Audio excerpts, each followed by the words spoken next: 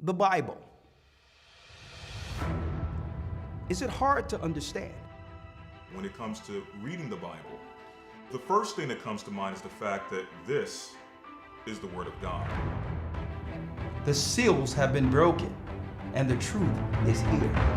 And when we go throughout the scriptures, when we go throughout extra biblical records, we find that the language that God employed, that He used to create the heavens and the earth, was the Hebrew language. Christ said, I came for the lost sheep of the house of Israel. But yet no one, no religious leader, no religious church out there anywhere can now identify the 12 tribes of Israel. Can we? God is quite simple, but it seems as if man makes understanding Him hard. What are those mysteries? The truth of your book and the truth will make you free. The Hebrew and Bible Academy. You're invited.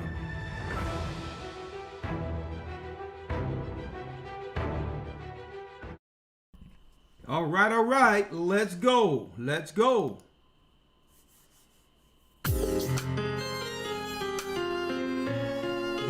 Blessings, come on in, hit the like button. Come on in. The East is where we're from. The 12 tribes of Israel. In 721 BC, the Assyrian king, he took us down, we fell. With the great escape, we went through the Euphrates. The Lord held the water still. To a land where no mankind dwelt, we went. Come on. The 12 tribes of Israel. We be Manasseh, the Cubans, Ephraim from Puerto Rico, and Valley from the Isles of Hawaii. The Lord is calling back Israel. Come on. Babylon from Panama, the North American Indians, Simeon, the Dominicans. Blessings. The highest gathering in Israel. The Arabs and Africans told us. At gunpoint. Together our wives and children then sold us. In the belly of these great ships we traveled in fear. By the rivers of Babylon we found our brothers here. Come on. Whoa. Reuben from Australia. Issachar, the Mexicans. A highest gathering is right. The Negroes, Benjamin, the West Indians, Levi, the Haitians. A high gathering Israel.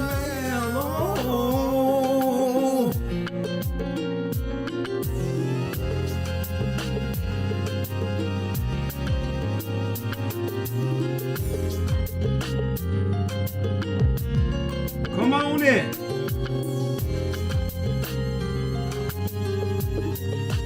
Come on in.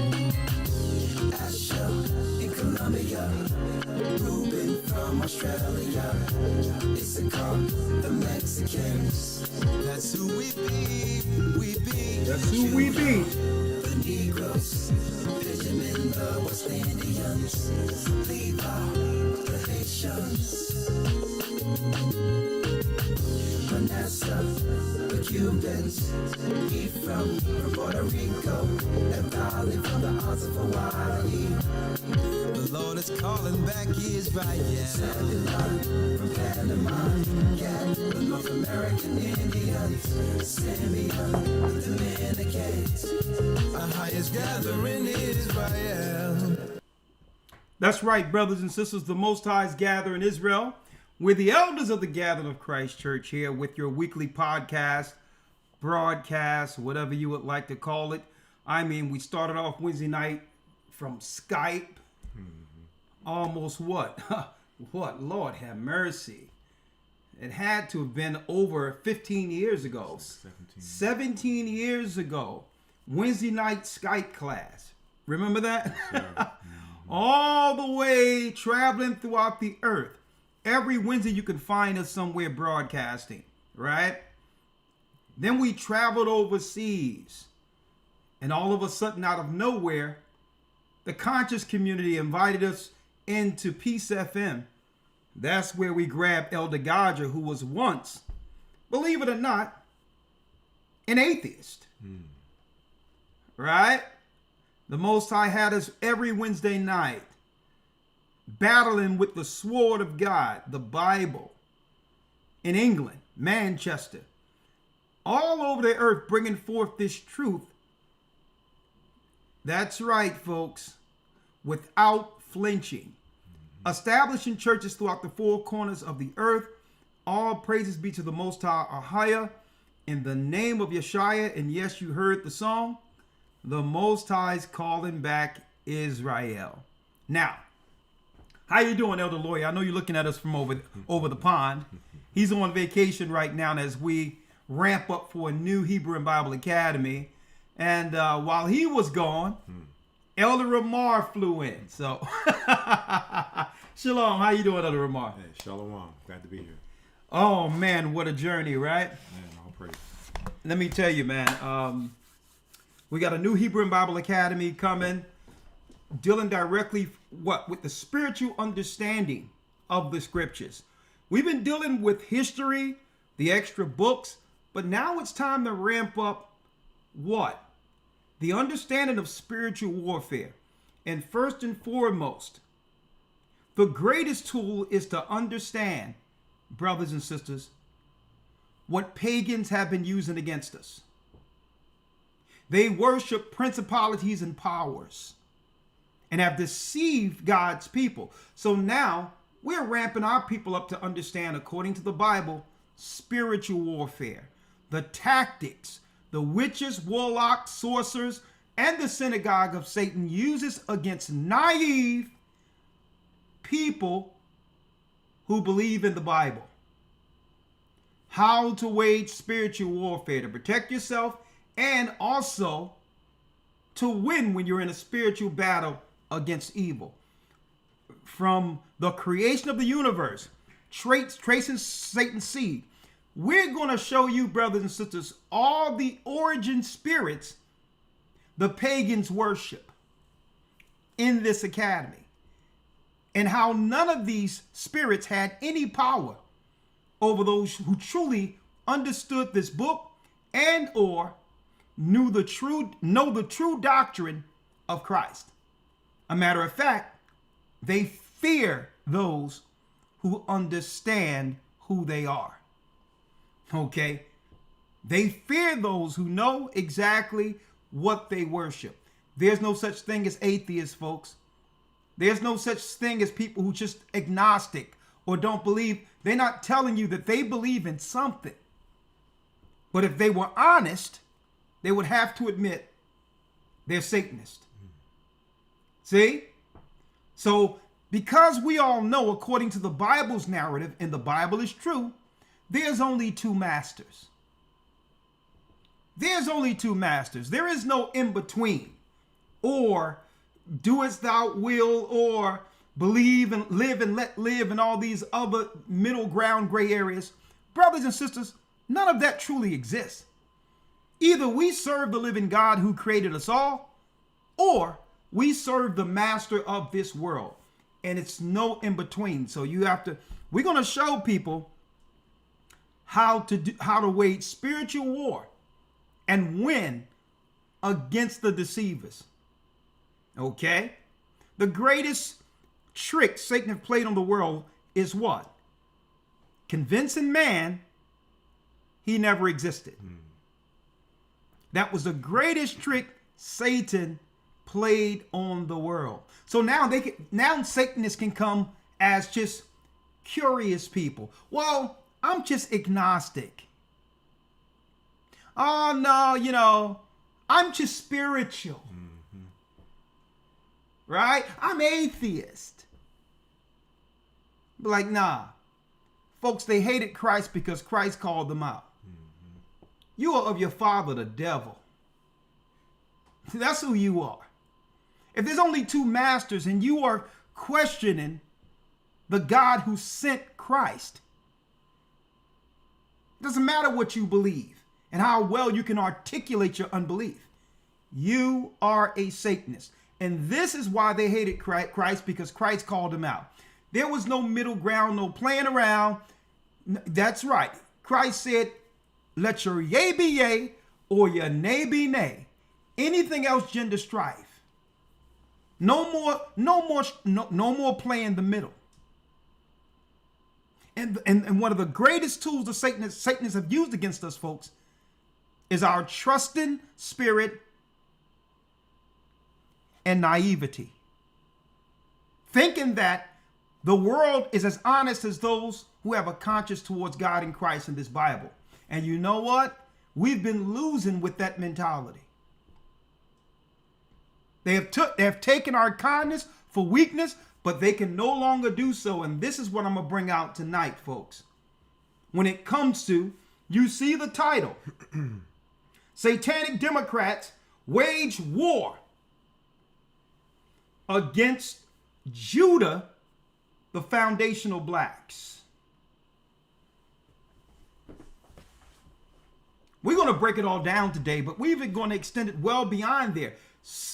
And before I go into that, week 1 of the Hebrew and Bible Academy starts September 7th. Be there. You don't want to miss it. September 7th. Enroll, come on in, breaking down spiritual warfare and identifying the spirits the Gentiles worship in the next academy and how to now wage spiritual warfare back against them. Why? Because they never stop waging war against us. Right? So we're going to identify why you see these Hindus are popping up all over the place. Asians popping up all over the place. Right? Arabs who've been all up in our mix, minding our business. They're even bringing over those who deal with African spirituality over from Africa. Who deal with hoodoo and different types of witchcraft and sorcery. And we don't even realize their brand of Christianity is mixed with all types of witchcraft and sorcery in it. Okay? So again, we're going to break it down in the academy. Go to historytimes.org to enroll. Now, historytimes.org, but before I go into the lesson, let me announce real quick, a quick announcement. Historytimes.org. I want to see you in there, folks. 3-4 months of lessons, not like any other on earth when it comes to history, when it comes to news, when it comes to breaking down and understanding this Bible. It will be the greatest experience you've ever had in this book for 3 months. Guarantee it. Guarantee it. You know what? Listen, it's fun doing it. You have to realize the more we do this, the more the Most High have teachers dig. We have to dig in and find new information, or we may go into an old lesson studying it, and the Most High always bring a higher understanding each time. So the challenge is not just on your side, right? We're just excited as you all are out there, because every time we go into the book, the Most High teaches us something new also. Okay? That's what makes it fun. That's what makes the Gathering of Christ Church with this academy so fun. And I want to share it with you all. It's very inexpensive. We never went up in price. It's $150 for 3 full months. And guess what? It'll be the best money you've ever paid towards helping a work that helped so many. Okay? Historytimes.org. Now, I also want to mention here that we have a supplemental school coming up. And of course, there's a lot of, I would say, you know, it's really at the infancy stage of us actually being able to teach our children. And we know, just like we did the academy from the beginning, it started off one thing and it became something greater than any of us imagined that it can actually end up being. Well, we have a supplemental school for our children who are a part of the church, okay? And I want to put it up there for you. It starts at the end of September, called I Am Royal Academy. It's time for us to teach our own children. Okay, it starts what? It's launching at the last week in September, right? The exact date, we go to go to gatheringofchrist.org and you can see everything about it. A faith-based online home school. Faith-based, okay? Of course, the parents would have to be responsible for taking their children, you know, to get their SATs done every quarter. Just like any other homeschool. So there's a lot of moving parts in this, but guess what? It's going to be a godsend, literally, for our children. Okay? It's going to go from first grade all the way up to 12th grade. First grade to 12th grade. And our whole objective here, brothers and sisters, is to put the power of learning back into the hands of parents. That's our objective. To put the power of our children learning back into the hands of parents. No more indoctrination. No more sexual education. No more of this satanic radicalization of our people and having our children deal with grown folk issues when they should be allowed to grow as pure children. Read, write, math, that's right, arithmetic. We're going to just focus on the basics so that our children can overachieve when it comes to basic learning. It's on the parents to be fully involved in this. And again, when it comes to the spiritual side of things, history or whatever, that's going to come directly from us at certain junctures within the semester. Okay?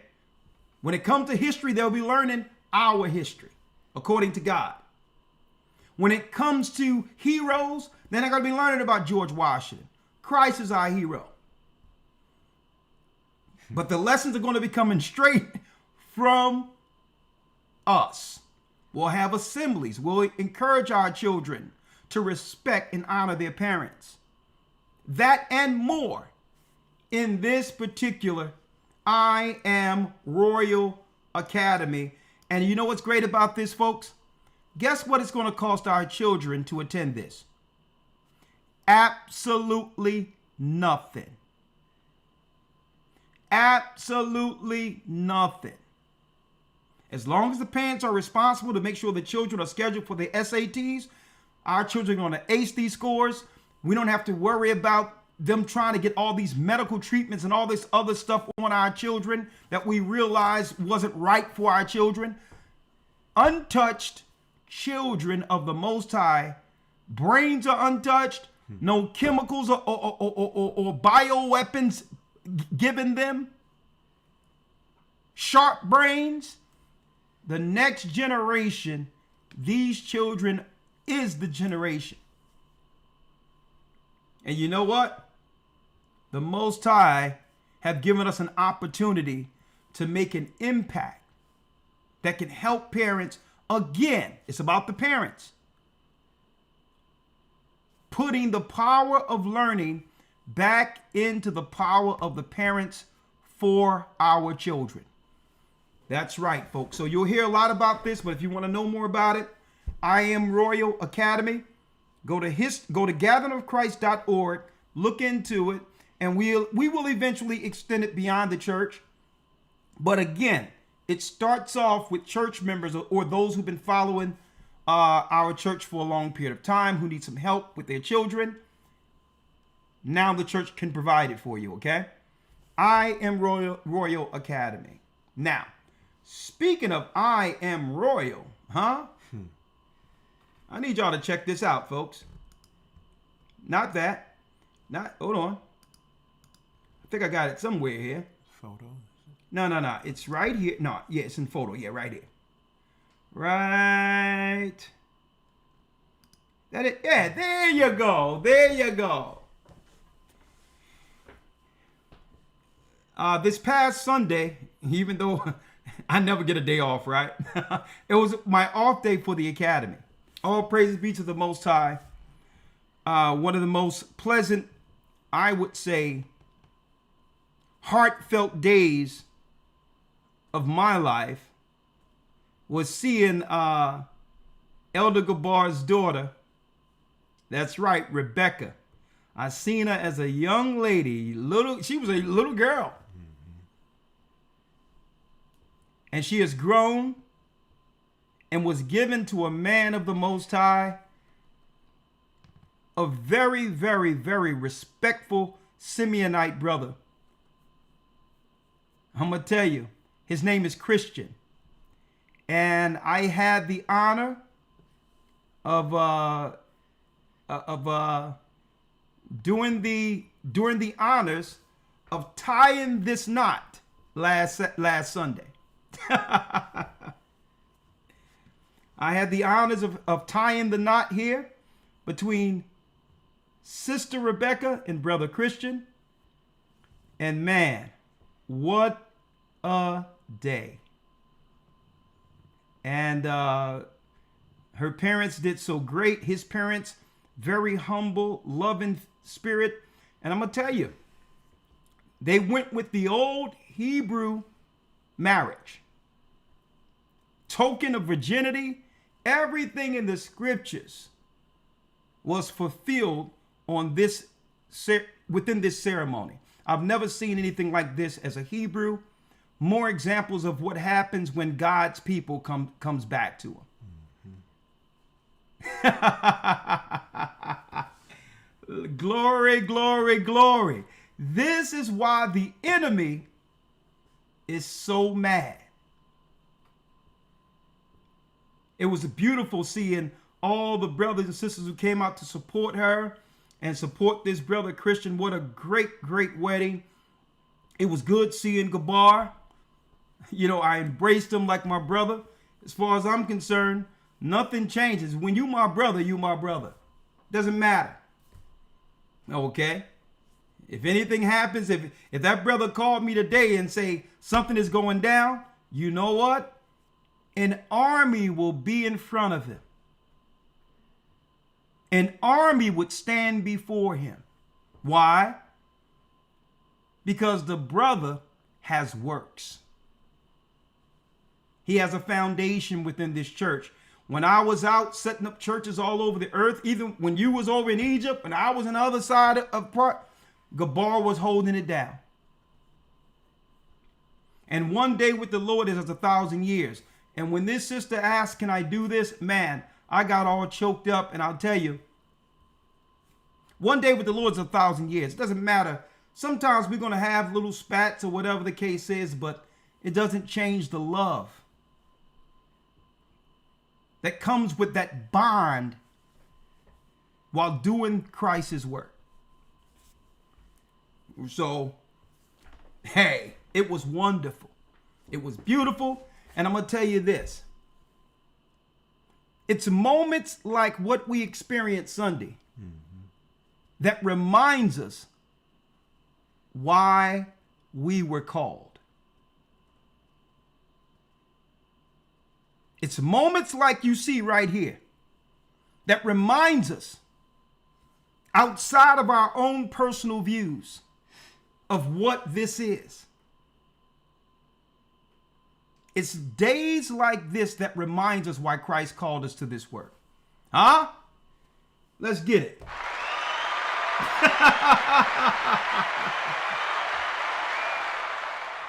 Woo! Oh, boy, do we have a broadcast tonight.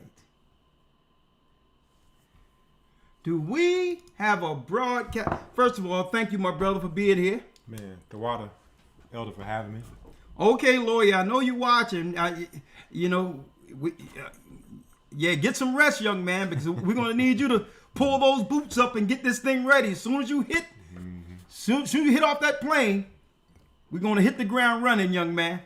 You over there wait, he's in England right now. All right, he's in London right now. All right. Ramar, long journey, young man. Yes, sir. How long have you been in this? Found out I was Israelite 2008. You found out you was an Israelite 2008. Yes, sir. What was you before you found out you was an Israelite? What were you before? Raised in a Baptist church, then the non-denominational church. So, just a Christian. Baptist non-denominational 2008. I guess you found some brothers online, or? It was a brother at my job. He was a supervisor. He came up to me and told me, according to your father's lineage, you would be an Israelite, a Jew from the tribe of Judah. It hit me like a ton of bricks. I almost broke down and cried. For real? Yes, sir. Well, where did the Gathering of Christ Church come in at? So he told me about some Chicago Israelites. They called on Yah and Yeshua. And so me and my dad, we used to share videos. And he came across your video teaching the true name of the Most High, you and Elder Zionash. in the old classroom. And he told me for 3 months to come check y'all out. And I didn't check y'all out for 3 months. Then the day I come to check you out, the video I checked out said, "Who was the Jew?" Who was a Jew? And then I went to work. When I came home that night, I went to watch the rest of the videos, and it said this channel has been terminated for YouTube's violation of community guidelines. So when I seen that, my jaw was to the ground for 30 minutes before I moved. I said, "This got to be the truth." And So something came up. You even remember the titles of the video. Who is the Jew? And when you went home to view that video, Number 4, part 4 of it, the channel was down. it was gone. Now that's deep in of itself, because the way we teach with historical background. We do it without name calling or insulting or harming other people. Empirical facts. So that title alone jumped out because the title was "Who is a Jew?" and we were showing the history of our people being from the tribe of Judah. Yes, sir. So at that point, you said, "Okay, I'm going to look into this." I said, this has to be the truth. Like, why, out of all the times I finally come to watch this channel, it gets terminated that day? And you can't. And back then, remember, YouTube wasn't canceling channels back then like that. No. That was rare. No. You see, so I think that was the first time y'all had y'all's channel terminated like that. Yeah, because I remember every time we got to 2000, before we get to 2000, they would just terminate the channel for no reason. We're not cursing no one out. We accept all races of people. We bring the history and facts behind everything that we bring forth. Right? So, and then on top of that, they'll keep the channels up. That's radical. That where Israelites are cursing people out and cursing white people out, as if that's the content of Israelites or the image of Israelites that they would like promoted. Right? So let me ask you this. Was you fully entrenched at that time, or what was the moment where you realized altogether? Because usually there's one specific moment that says, okay, all right, Ahiah, all right, the Most High, all right, Christ, I see what you're doing here. This is it. What was that moment for you?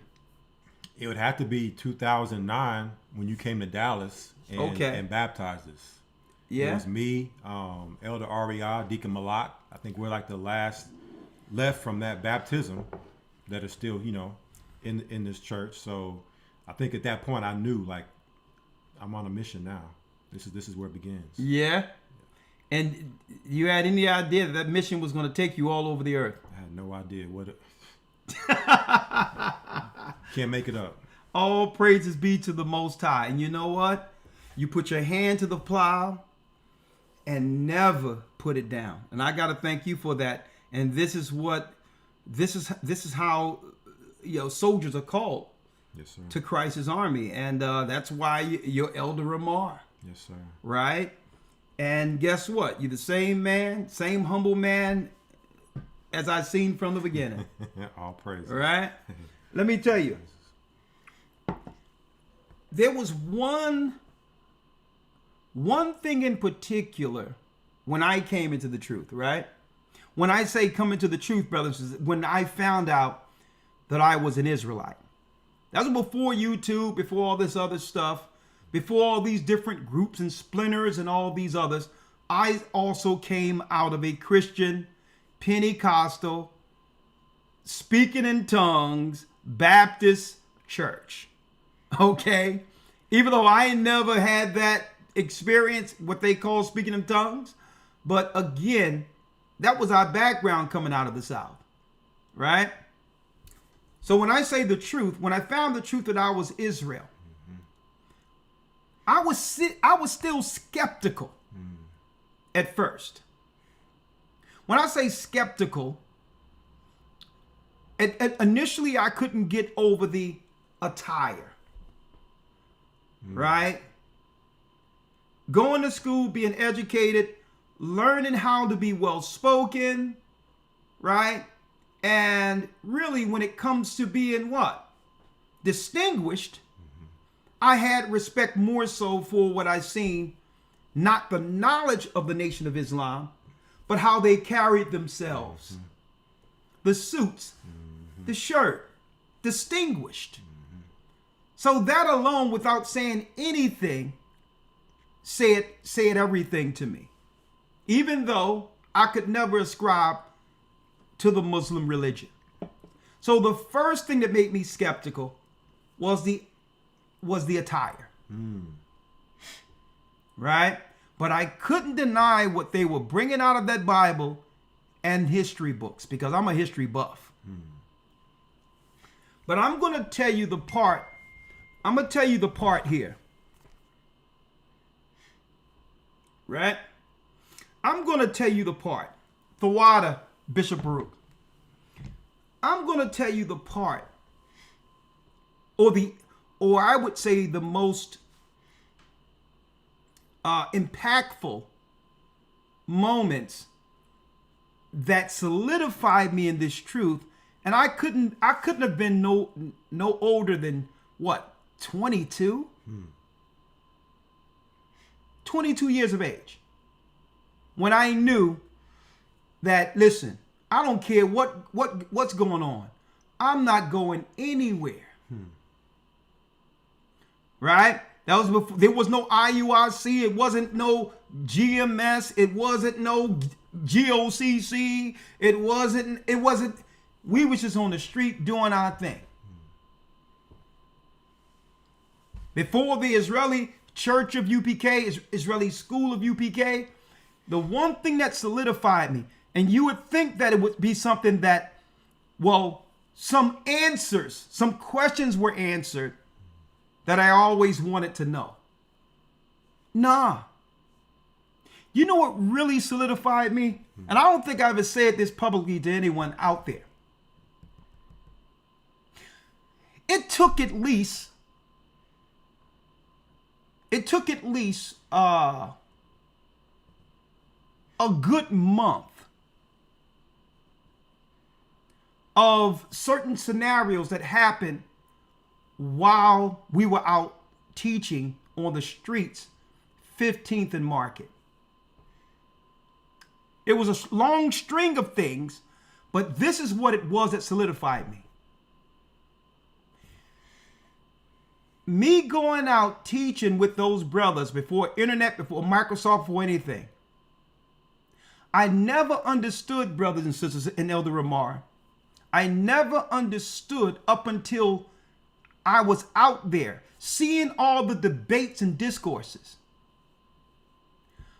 I never understood up until that point, being in my early 20s.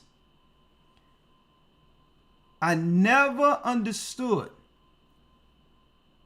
And then it came to me how so many people we were going against hated the Bible. That was the impactful thing for me. And I'm logical. I'm logical, right? I'm putting two and two together. I'm like, okay, they hate us. And they hate the Bible. And I don't care if it's conscious community. I don't care if it was Jewish people. I don't care if it was witches. I don't care if it was whether they gay, straight, Muslims. It was tripping me out. Because in the Christian church, I think there's a naivety where we think that everyone has some level of respect for the Bible. That's what they would have us believe on these broadcasts, on the broadcast that we see on public TV. But me sitting back looking, I'm like, man, everybody hates the Bible. Right? And it tripped me out. And that's when I knew the keys to get out of our condition is in that book. I may not know everything about this book, but if it does so much to everyone to a point where it's like a cross to a vampire, I'm going to figure this out. I'm going to figure this out. How can anyone hate Christ? How can anyone want to kill a man who sacrificed himself for even sinners? Hold up. Only Satanists would hate the Bible. So I don't get, I seen a recurring thing, including Christians. That's what really topped it all for me. I'm like, hold up. I was raised Baptist. And I'm like, we got Christians, and I see us going into the Bible with these Christians, and the Christians are saying, close the book so that they can talk to us. Oh, no. Let me see that. That Bible don't say that. I'm like, it's right here. And the Christians were even denying the same book that they claim to uphold. I'm like, okay, Christians they hate the book. Right? They don't want to say they hate it, but anything you bring out that leads to self-accountability, they'll point and say, don't judge. Well, that's no different than homosexuals. Everything where we have to be accountable for what we're doing wrong, they want to bring in grace. When these are things you can readily fix without grace. Understand this, right? You don't need grace not to eat a bowl of chitlins. See, you want to eat pork chops. You don't need grace to cover you there. So I'm like, whoa. It took me a run-in for about a month, seeing the interactions while on the street, and I came to the realization that the world hates the Bible. That was my aha moment. That's when my eyes was wide open. I'm like, whoa. How naive we've been concerning the power of this book. Even if so many people can hate it so. That's power in of itself. Witches, sorcerers, and no matter what color you are. Buddhists hate the book. Christians hate the book. Muslims hate the book. And I'm like, you know what? We must be the people. Because the only hatred the only people that's getting experience the hatred in this earth, the only people on that level that's receiving that the same level of hate when it comes to that Bible are us. Yeah. So put 2 and 2 together here. They hate the Bible and they hate us. Interesting, isn't it? I'm like, we're the people. We're the people.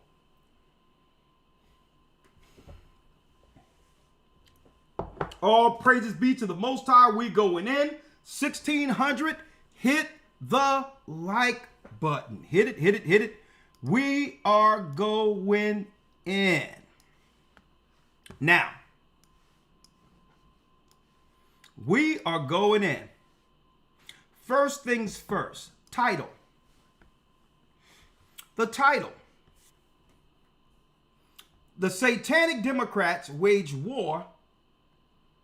They're waging war against Judah, foundational blacks.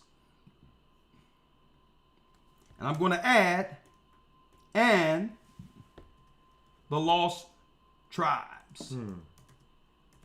You know, I got to add that up in there. Pow. Boom. Boy, are we in for a broadcast tonight, brothers and sisters. Now,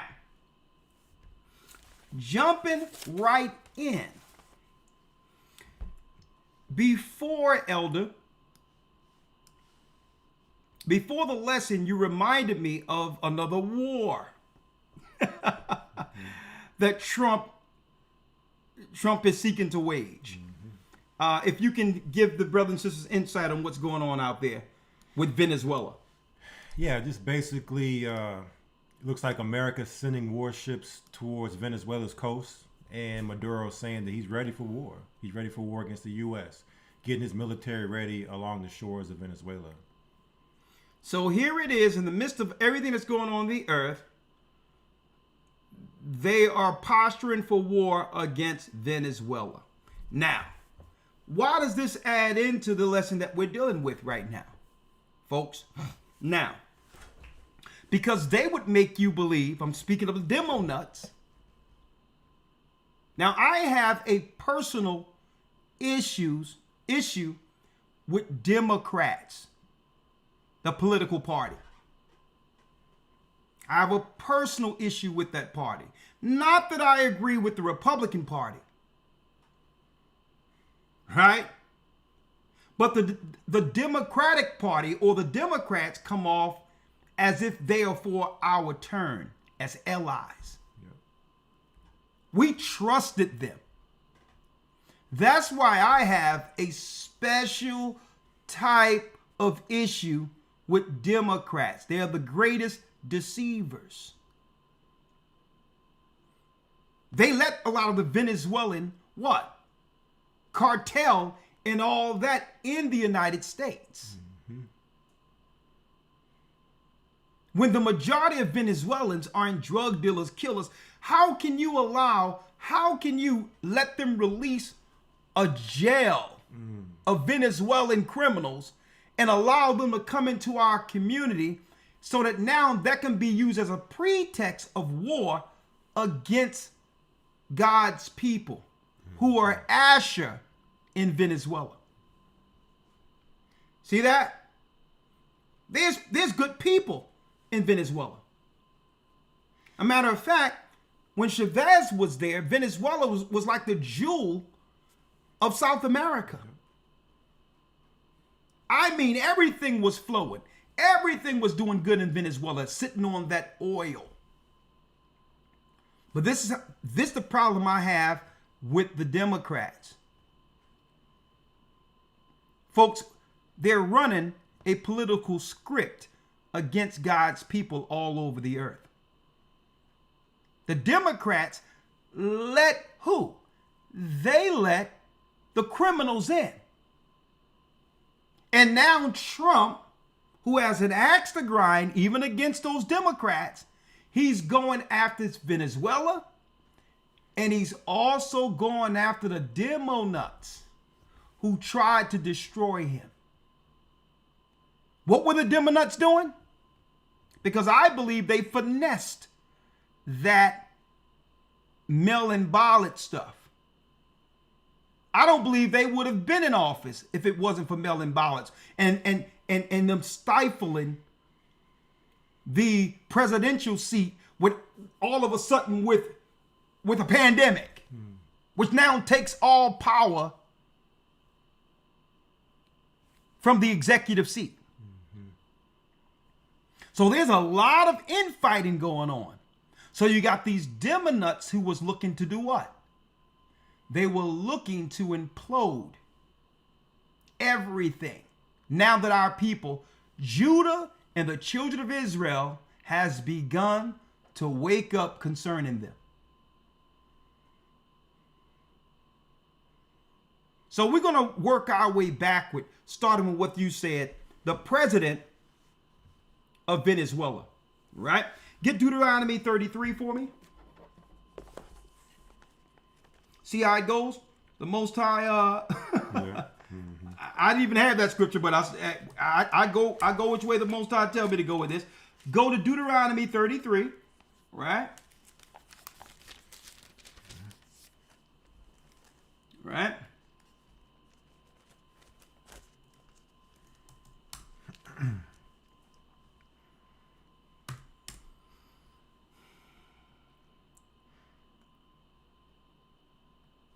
Deuteronomy 33, and let's go straight to where it talks about Asher.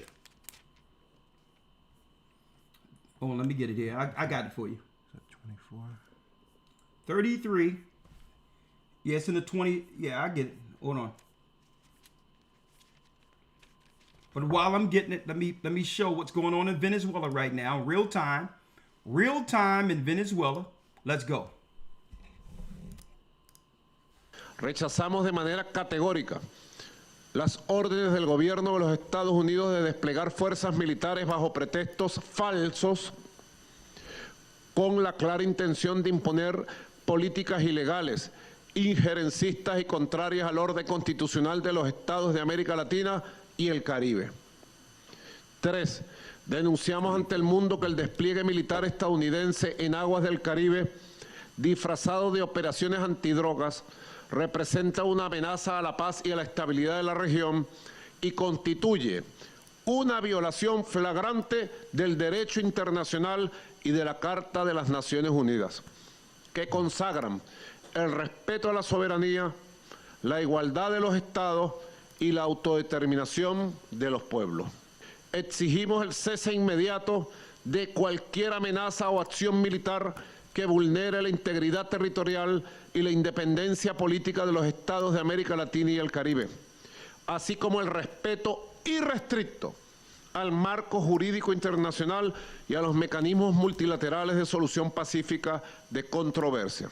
Los gringos están en la olla si piensan que invadiendo Venezuela resuelven su problema. Meten a Venezuela en el caso de Siria, solo que con el problema que se arrastran a Colombia lo mismo. Porque irían estos grupos a apoderarse de las riquezas del subsuelo. You see what he's saying? He's saying they're trying to do the same thing they're doing in Syria because these groups were taking over underground resources and minerals. Look at this, underground resources and minerals. Minerales, y eso significa más economía para la muerte, no para la vida. Así que yo le dije a Trump a través de sus emisarios que eso sería el peor error. They told the United States this would be the worst mistake. Now, so, real quick now, what they're doing here, Elder Rawchaa,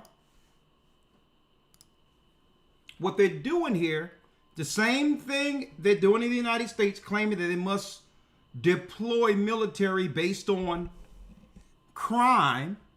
Now that the Democrats allow the criminals in from Venezuela, it gives Trump plausible deniability to say he's going after the criminals of the cartels in Venezuela.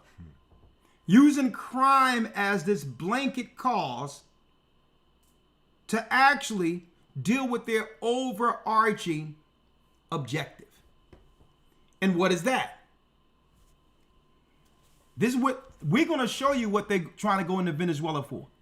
Since before Chavez died, right? We know in 721 BC, the 10 tribes came to the Americas, right? And guess where our people went to also? Venezuela, South America. They're part of the lost 10 tribes, right? If you can, Elder, can you read Deuteronomy 33, verse 24? Deuteronomy chapter 33, verse 24. Yes, sir. And of Asher he said, let Asher be blessed with children. Let him be acceptable to his brethren, and let him dip his foot in oil. And let him dip his foot in oil. That's right, folks. The end day prophecy of the tribe of Asher, who what? Who their children will be what? Playing on top of mineral resources, including crude oil. Crude oil. This is straight homonymy. This is conquest, colonization to take over the mineral resources of Venezuela. Folks, that's what this is. And this is why Venezuela has 15,000 troops at the border of their country right now to oppose what's about to happen with Trump. Now, this is where it gets real deep at right here. See? You see how deep these scriptures are, folks? So they're waging war against the 10 tribes. And this is why they're waging war. Now, before I go there, understand how Esau is doing this. Who was Chavez's or the Venezuelans' main ally in the Middle East? Iran. So this is really a proxy war through Iran. Iran fund the missiles and all of that that's aimed at America from Venezuela. See? So you let them say, well, it's crime. We're gonna make Venezuela beautiful. It's gonna be beautiful. We're gonna make it beautiful. Right? We're gonna make it. We have a beautiful plan for the Venezuelans. It's gonna be beautiful. When really we know this is an extension of Israel or the Romans who went into Israel in 1948. And through proxy, they're taking out what? Iranian allies. But it's not going to go exactly how the world powers are planning it.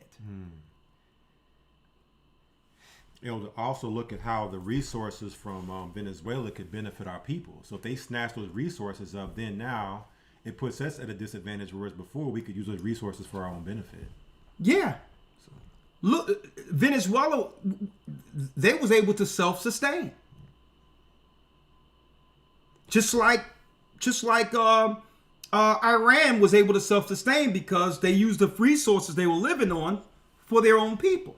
Venezuela had that same sovereignty, not needing America. Why? They could trade their oil with anyone to sustain the Venezuelan people.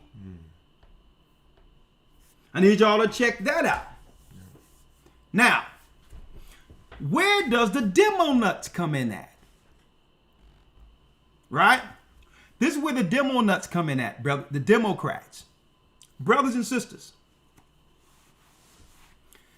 They made an entire economy off of keeping our people on the bottom, oppressed.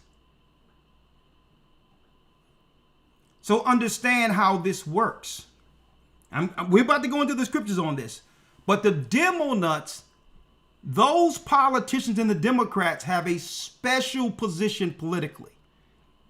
Their position is to keep our people, Judah, permanently entrenched on the bottom. And it's incentivized. How is it incentivized? Through the American budgets. Right? If there's crime, if there's mental illness, if there's death, if there's anything that's going on in our community that justify the funding that's allocated to Democrats for those particular issues. So if there's no crime, then they can't show the numbers for criminality, then it doesn't justify what they're asking for through what? The quarterly budgets. So here's an example. If you have a permanent nonprofit NGO, non-government organization for battered women, but you can't show anyone that women are actually getting abused, then the government will just cut that and allocate that money somewhere else. See? So the Democrats will be like, well, okay, we have to cause strife between the man and the woman in the neighborhood so that the abuse numbers can go up that can justify the money that's allocated to us. They don't care about the woman that's getting abused. They care about their funding being taken away. See? So when it comes to criminality and all these things, there's a corporate structure on how money is allocated to our communities through them. Based on what? Based on the problems they claim they're there to solve. But they are there to create the problem, to justify the financial allocation that goes to white liberals. So why do you think they're up in arms? The last 30 days since Trump, not that I justify what Trump doing with the troops, because I know those troops are really there for something else. But all in all, not one of our people have been murdered since Trump rolled out the troops in Washington, D.C. Now, you would think that the Democrats would say, oh, this is wonderful. We've been trying to solve this for years. Right? This criminal mystery, right? Yeah. You would think like, man, we've been trying to solve this for years. Not one murder in D.C. within the last couple of weeks. Why are the Democrats going crazy? Because if there's no murders in the quotas every quarter, then it doesn't, now what? There's no justification to pay their NGOs. There's private countries, they're private companies that's allowing them to get these jets, offshore homes, become multi-millionaires funneling taxpayer money into private NGOs. Now, I'm going to ramp this up on the next level.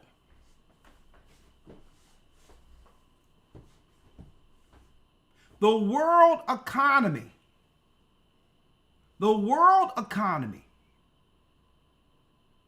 runs on the lost tribes of Israel being entrenched permanently on the bottom to serve all races of people. The GDPs of every country is predicated on this. Why do you think Africa can never grow to a certain extent and stay third world? Need y'all to think about that. And the other nations are complicit with it. Why? Folks, our awakening has disturbed the whole earth. The whole earth's economy. Everything you see in the world going on geopolitically and where people are losing their stuff is because God has awakened his people. And they're nervous concerning their positions on earth now that we know the truth. Now I'm going to show you in the Bible real quick how this works, right? Let me show you. If you can real quick, right? Now I'm going to show you what happens when Judah begin to wake up in the United States. Right? This is what happens, brothers and sisters. This is what happens. Now remember, our brother Malcolm told us this, right? Remember Malcolm told us this?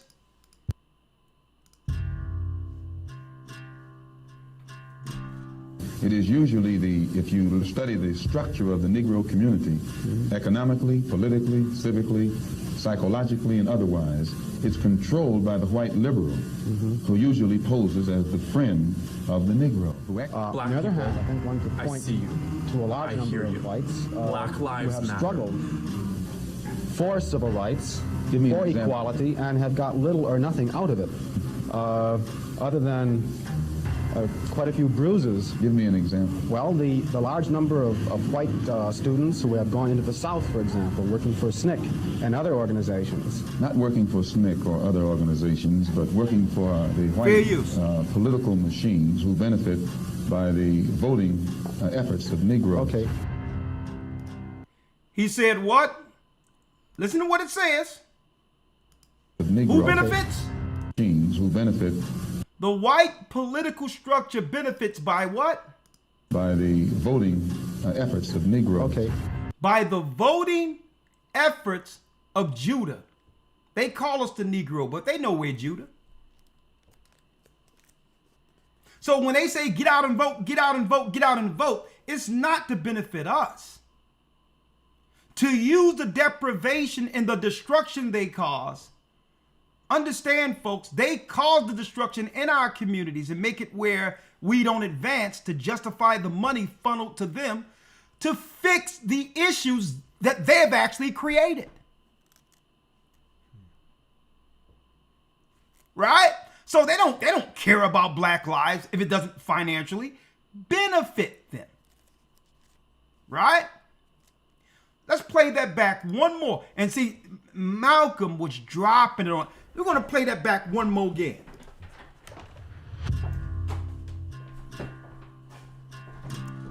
It is usually if you study the structure of the Negro community, economically, politically, civically, psychologically, and otherwise, it's controlled by the white liberal, who usually poses as the friend of the Negro. On the other hand, I think one could I point see you.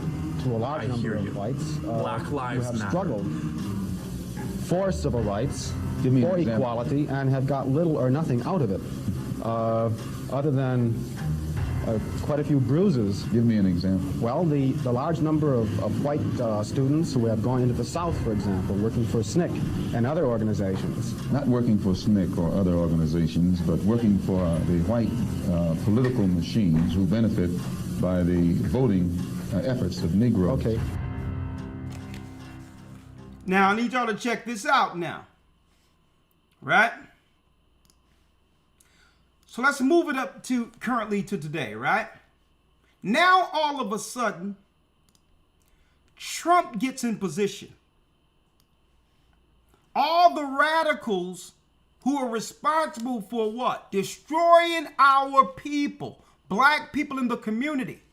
Once they seen that this pendulum swung the other way, I'm speaking of all of their straight. Let me show you. All of their figureheads under Marxist ideology that was using us as a proxy to destroy us, to keep us destroyed, and as a result of that, it keeps them in power. No sooner as Trump got in position, what did they do? The paymasters they put over our communities. Well, this is what happened to them, starting with Rosie O'Donnell. The whole Margaret Sanger lesbian-led Marxist agenda that they use to destroy our women, to destroy our families through family court and all of that. No sooner as Trump got in position, what happened? Rosie O'Donnell moved to Ireland. Rosie is out of here. Peace. The TV personality has fled the USA and is now living in Ireland. She reveals she made the move 5 days before Trump's inauguration. Moved here on January 15th, and it's been pretty wonderful, I have to. All of a sudden, they leave the country, folks. Rosie O'Donnell leaves. And guess who leaves also? Ellen DeGeneres. Not Ellen DeGeneres, Ellen DeGeneres. Who even Oprah Winfrey had to move over for, to give her the spotlight. To bring in the gay movement. I'll walk away really when I stop having fun. I mean, there's some great stuff happening. Ellen and Portia, according to multiple reports, are moving to England, putting their Montecito house on the market, and they plan to never come back. After a lifetime of caring, I just can't anymore. Isn't that something?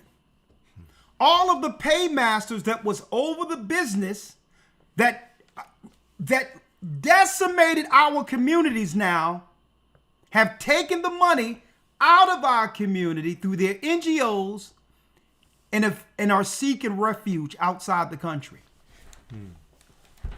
What say you there? What you think about this? Hey, sounds like they got the bag and got out of Dodge. Right? So why?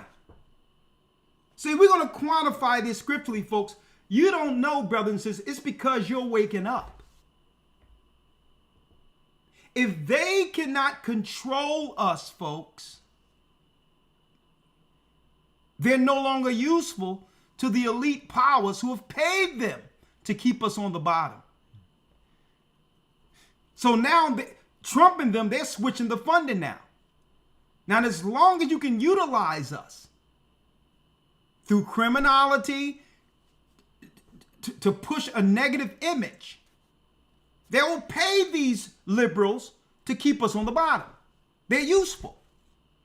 But when they see crime going down, you see Trump is over there, but crime is at a 30-year low. We're not killing each other like we used to when I was coming up. That ain't happening in our community. Because, let me tell you, folks, crime is down.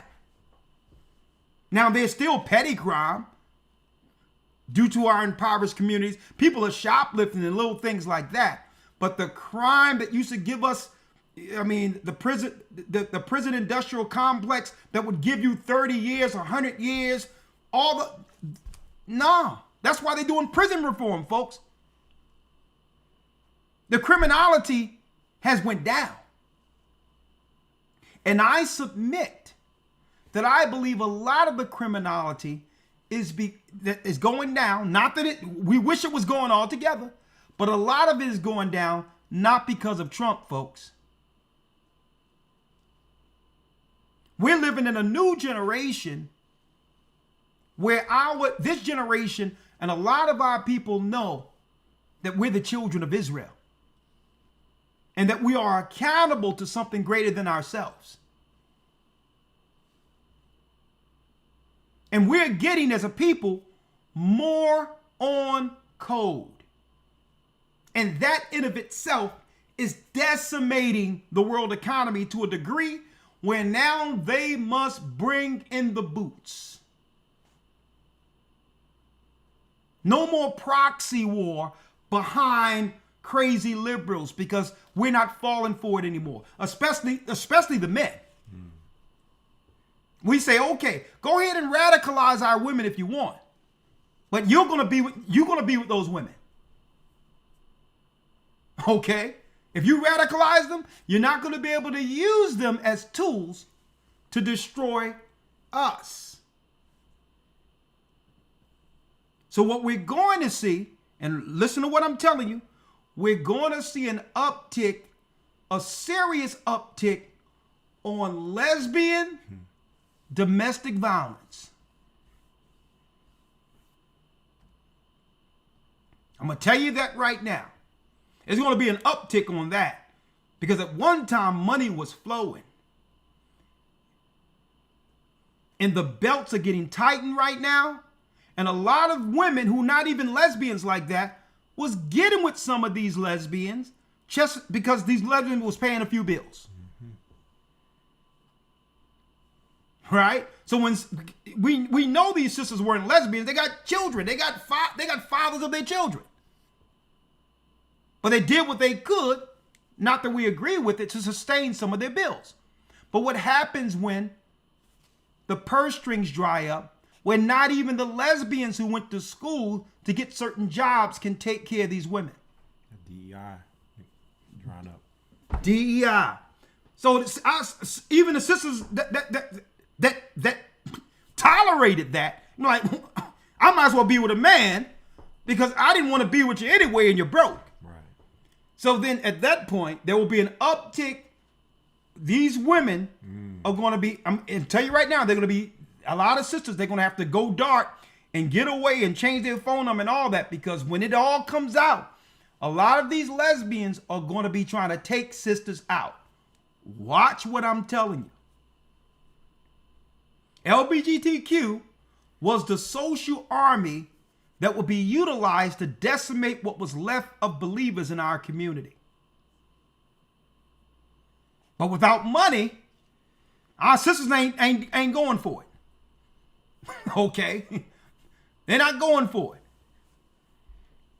Like I say it all the time, and it's just the way it is. Women reserve the right to change their mind at any time. Right? So, hey, change your mind for righteousness. Right? Yeah, like if I'm gonna be with someone broke, I might as well be with a broke man. Yeah. I don't want to be with a woman, so. So that's where it's going, especially when the top lesbian generals have left. You know, they have left the battlefield. They've done their job, right? Yeah, the top lesbian generals has left the battlefield. Okay, they're like, you on your own, right? Now, hit that like button. It's about to get good up in here. Now, I need y'all to check this out, folks. Real quick. How do we know the GDP of the whole world is predicated on our people and keeping our people entrenched permanently at the bottom? I need you to think of all the programs you see for our community. The so-called help program that doesn't exist like you see it in the suburbs. I need y'all to think about this real quick and look at the people who are behind these programs. Think about it. HIV programs, mental health programs,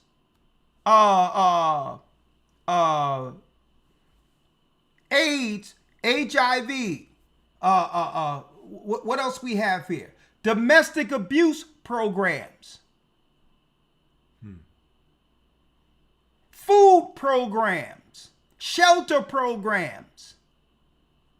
Now I need you to think about all these programs they need in place. Why? Because they never seek to solve these issues. So they need the programs in place to service the people that they've actually caused to be what? Deprived, under deprivation and poverty. Now, if you can create these issues of an impoverished criminal element, now it justifies all your programs you have, not to fix the problem, see? But to be a facilitator to help some of the people that comes through your programs. So if there's no crime, no abuse, no diseases, none of this, then the government cannot justify what? Putting money into your non-government organizations. See? That's why the Democrats are losing their stuff right now. Because they know their position in society. Their position in society is to keep the children of Judah down. That's what they're paid for. And if they can't do it, then what? They're useless. Because the economy banks on what? You got it. God's people entrenched at the bottom. Let me show you. Go to Romans 11. Let's go to Romans 11. So now the nations are saying, you know what? It's time for us to use our wars. We have to use physical engagement now that all the other forms of warfare aren't as effective as it used to be when God's people thought that they were Gentiles or nobody at all. See? Let's go to Romans 11. Elder Lawya, if you want, you can pull in if you want. Just let me know. Just text and I'll pull you in through Teams if you want. Right? So let's break it down. Let's break it down real quick. Romans 11 on how the GDP of every country is predicated on our people, God's people, the lost tribes, serving all nations. Right? Let's go to Romans 11. Thank you. Romans 11. And let's first read 11 and 1. Let's read that. Romans chapter 11, verse 1. Mm-hmm. I say then, have God cast away his people? Have God cast away his people? Did God cast away the physical children of Israel? I'm not talking about a Jew through religion. You being an Israelite, we being Israelites, have nothing to do with what we're reading or whether or not we're a part of a religion. It's our bloodline. It's our birthright. Right? So Paul stated, I say then, have God cast away his people? Read. God forbid. No, he hasn't. Read. For I also am an Israelite. I'm a what? I also am an Israelite. I'm a religion. I also am an Israelite. Being an Israelite isn't a religion, folks. It's a national origin. We're not Negroes. We're Israelites. Paul was what? A what? For I also am an Israelite. An Israelite of the what? Of the seed of Abraham. Of the seed of Abraham. So when you go to that word seed, in the Greek, it's what? It's sperma, from the male sperm, including the male sperm or offspring. It has nothing to do with what religion you're following. We're from the lost sheep of Israel. Paul is emphasizing that he's an Israelite. And I'm going to tell you, this is why Muslims hate Paul, because he called out their father Ishmael as a usurper, a deceiver. That's why Arabs and Muslims say, well, we don't deal with Paul's writings. Because Paul emphasized, no, the promise belongs to us, not your father.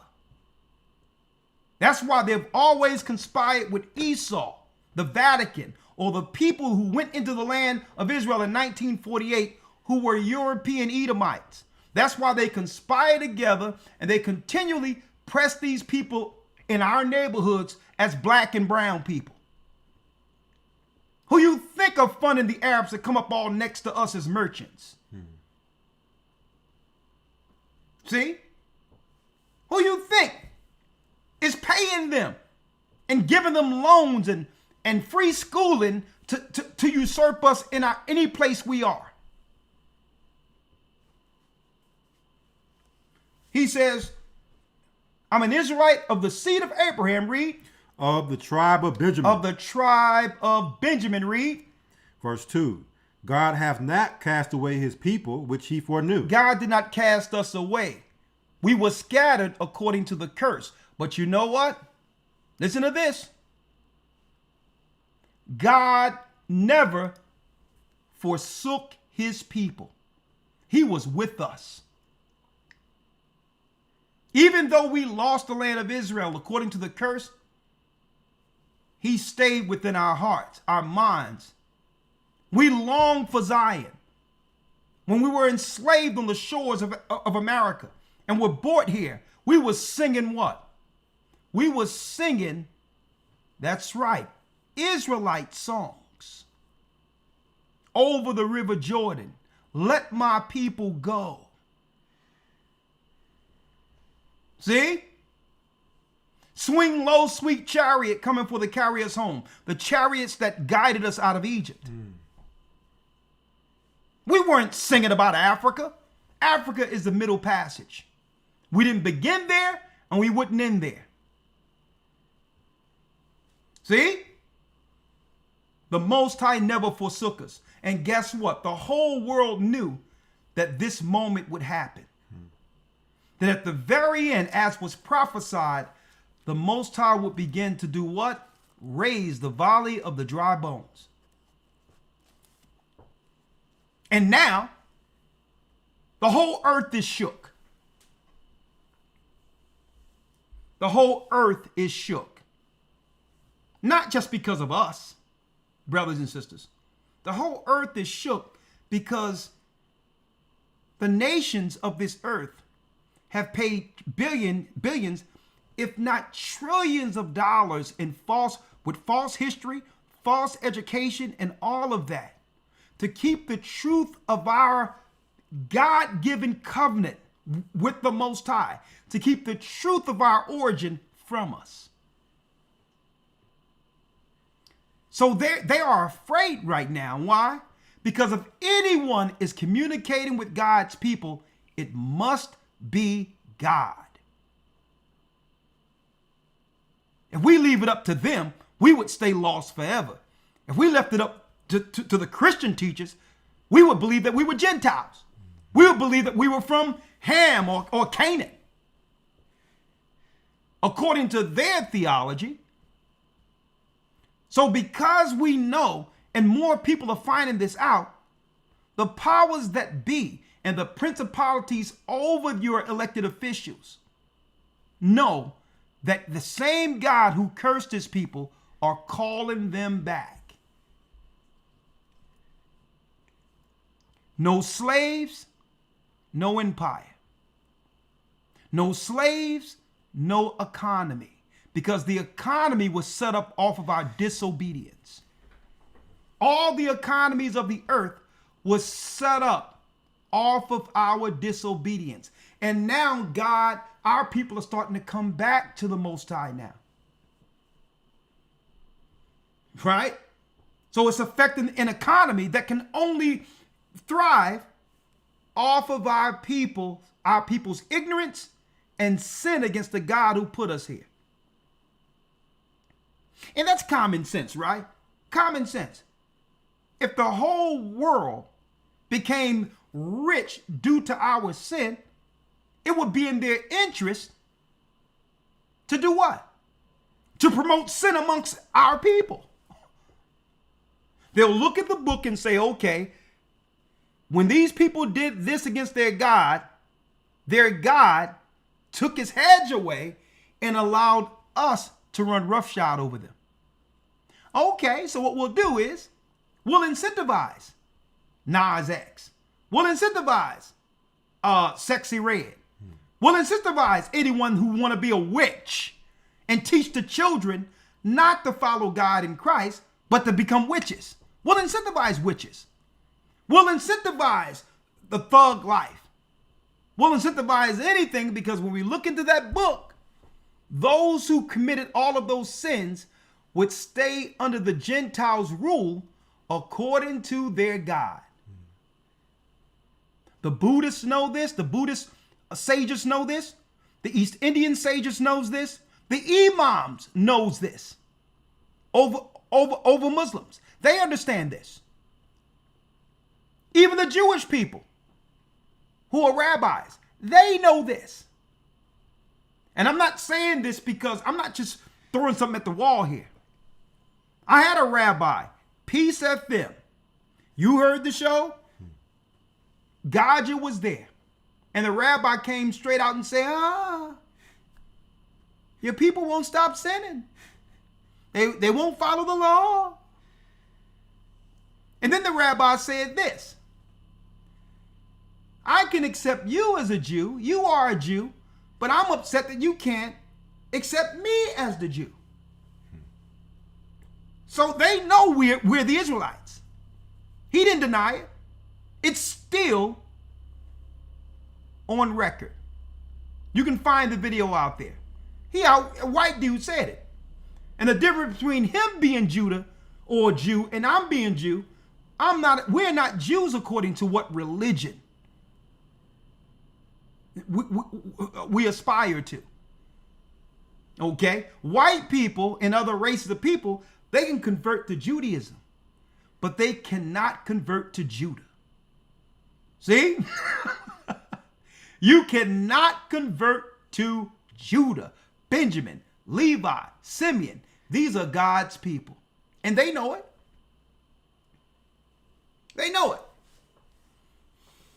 So here it is. It's in the Gentiles' interest to finance the sin that happens in our community.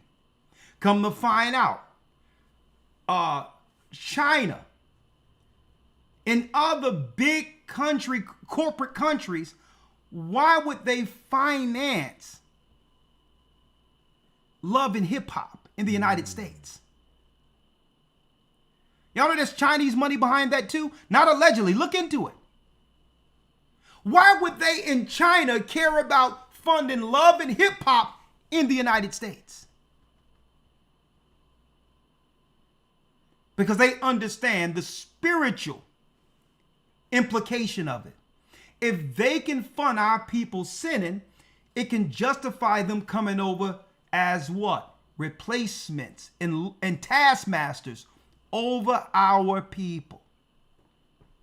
Let's go to Romans 11:11 real quick. Let's go there. All right. Romans 11:11. Read it. Romans chapter 11, verse 11. Yes, sir. Let's do it. I say then, have they stumbled that they should fall? Have we stumbled that we should fall?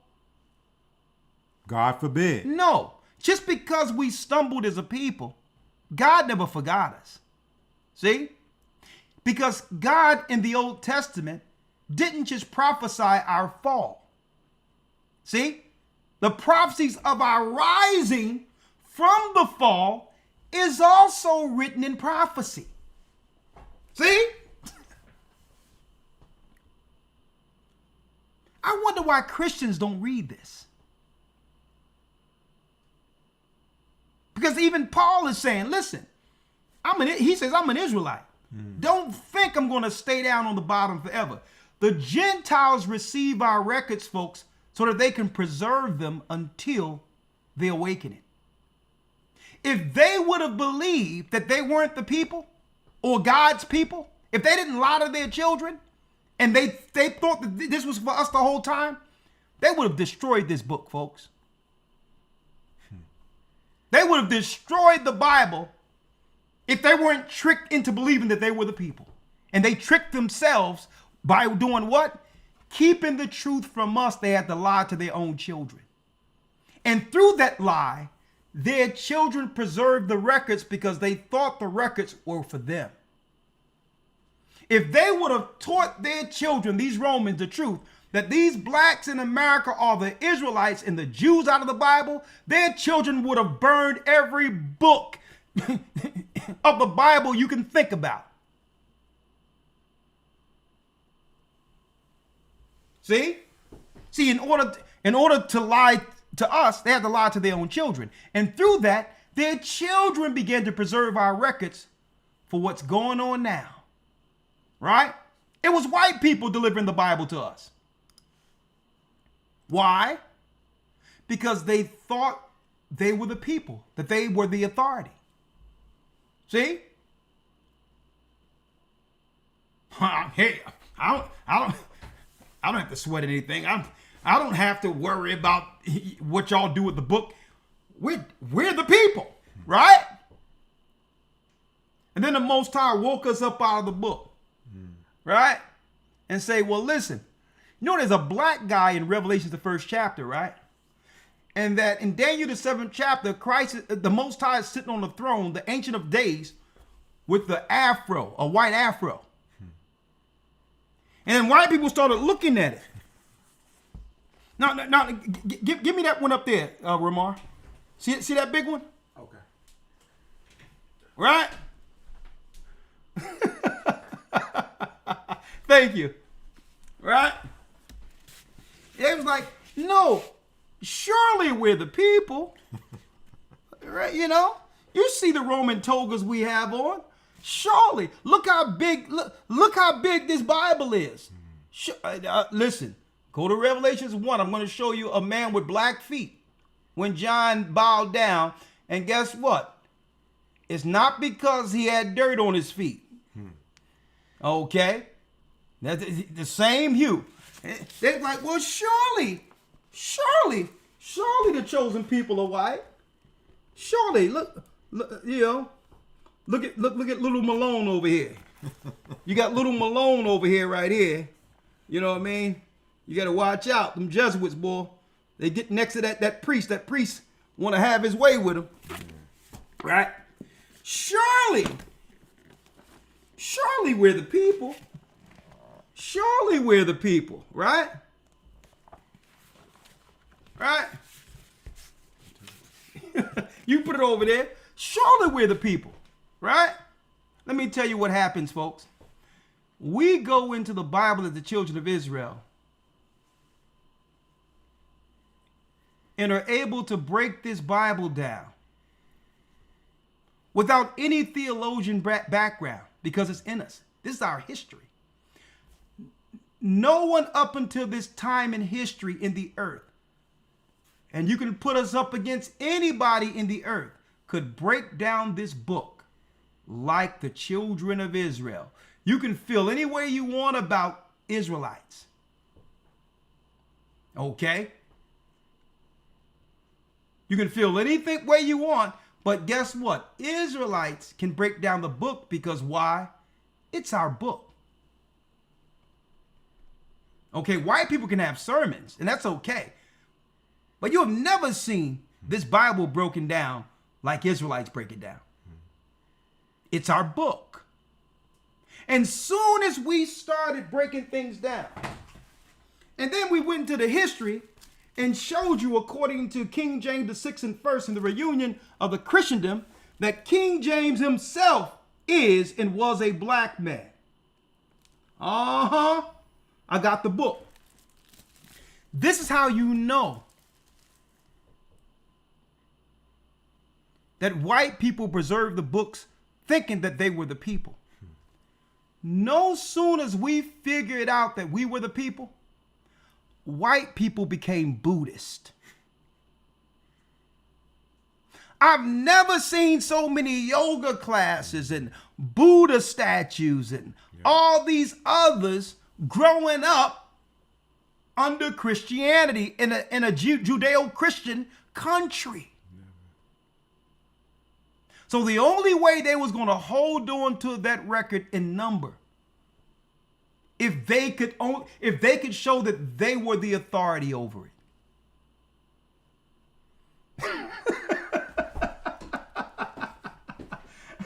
Right? I need y'all to think about this. As long as we had white angels, naked, uncircumcised angels, and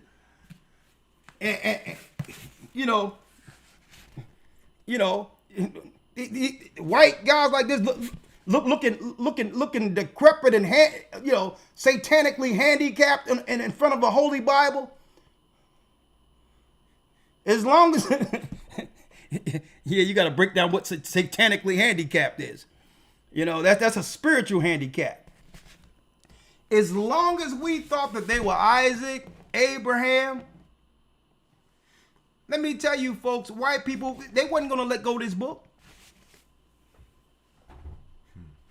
But soon as they realize, that shows you, that shows their racism too, how racist they are. Right? That shows how racist they are. Or if it's black, I'll change my religion if God is black. Oh, I thought it doesn't matter. It didn't matter to us. Yeah. We were okay. I thought that, he got the whole world in his hand. It doesn't matter what color you are. God is colorblind. All that stuff they told us when we thought they were the people. So now we're dealing with a bunch of hypocritical liars too. Right? So let's get back to the riches of the economy real quick. Read Romans 11:11. Read that real quick. Romans chapter 11, verse 11. Read. I say then, have they stumbled that they should fall? God forbid.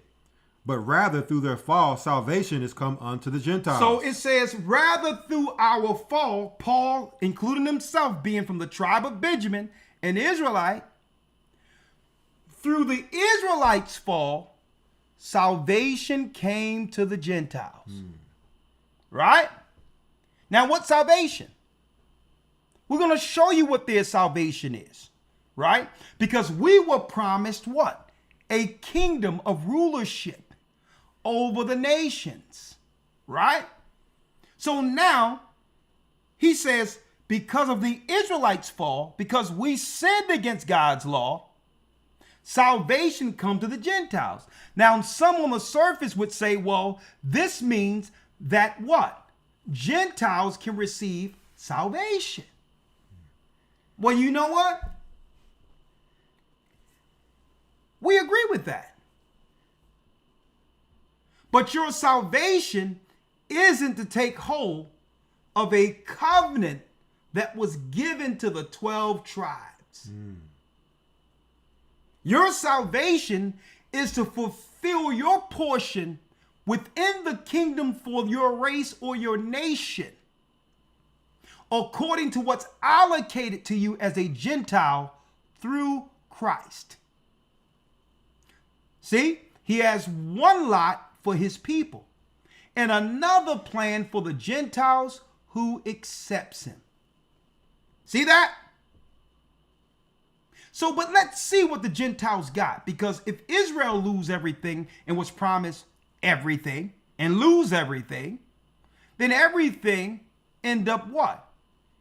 All the riches, all the power that was promised to God's people would fall into the hands of the other nations. Right? Let's read it. Have they stumbled that they should fall? Read. God forbid. Read. But rather through their fall, salvation is come unto the Gentiles, for to provoke them to jealousy. To provoke us to jealousy. That means God's people would see all what the Gentiles have and become jealous. I'm like, well, hold up. How is that fair that these people who God didn't choose have more than us? That's what Paul wrote. So we will look at this and say, well, hold up. How do I get what belongs to me back for my family? Right? Some of us think we can get it by working under the Gentiles. But they'll only give you enough to work for them and to serve them. They measure their power by what? By how low they can keep us on the surface. They measure their power by our deprivation. So even Paul stated that when the nations get everything, God's people are going to be looking at these people and be like, hold up, these people aren't better than us. So why are they able to what? Why are they able to actually thrive and get more out of life than us? Right? So Paul is going to state why. 12. Romans chapter 11, verse 12. Now, if the fall of them be the riches of the world. If the fall of them be the what? If the fall of them be the riches of the world. If the fall of them be the riches of the world. Which means what? The world's economy was established on our fall. That's the foundation of their GDPs all over the earth that will sustain your countries as long as you help us keep Israel on the bottom,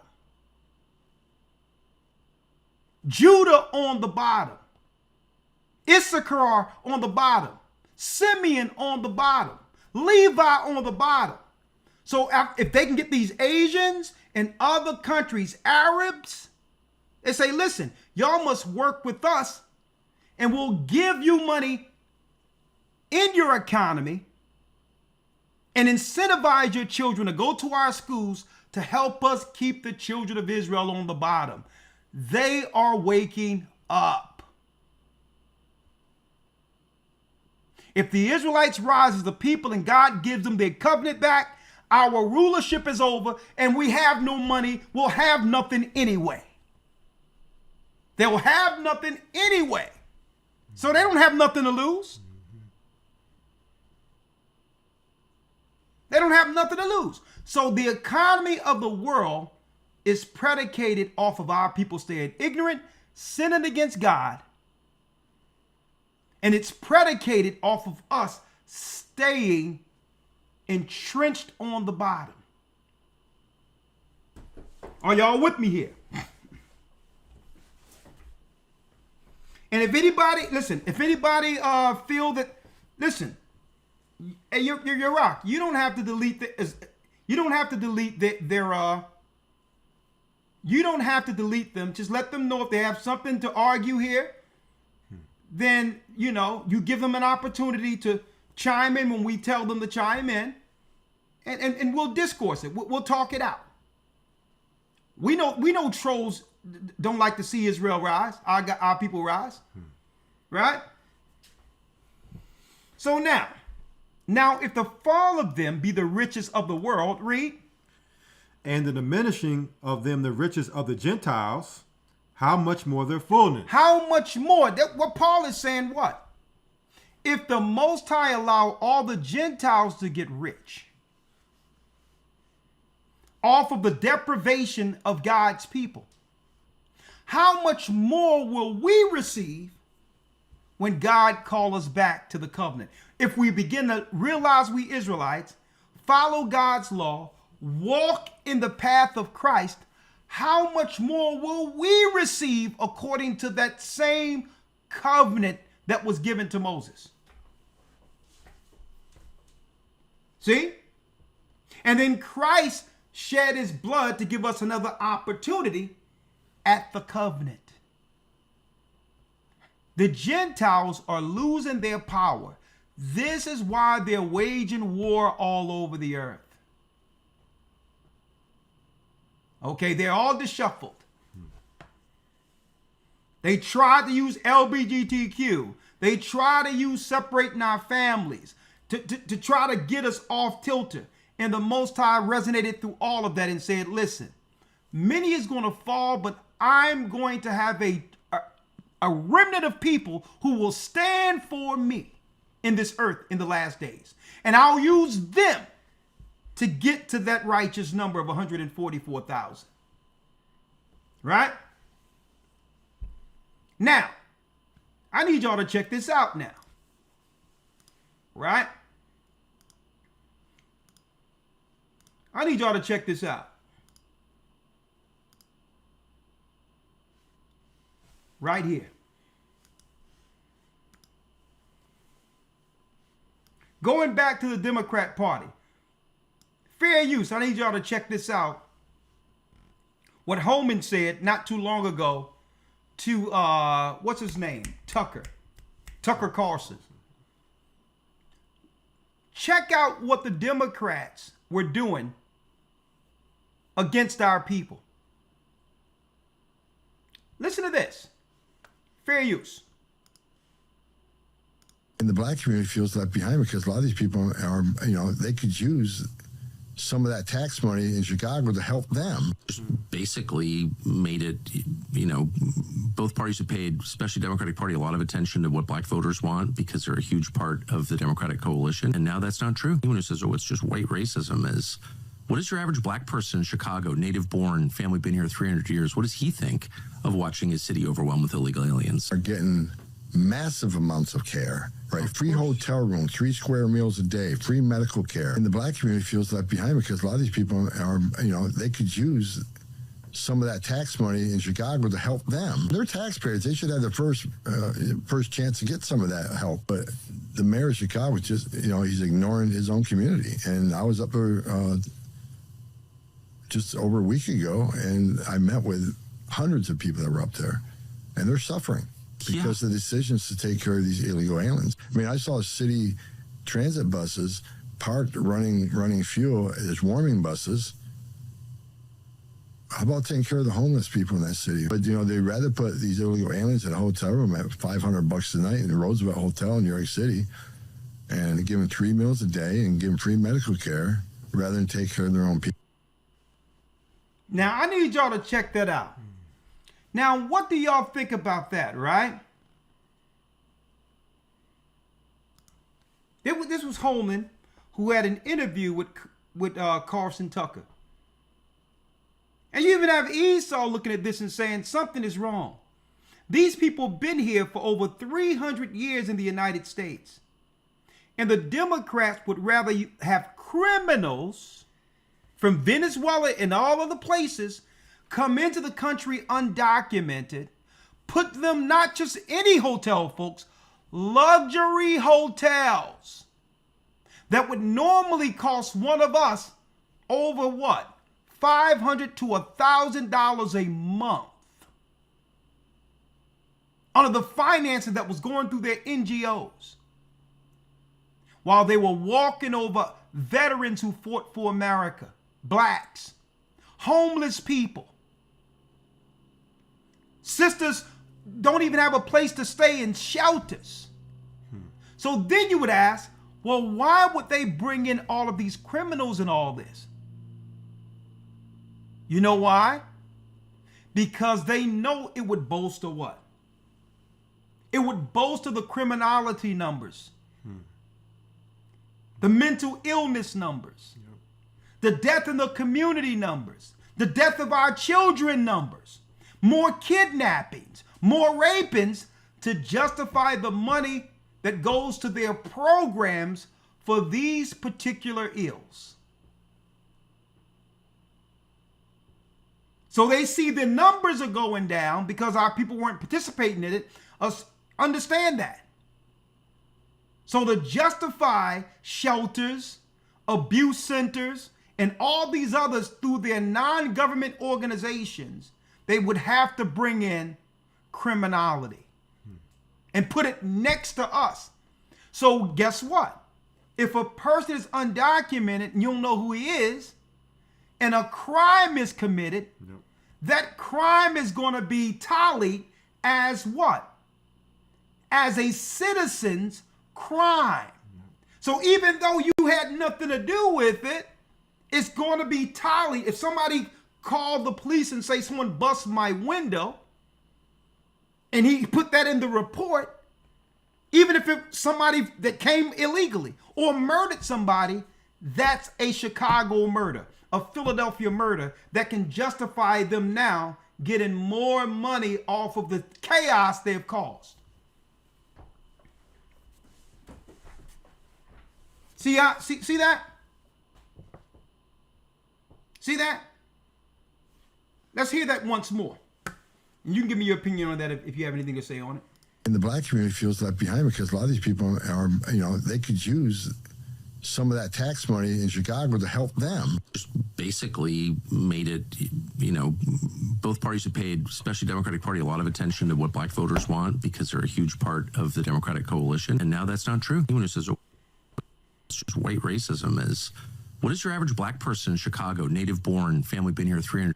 And the black community feels left behind because a lot of these people are, they could use some of that tax money in Chicago to help them. Just basically made it, both parties have paid, especially Democratic Party, a lot of attention to what black voters want because they're a huge part of the Democratic coalition. And now that's not true. Anyone who says, it's just white racism is, what is your average black person in Chicago, native born, family been here 300 years? What does he think of watching his city overwhelmed with illegal aliens? Are getting massive amounts of care, right? Free hotel room, 3 square meals a day, free medical care. And the black community feels left behind because a lot of these people are, they could use some of that tax money in Chicago to help them. They're taxpayers. They should have the first chance to get some of that help. But the mayor of Chicago just, he's ignoring his own community. And I was up there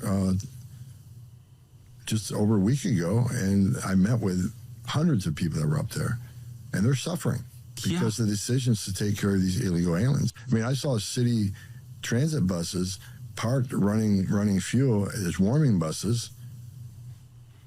How about taking care of the homeless people in that city? But, they'd rather put these illegal aliens in a hotel room at $500 a night in the Roosevelt Hotel in New York City and give them 3 meals a day and give them free medical care rather than take care of their own people. He said, y'all done voted these people in, and they're financing your own demise. And no one understands, it doesn't make sense. Why would you bring in some people to undermine a people who we just trying to survive through all of this?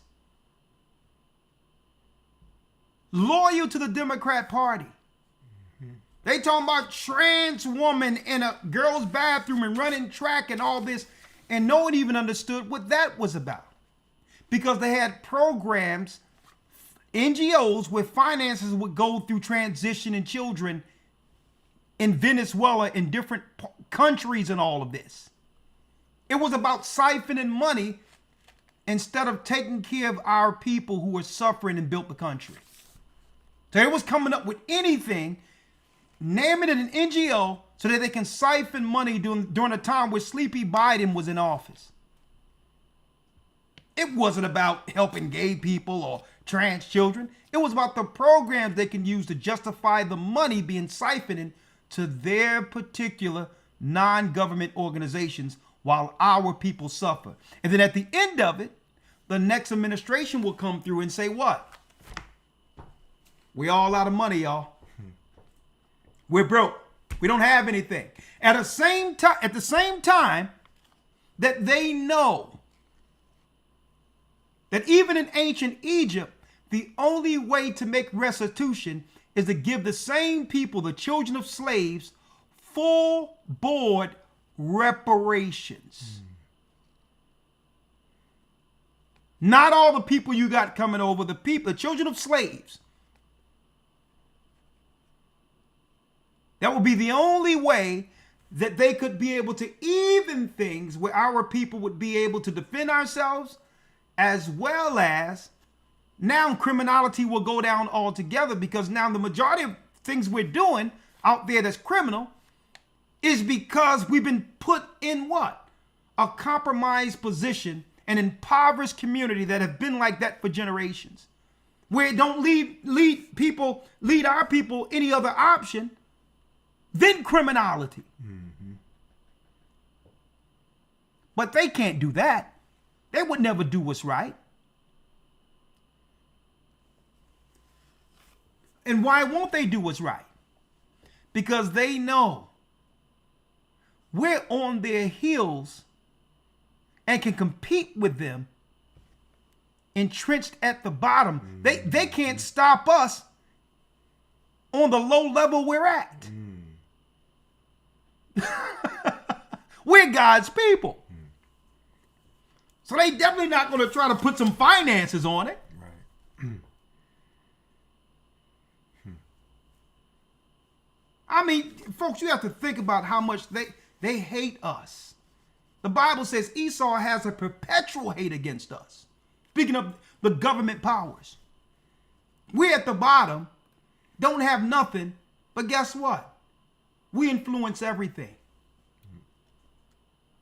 And our righteous currency outweighs their physical currency. What's in us, you cannot put a price on. And that's what they can't stand.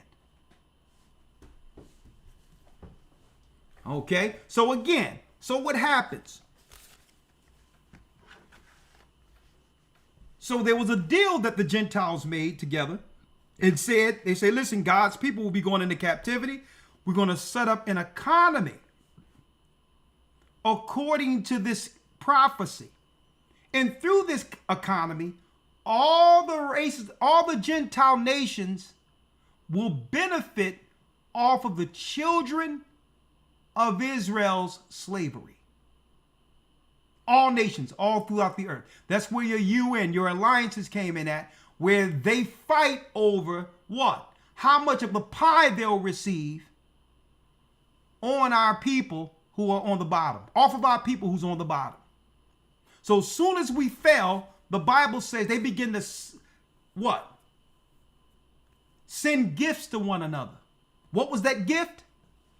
People. Revelation, the 11th chapter. What is that gift? People. So they begin to send gifts to one another. What are the gifts? Our people, our children. Like when you see these crazed white liberals going into Africa, bringing our children over and all of that, doing all types of stuff to our children. That's how you know something is wrong with these people in Africa too. Who would allow these deviants to come over and adopt their children. There ain't no philanthropy. Turning these children out, putting dresses on them. Doing a public international humiliation ritual. Like Charlene Theron had got 2 boys from Africa and put dresses on them. Then what they'll do, turn these children out, mess their minds up and send them to school. Send them to school, train them in communications. Right? Political science. And next thing you know, they'll put them in front of us and call these abused children our leaders. Like a Barack Obama, anybody? They'll find these children, mess these children up, then raise them and give them a political science class, turn them into Marxist, and then they'll dress them up and put a camera in front of them and they'll become your leader. Speaking of that, Elder, yeah, because that was something that infuriates me when I'm looking at this. When you look at your Democrat-led cities, like let's say Chicago, yeah, black man is a mayor there, right? Washington, D.C., a black woman's a mayor there. Then you go to L.A., another black woman is a mayor there. So all these Democrat cities are led by our people. So the sellouts selling us out, that's really what infuriates me. Our people complicit, just like you're saying, these people that they groom to be in these positions to sell us out. Yeah, they groom. And we think they put these people in front of us and we'll think that, oh man, the first black man, we need to get behind. We need to get behind we need to get behind a black man. Man, this is history. Martin Luther King would have loved me. Martin Luther King would have said, what the hell is this? You get these orphans they're raising from these other countries, turning them out, Satanists and all of that, and they'll dress them up and say, listen, here's your black leader. A straight humiliation ritual. Like you see on your screen right here, folks. She goes over into Africa and adopt 2 little boys. Let me show you. Charlene Theron. Right? I need y'all to look at this. Charlize Theron. Hollywood. They go over Africa, give a few dollars, and she's from South Africa too. They go into one of these villages, get these little boys, bring them back to the United States, and look at this. And do what? An humiliation ritual before everybody. Look at this.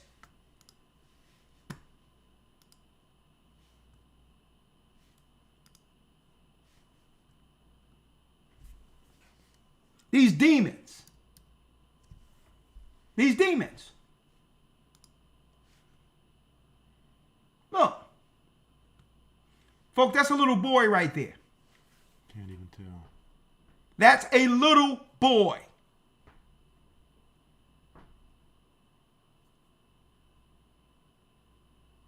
Humiliation ritual on Judah. Then later on in life, they'll grow this, whatever's happening here. Now, imagine what they're doing to this child at night, folks. How can this not be child abuse? And that's why I don't care. When they put out that LGBTQ and all this old stuff and try to make it seem like that's a white thing, it always comes down to them aiming this stuff towards us.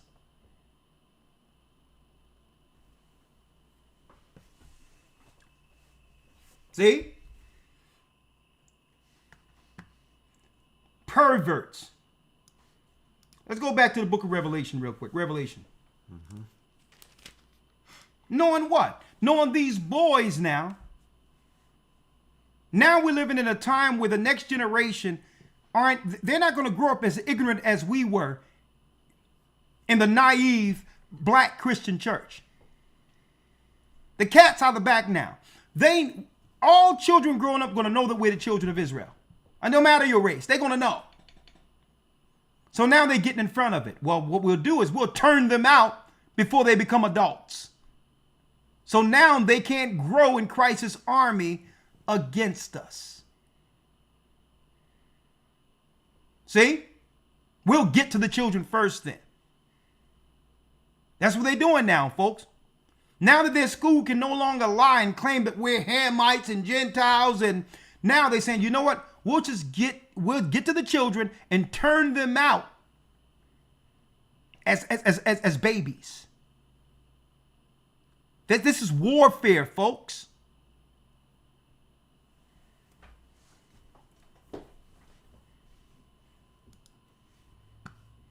Let me tell you, man, that's how you know. I don't want to hear nobody come over here talking about talk. Let me tell you, I don't want to hear nobody, in all due respect, different parts of Africa and all that. You can't come over here putting your chest out about culture and all these other things. Okay? Esau know that he can't come and grab one of our children in our neighborhood and try to do something like that. And we are the minority in this country. We're the minority here. You got a country where you are the majority in the billions, and let a white woman and a white man come over there and just grab your children and do humiliation rituals all over the place. It should be a law right off the bat. Nah. You can't adopt our children. You made us third world. You're going to bring us up to the status we need to be so that we don't need you to adopt our children. And on the international market, we need to become competitive, or none of your people can get any resources from up under our feet. Africa was supposed to stand on business. You cause deprivation, keep the country down, and then come through and saying, well, I'm here to help the little children who can't because they're starving, when you're responsible for the starvation. The people were supposed to stand up and say, you know what? No way are you gonna come over here and now pillage us and embarrass us before the world by taking our children and turning our little warriors into girls. That's failed African leadership.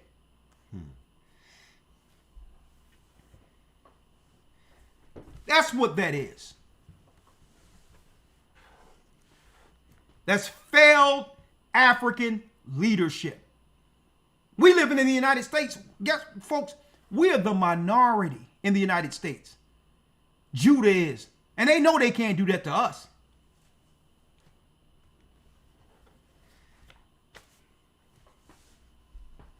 Let's go to the book of Revelation.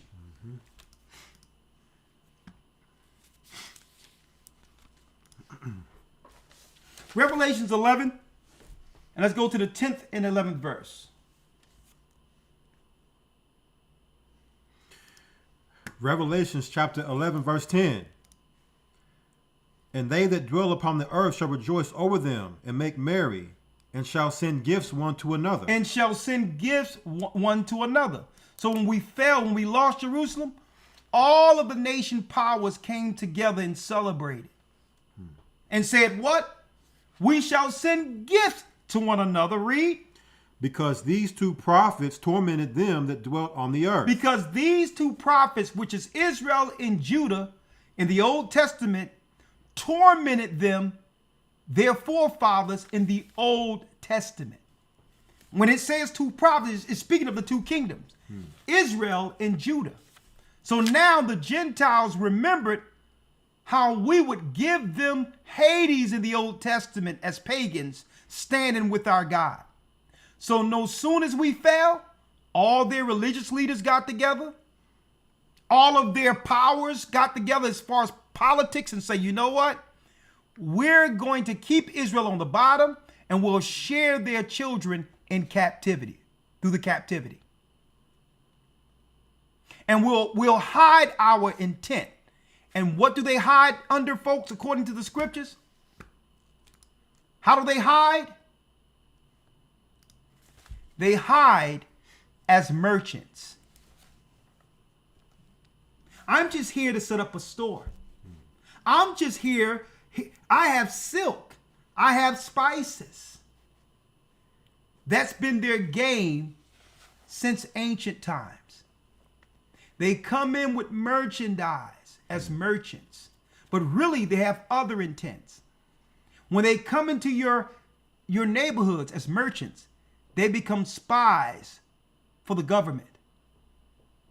They become spies for their government. See?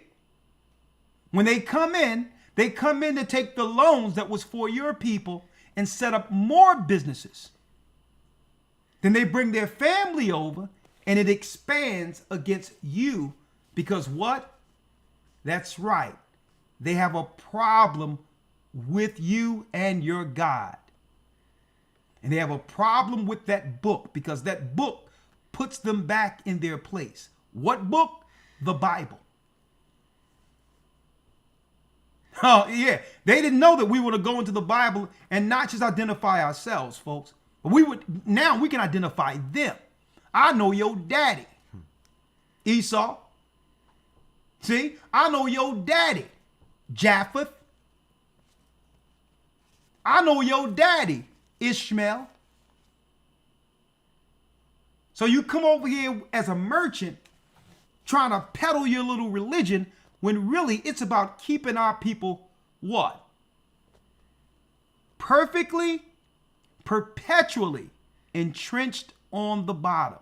And Judah sees you. So it says that they would begin to do what? They would begin to send gifts, right?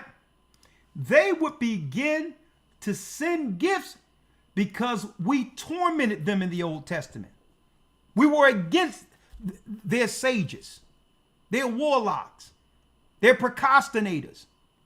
We were against their pagan beliefs. See?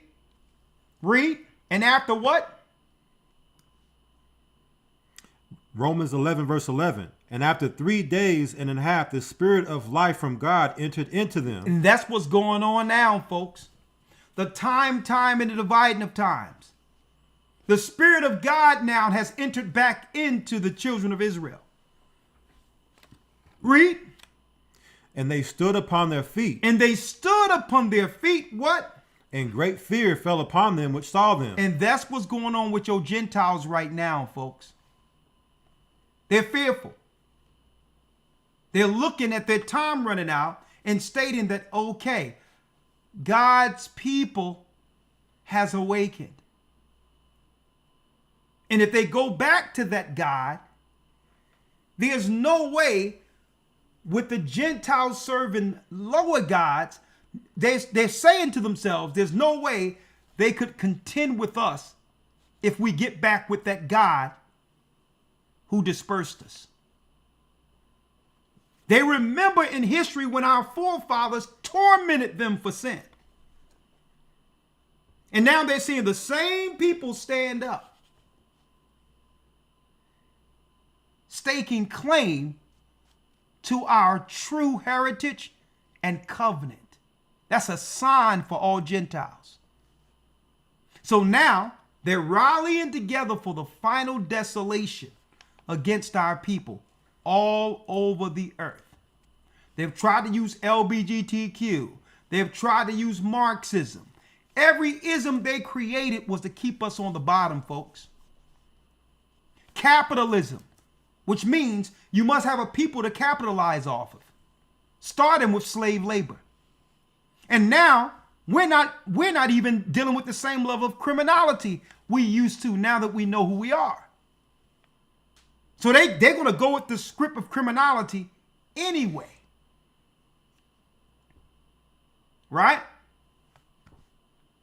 Now, I need you to go here. Let's go to Wisdom of Solomon, the 5th chapter. Wisdom of Solomon, the 5th chapter. Hold on.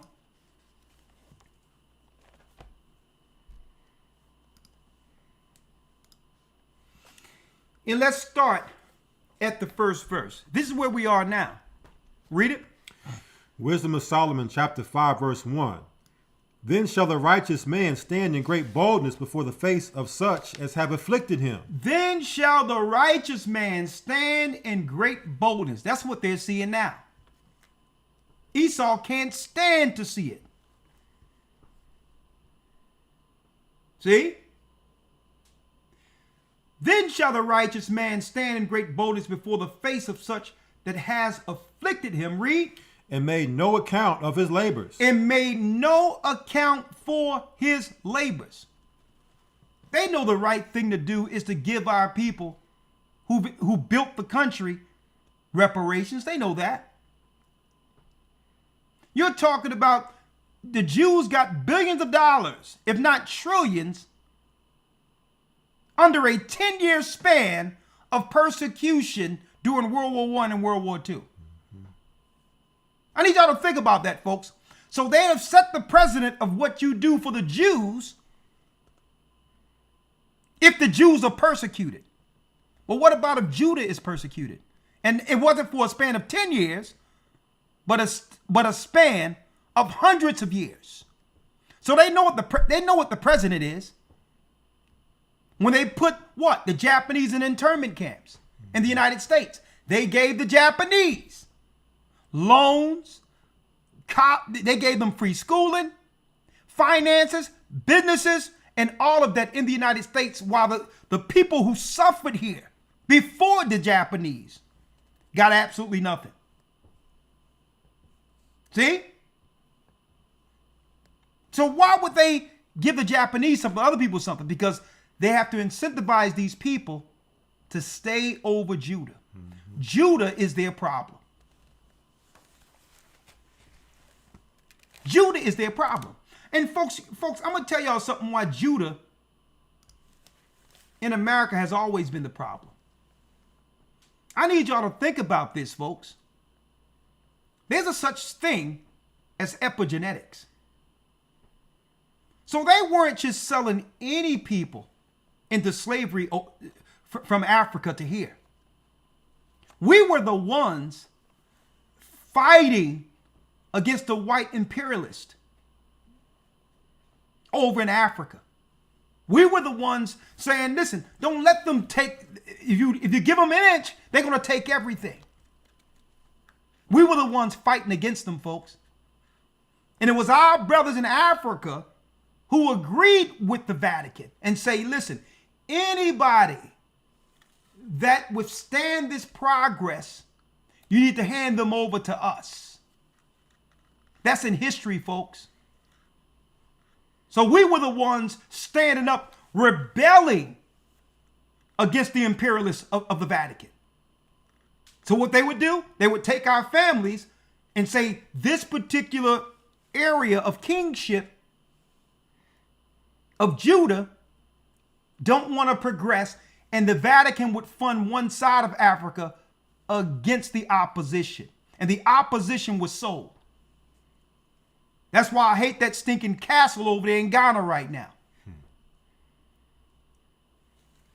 Because the sellouts stayed. Not all, and I'm talking about the height of the government. The people that was over the government of Africa was sellouts. And they sold their own people to get down with the Vatican, believing the Vatican wasn't going to double cross them. And that same spirit of rebellion lives in the belly of Judah till this day.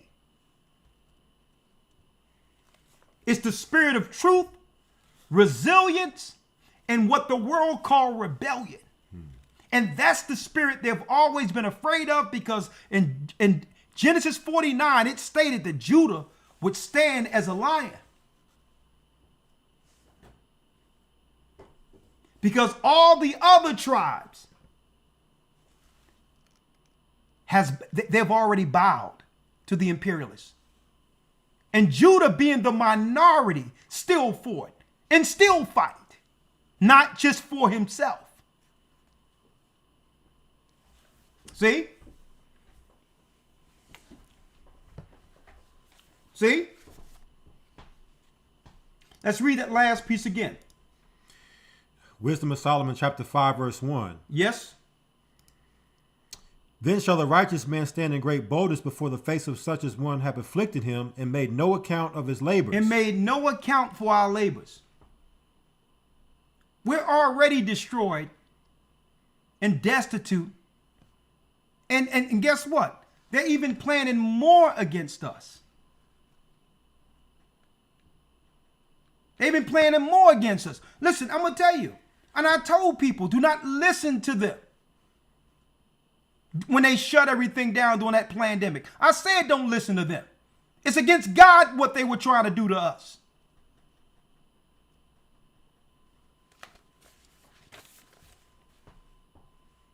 Read the second verse. Verse 2. When they see it, they shall be troubled with terrible fear. And when the nations have terrible fear now. That's why their only recourse is the army at the very end. Now, right now, what they're doing is posturing to some degree, like it was during the time of Nero. Showing what? Showing a presence of military force, so that we're used to the optics. Mm-hmm. So we're used to the optics of seeing armies. Because guess what? This is not about no petty crime in D.C. This is showing forth the optics of military, so that this generation will get used to it. Mm-hmm. So that when they do come in the desolation, during the time of desolation, they'll already have military in place. Mm-hmm. That's what this is right now. Mm-hmm. Read. And shall be amazed at the strangeness of his salvation. And may be amazed at the strangeness of his salvation. Read. So far beyond all that they looked for. So far beyond all that they looked for. When they see us rising, and they're looking at it, folks, the nations will be troubled with terrible fear, and shall be amazed at the strangeness of our salvation. And it will be so far beyond all that they look for. They're going to look at us, folks. They're going to be perplexed and amazed. And I'm not talking about in a good way. They're going to look at us, elders. They're going to look at us. And they're going to look at each other and say, damn. These were God's people we oppressed, that we killed, undermined, destroyed. They're going to be totally they're going to be totally perplexed, the scripture tell you. Mm-hmm. They're going to look at it and be like, those people? They're going to see Christ, a black man standing there tall as all of us with a bush, chilling with us.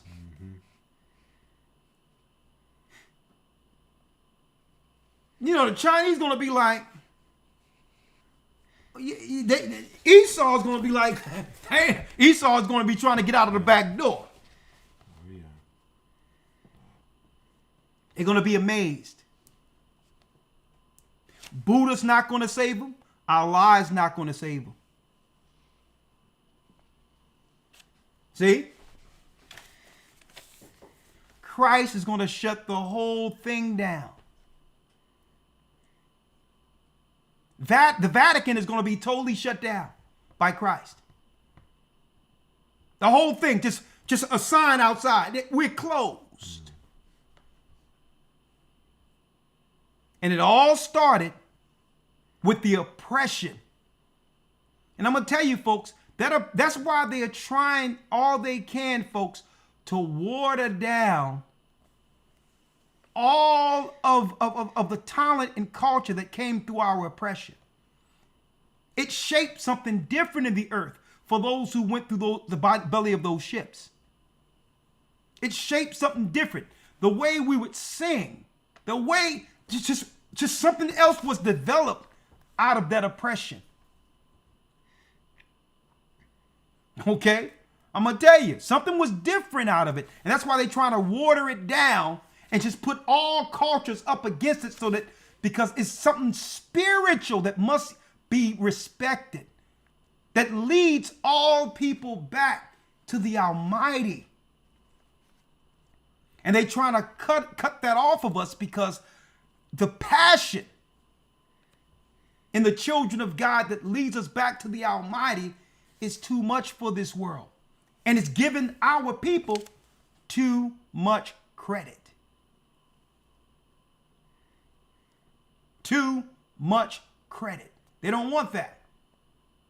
But it's really our God speaking through us, standing with us. See?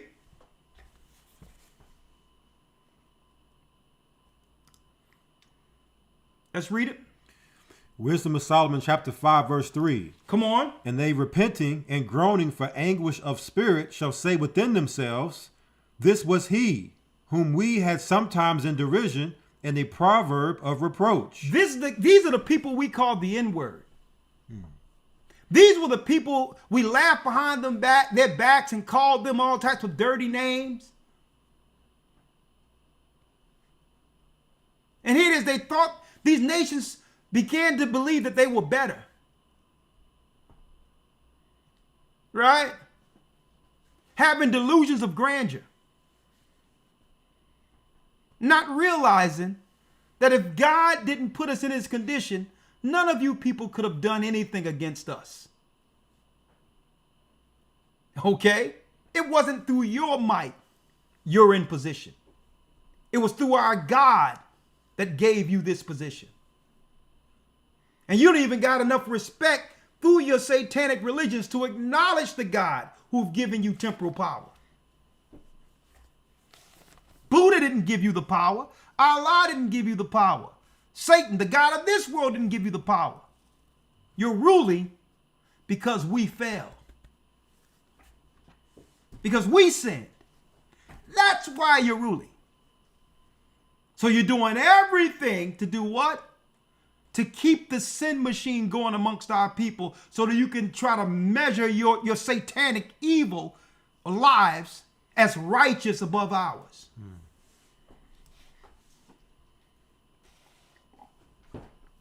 But when they see us stand with Christ in the Almighty at the very end,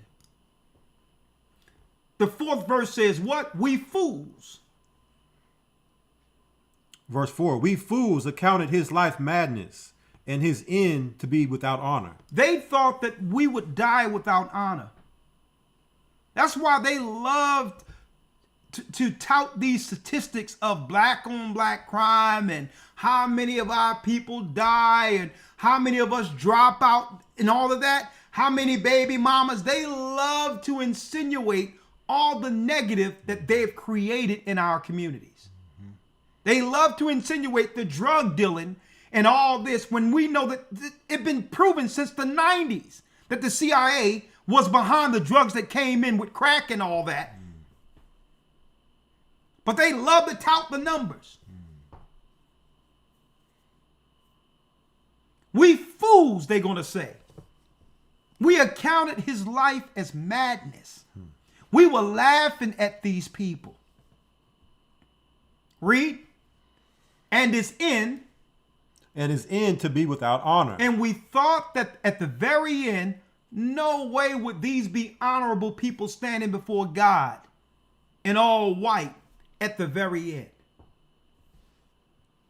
Read. Verse 5. How is he numbered among the children of God? That's going to be the perplexity in the Gentiles. They're going to ask themselves, how are they God's people? How are they numbered?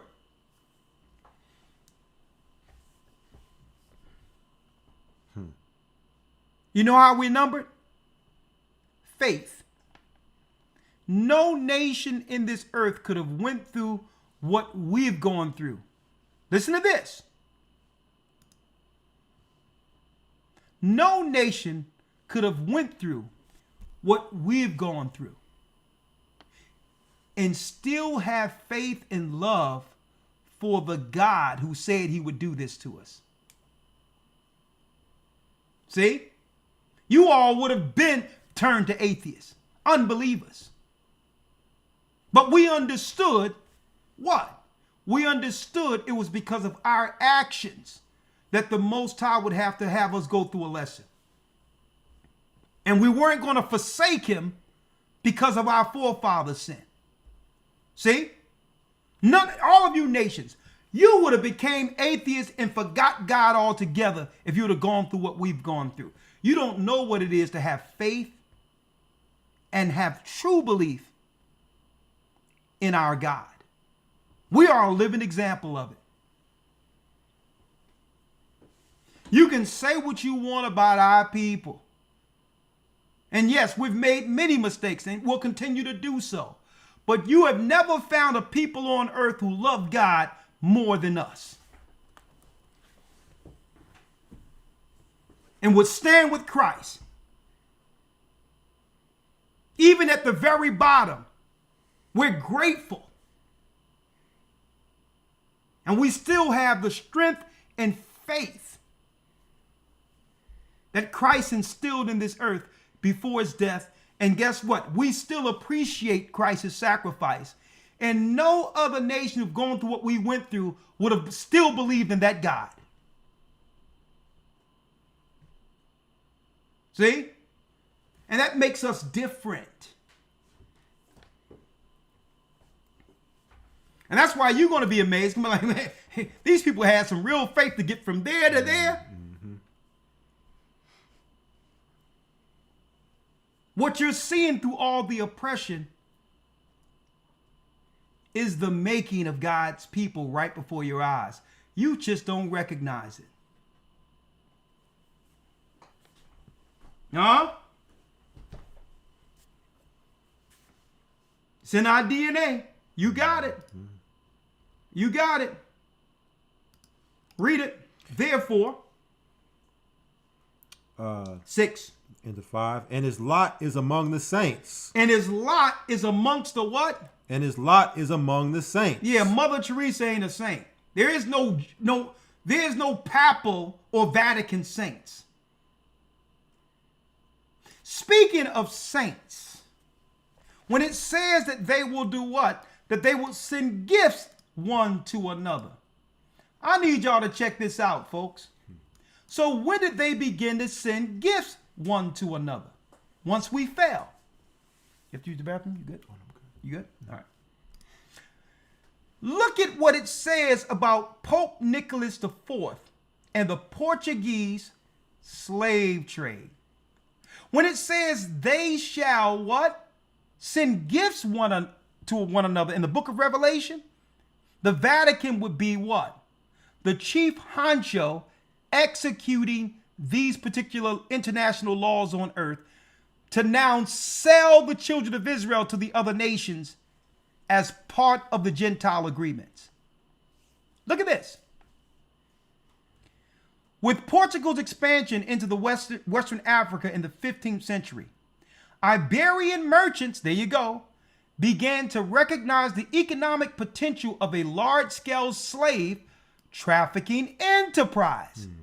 Now, they're putting it into full effect based on what's written of in Deuteronomy 28, what Paul said in Romans 11, and that's right, in the book of Revelations when it said the Gentiles will begin to send gifts to one another. And they're so brazen with it, folks, they wrote it down. They wrote it down, how they would celebrate now the children of Israel in captivity. This Deuteronomy 28. And this came from the Vatican under who? Pope St. Nick, your Santa Claus. Listen to this.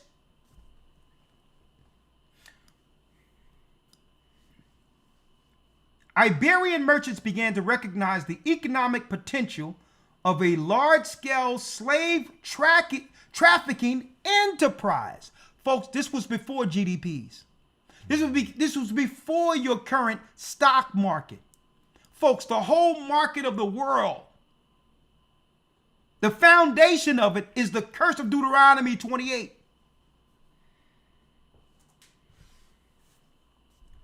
St. Nick would do what? He would bring gifts to people all over the world. Well, what if you found out the gift they were talking about are the prophecies of the children of Israel going into slavery? So they're looking at us like fools every year, celebrating Christmas, not realizing we, the children of Israel, is the butt of the joke. We were the gifts being sold with our families getting separated all over the earth. And now we celebrate December 25th like it belongs to us. One of the first to record this sentiment, according to the Portuguese royal chronicler Gomes Enes de Zora, was a young ship captain named Antônio Gonçalves, who sailed to West Africa in 1441, hoping to acquire skins and oil. Merchants, folks. They always come under the guise of setting up a store. You see this? The same old game, how they come into our neighborhoods. When really they're eyes and ears for the governments who are seeking to keep us oppressed, folks. When something goes down in our neighborhoods, they go directly to the corner stores or the markets to get what? Insight and intel on our community. It's the merchants. They're government plants. After obtaining his cargo, Gonçalves called a meeting with the 21 sellers who accompanied him and unveiled his plan to increase their profits. And this is where you get, folks, when you look at this whole article, this is what? The beginning of the slave trade that they would use to set the world market. And if we can keep these same people enslaved, by default, the Gentiles will stay in power. Then it talks about all the wars to expand the black African slavery. And guess what, folks? I hear so many people talk about what? They talk about the expulsion of the Jews from Spain. Folks, they were talking about us. These were the blacks of the diaspora from Judea. The expulsion from Spain weren't white Jews. How do we know this? Christopher Columbus was a white Spaniard Jew during that same time period, and he was getting paid through Isabella and the Vatican to come over here to try to find a passage to where the 10 tribes were here. There's history. I got a whole book with them chronicling all their history. And folks, this is from the mid to late 1800s, a book on it all. That was our people who was expelled from Spain in the 1400s. And then guess what they did? They took us on ships and dropped us off with no clothes on the shores of Africa during the Great Expulsion. That wasn't white people, that was us.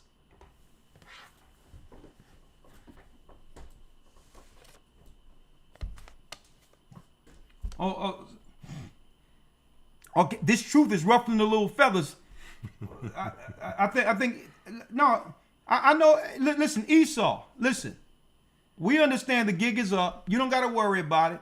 If you come to Christ, we'll still accept you as our brother. I know you feel a certain type of way that, you know, that the straight degeneracy that's connected to your history. Right? And they like to come up talking about, yeah, look at this crime, look at this crime. How can a white person talk about crime?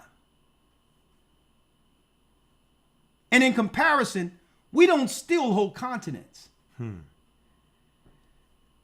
How dare you come and try to show what demographic commits the most crime?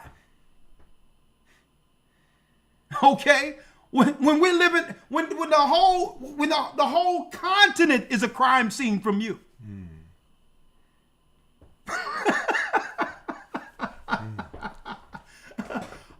I mean, are you kidding me? Even the Bible says you are a fugitive. Just a criminal on the loose that hasn't been judged yet. But it's okay. A black man is coming to judge you. So it won't be me. I'm just a servant. Okay?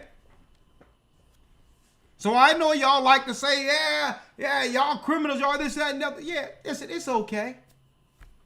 I know you have to do something to feel good about yourself. Right? With your history that's filled with just thousands of years of just bloodshed and carnage and straight debauchery. And also, we can't forget this. We can't forget the history that y'all have with little kids. Let me start bringing up your history now. You want to talk about Caligula?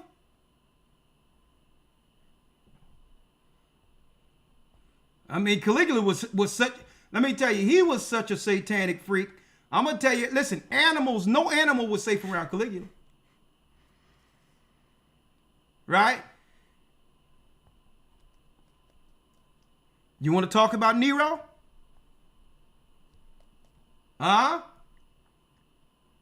Nero, who seen a little boy who looked like his deceased wife in the face, told his guard to go hijack a little kid, castrate the kid and put a wig on him. And guess what? Presto magic, Nero has his wife back. Those are your heroes. See? Christ is ours. Right? So now, going back, right? Going back to your Saint Nick, right? Going back to your Saint Nick. Yeah, Saint Nick. Here it is.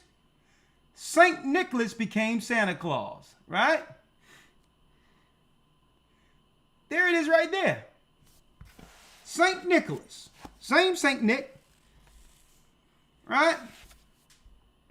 And when you go down, it says what? Most likely a black Moor, the name given to Africans, were captured and sold into slavery. The Dutch had the preeminent slave trade in Europe, and one of their roles was acquiring and transporting slaves to America. Slave trade was abolished in the Netherlands in 1863, and while some locals perceived wearing blackface and dressing up like Black Peter as an innocuous tradition, because Peter was a black man, others viewed the practice as distasteful connection to the past. There go your Saint Nick, folks. Which goes directly to what? Nicholas V, who drafted the laws in the 15th century that would lead to the transatlantic slave trade to trade black slaves from the tribe of Judah, Benjamin, and Levi. As a pact they had, Esau with the Gentile nations. That gives us the image of the modern day Christmas that was created by the same Romans who founded America, who now made this criminal a child's hero, attached to a Babylonian god, Tammuz, and his mother, Semiramis.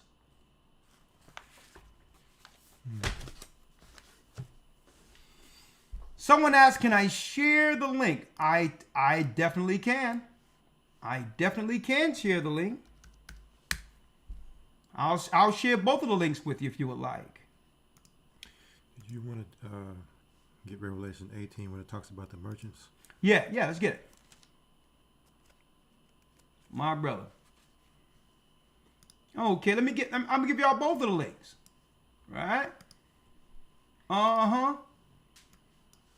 Y'all trying to get an academy lesson out of me today, ain't it?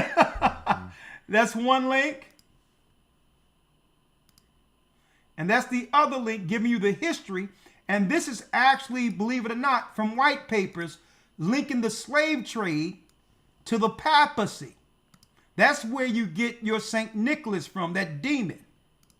Okay? From the papacy. You can have both of the links. Y'all see it right there? Yeah, let's get the merchants. Okay. Yeah. Revelation 18? Yeah. You wanted to pull it up? Or oh, yeah, I'll pull up here. Okay. Yep. The merchant. So all the nations are nervous right now. So when you see the world up in a roar, and unrest going on, and every time you look, military and all these others, we're giving you the true reason behind it all, folks. They have to do everything to destabilize the world, and as a domino effect, they move people in place that would keep us entrenched on the bottom, knowing that the Most High has awakened the children of Judah and the rest of the tribes, right? Let's get it real quick. What you have? Revelation 18. Revelation 18. Let's get it. Start at verse 2. Revelation 18 and 2. Read it. And he cried mightily with a strong voice, saying, Babylon the great is fallen, and is become the habitation of devils, and the hold of every foul spirit, and a cage of every unclean and hateful bird. When it says a cage of every unclean and hateful bird, brothers and sisters, what is it talking about? It's the spirits these Gentiles are bringing over with them. The pagan demons and spirits and principalities they worship, they bring them over here, sacrifice on altars, and do what? They pray against us in these communities, these merchants. They come in to pray against us and to harm us so that now they can bring their children in to replace us. That's what immigration has always been about. Read. Verse 3. For all nations have drunk of the wine of the wrath of her fornication, and the kings of the earth have committed fornication with her, and the merchants of the earth are waxed rich through the abundance of her delicacies. And that's why when they come over here with businesses, they aim all their businesses towards who? Our people in the community as consumers. You would think if we are the minority in a country, that they would usually aim their merchandise towards what? The dominant race. Do y'all notice that, folks? Anything they're selling, they must what? They must get us to actually move it for it to actually become successful. See? This is why they put them next to us.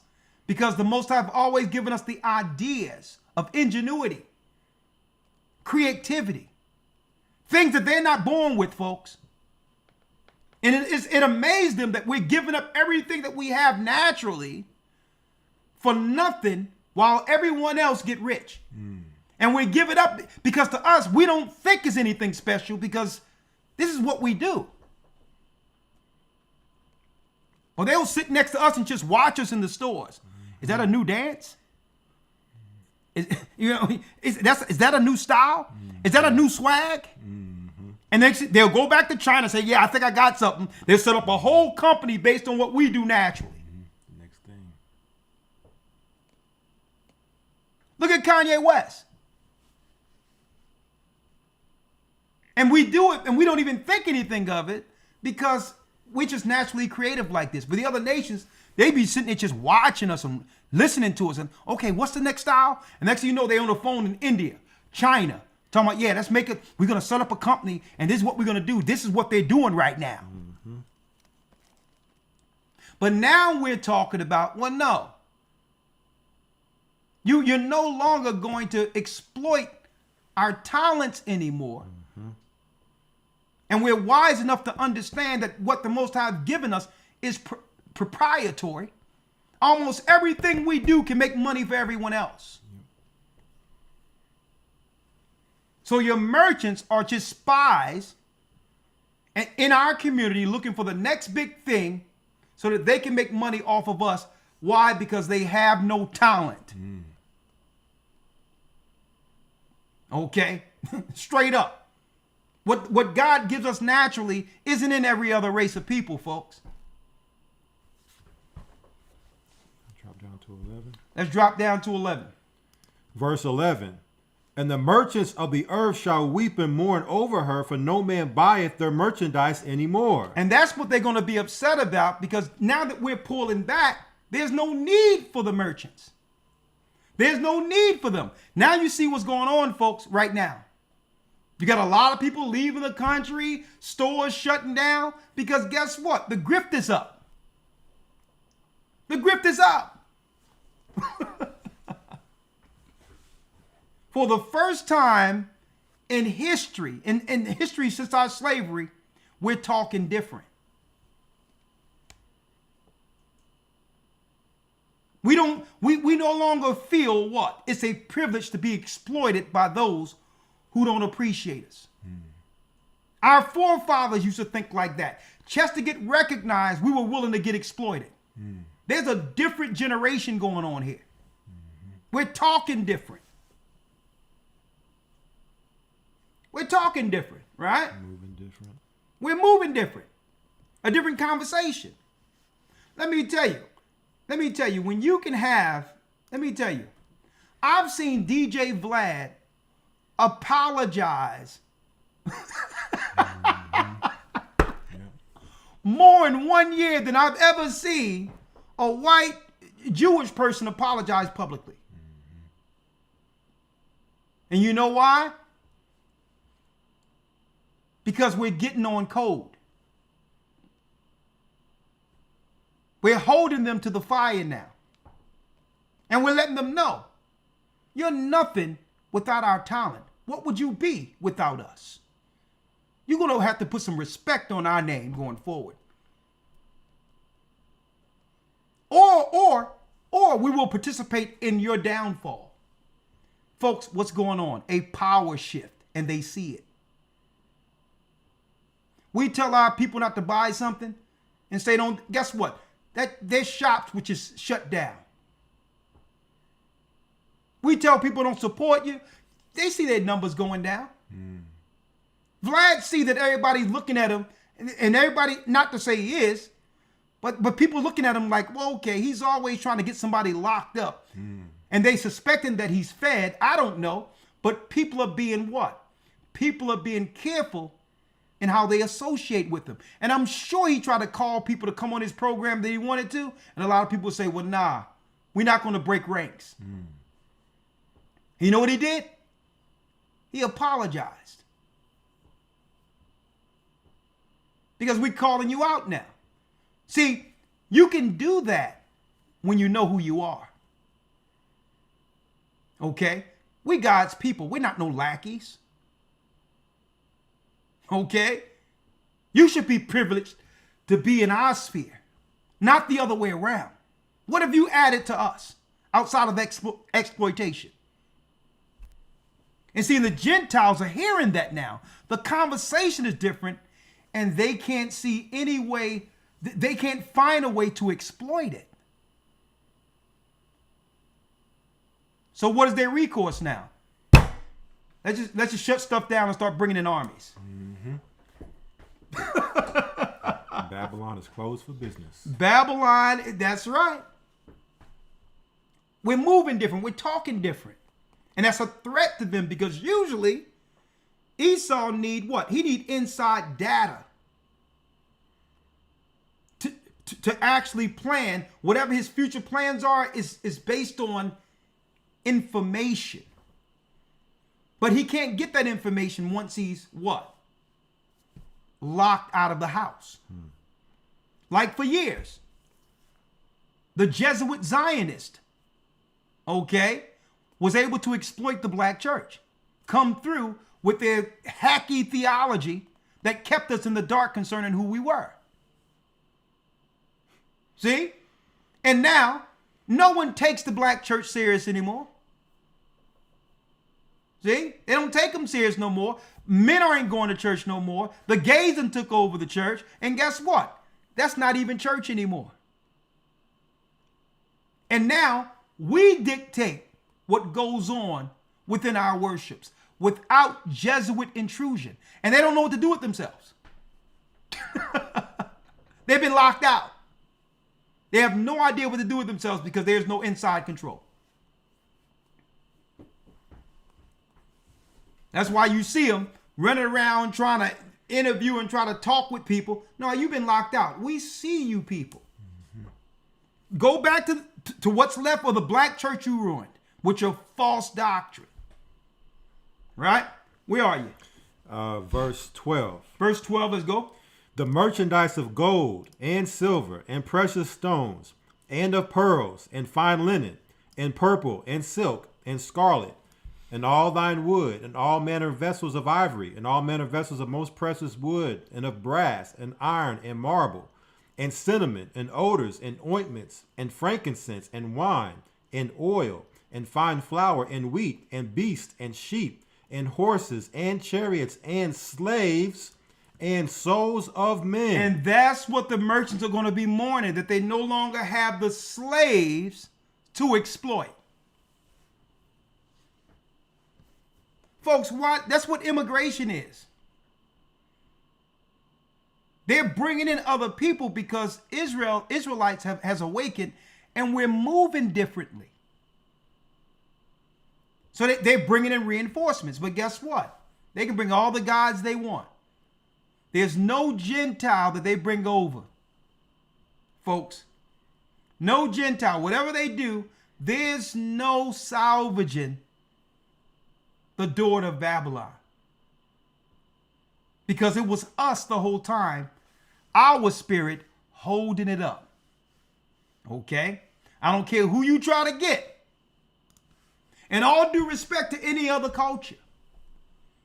I don't care who you try to get and try to restructure the culture of America. Judah is American culture. Understand that. The Cowboys. Folks, do you know we were the Cowboys? And they seen us lassoing and doing all that with the cows and all that. And next thing you know, Esau put him on a hat and became a cowboy. Okay? We started singing the blues. And that came out of chattel slavery. A whole new genre of music never heard on the earth, abstract, that was also used as a form of communication. A lot of people didn't know that. It was code communication because white people were just playing certain music, but our music had a communication factor to it, a political factor to it. Well, we can communicate without them knowing exactly what we were doing. Abstract music. Okay. Rhythm and blues. Even rock and roll. Rock and roll. Okay. Judah, we gave the world James Brown. Y'all gave the world Mick Jagger. And people out there still think Mick Jagger can dance too.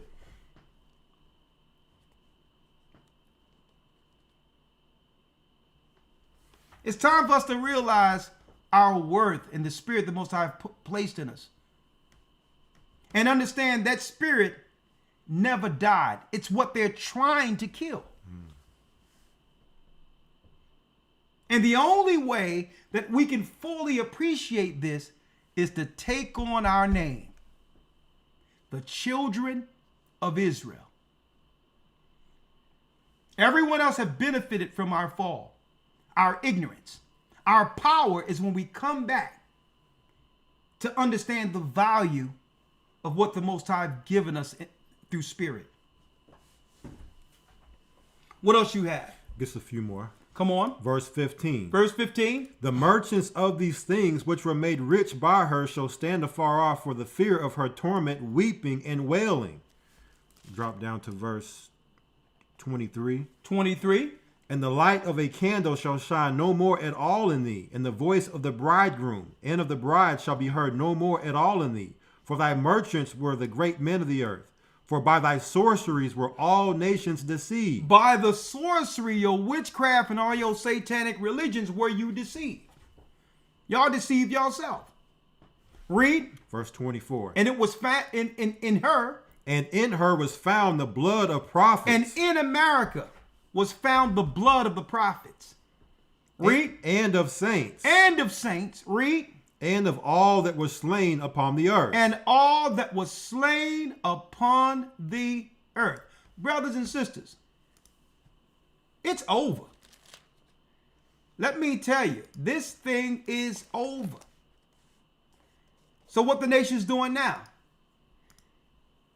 They're just restructuring things, the whole economy, for the last leg of control they have. That's why the mark of the beast must be implemented, because Israel, the children of Israel, has awakened. And what they're going to try to do is bar us out financially throughout the earth under the new commerce system to force us to acquiesce to their power and agree to stay under the Gentile nations. That's the only way. This is their Hail Mary, literally. This is their Hail Mary. The only way that we can force them to stay under their servitude is if we change the system where they have to be under servitude to survive and agree with it outside of the alternative, which is living off the grid with the God they claim will save them. That's what they're thinking. Many of our people are going to bow. The same faithless people who bowed during the pandemic and listened to what they told you. They're going to tell you the same thing. You're going to lose your job if you don't do it. You're not going to be able to pay your rent. You may get fired. All of this. And you're going to be looking at what? You're going to be looking at the here and now without realizing that you're sacrificing the rest of your life for that one particular moment. Many people aren't living right now because they were trying to save their life in that moment. And when Christ said what? In order for you to save your life, you must lose it. You must be willing to stand with the Most High 10 toes down, even if it was you and him with nothing at all, because that's what you were when you came from up out of your mother. That's what you were. And at the very end, when it's all over, it's going to be us standing for as an individual standing before God in judgment.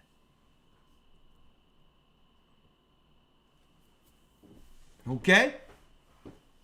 So we dropping this on you here, right? So now you see what happened. I'm gonna tell you right now. What did Malcolm tell you? Let's go back real quick. I'm gonna open the lines in a minute. What did Malcolm tell you?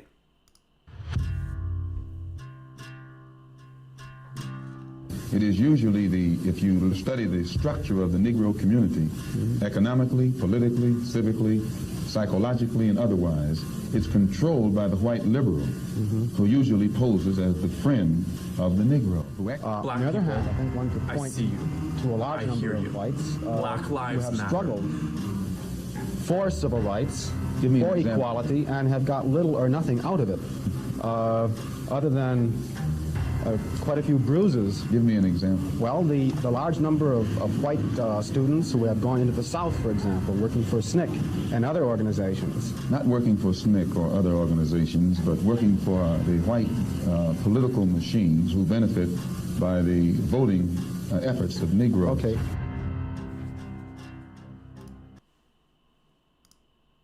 All right.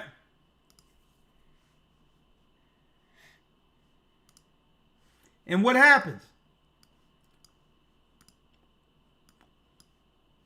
Look at what's going on with all the leaders of the Democrat Party. Look where they're going now. I'll walk away really when I stop having fun. I mean, there's some great stuff happening. Ellen and Portia, according to multiple reports, are moving to England, putting their Montecito house on the market, and they plan to never come back.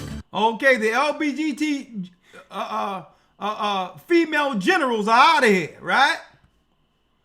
Out of here like Vladimir, right?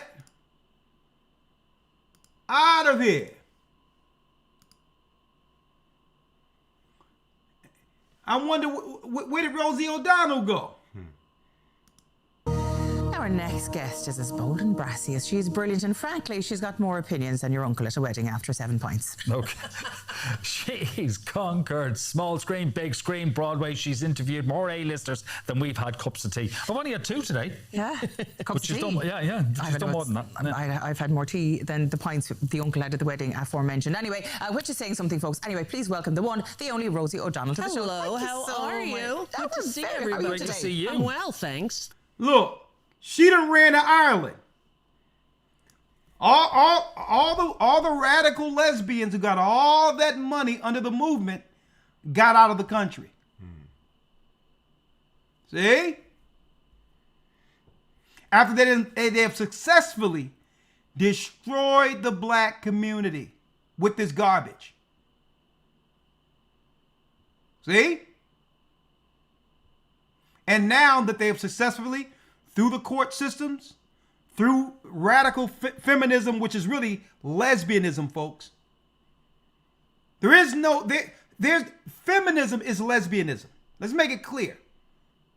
No straight woman hates men. Okay? So these were the people who were behind this so that they would have more women to deal with their lesbian behavior with. Right?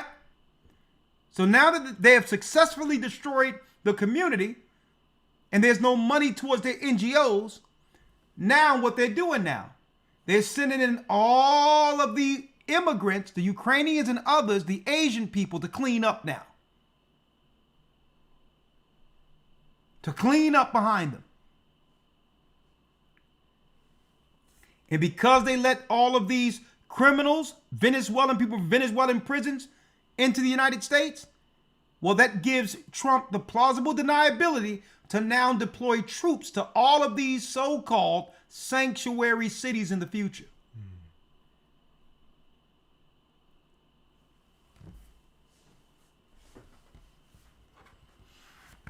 Straight up. And guess what? Their lesbian generals have already left the war. They're out of here. Okay, they're gone.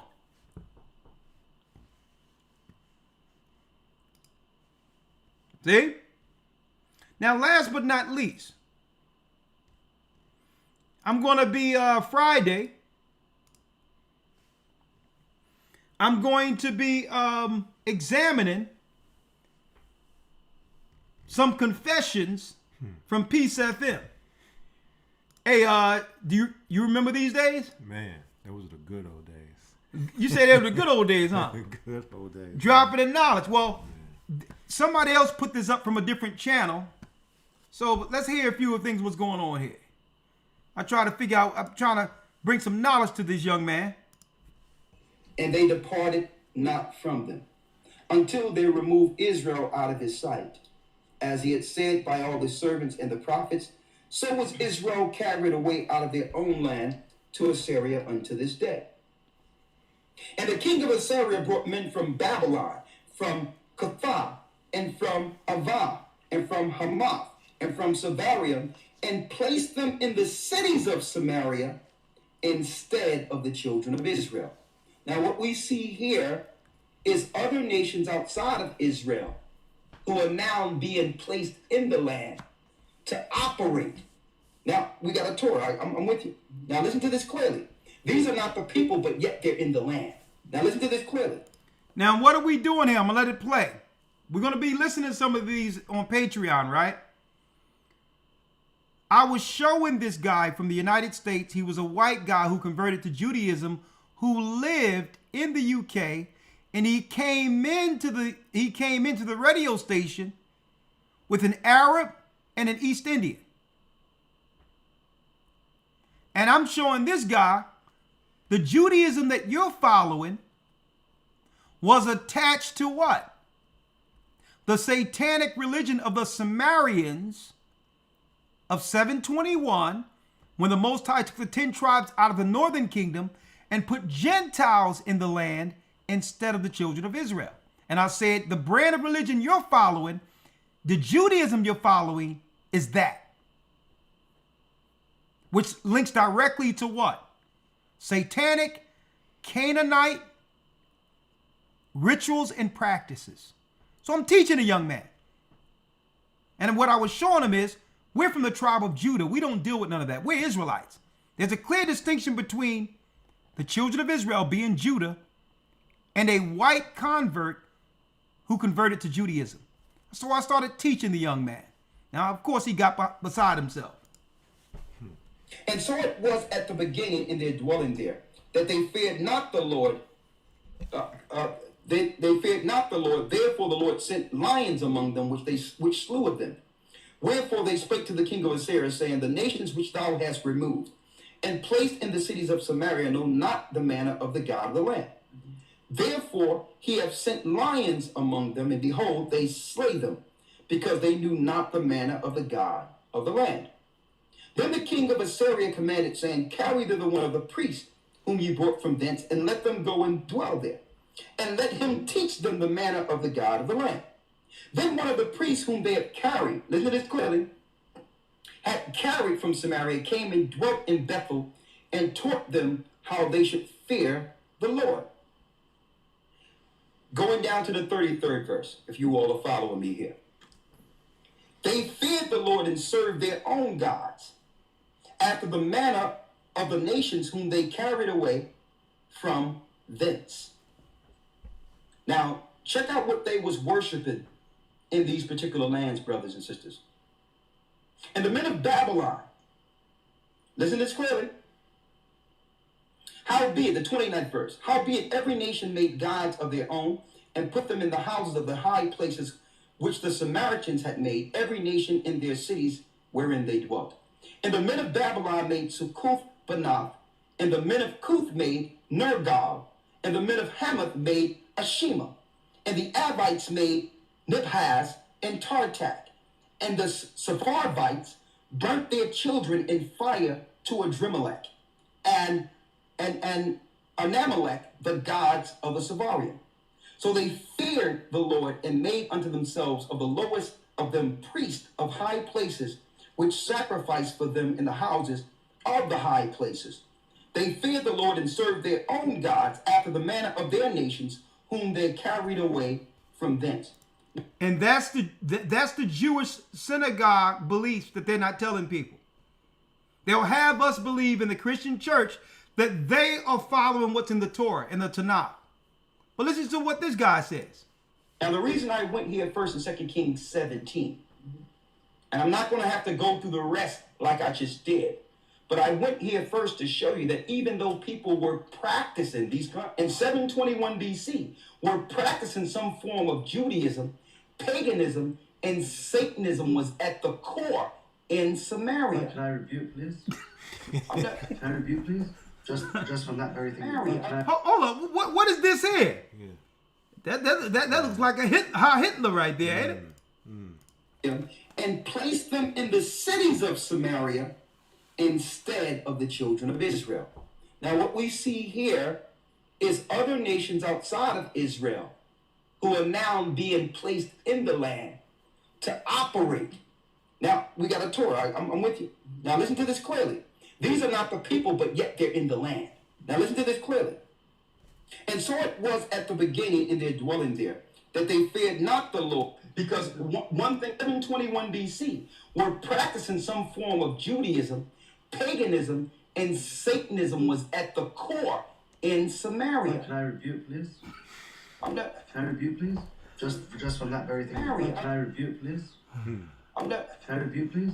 Just from that very thing that you were trying to say. There's one other point I wanted to say, because I want to bring it up to how it's modern day. I thought you'd finished. I'm sorry. Okay, I just want to bring it up to modern day. Okay. Because what I will prove today is that what we see here, when Satan came in, is the core of what Judaism is today. And the same gods are being worshipped today. All right? Okay, now. That's your view on it. Okay, I'm going to give you more.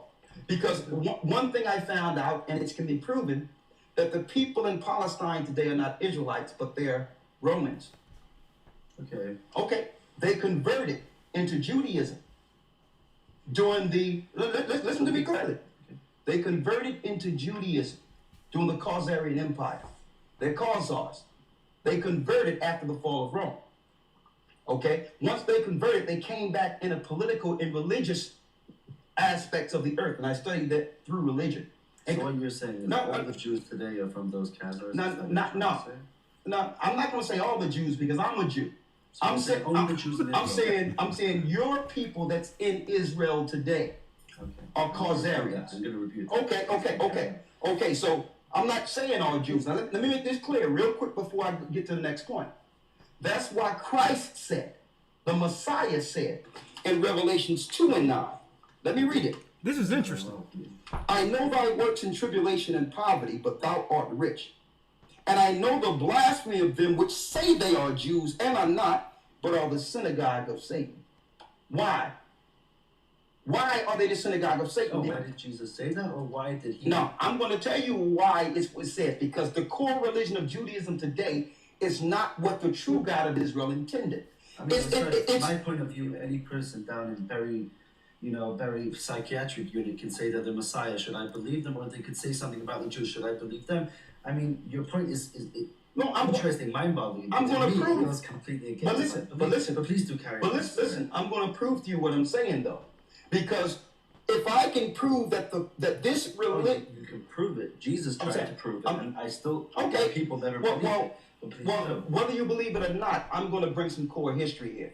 And the point that I'm bringing forth here, Nate, is that the proof of that, even you and I both can agree that the Samaritans were dealing with satanic sacrifices and rituals from the northern kingdom after the split of the kingdom. That happened in history. Now, if I can tie in the same worships you're doing in Israel today to what I just read in 2 Kings 17, then it's not anyone's opinion. It's the same core satanic religion that we're reading about. Now, do you agree with what was going on in Judea? Or do you agree with what was going on in Samaria when they were worshiping to these different gods? Hold on. Because if I can tie in right now in Israel, the same sacrifices of these people, these converts that went into the land in 721, and to show you that your people are doing that right now, then you would have to admit that Satanism is at the core of Judaism. Come on.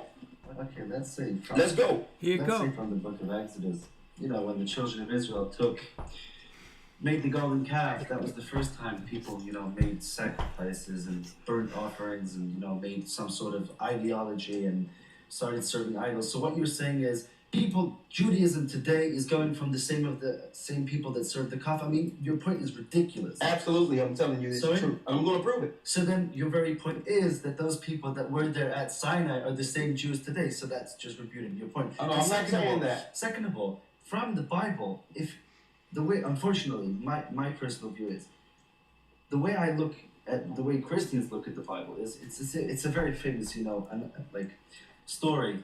Like a prince takes, he's going in the forest on his horse, and he sees this arrow in the middle of a target, right in the bullseye. And he's going, wow, that's amazing. And he walks another feet and he sees another one, and another one, and another one, and another one. He's thinking, this archer must be damn good. And he sees, like, a few feet away from him, there's a big plump guy. He's got some arrows in his back, and a what do you call it, a bow, yeah. And he goes up to this guy and he said, I'm the prince, I'm the crown prince, and you know, you must be the best archer I've ever seen. You should be in my father's army. And the guy told him, he laughed, he said, you know, I actually shoot the arrow and then I draw the target around it. So pretty much that's the way I look at Christianity. They take verses from the Bible and they try to pinpoint it. And they say, oh, that's referring to Jesus. I mean, pretty much, if you... Lord have mercy.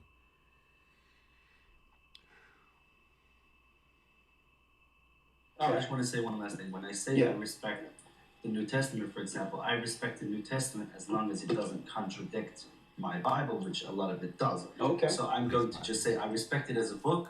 You respect the parts that agree with what you've learned? Yeah.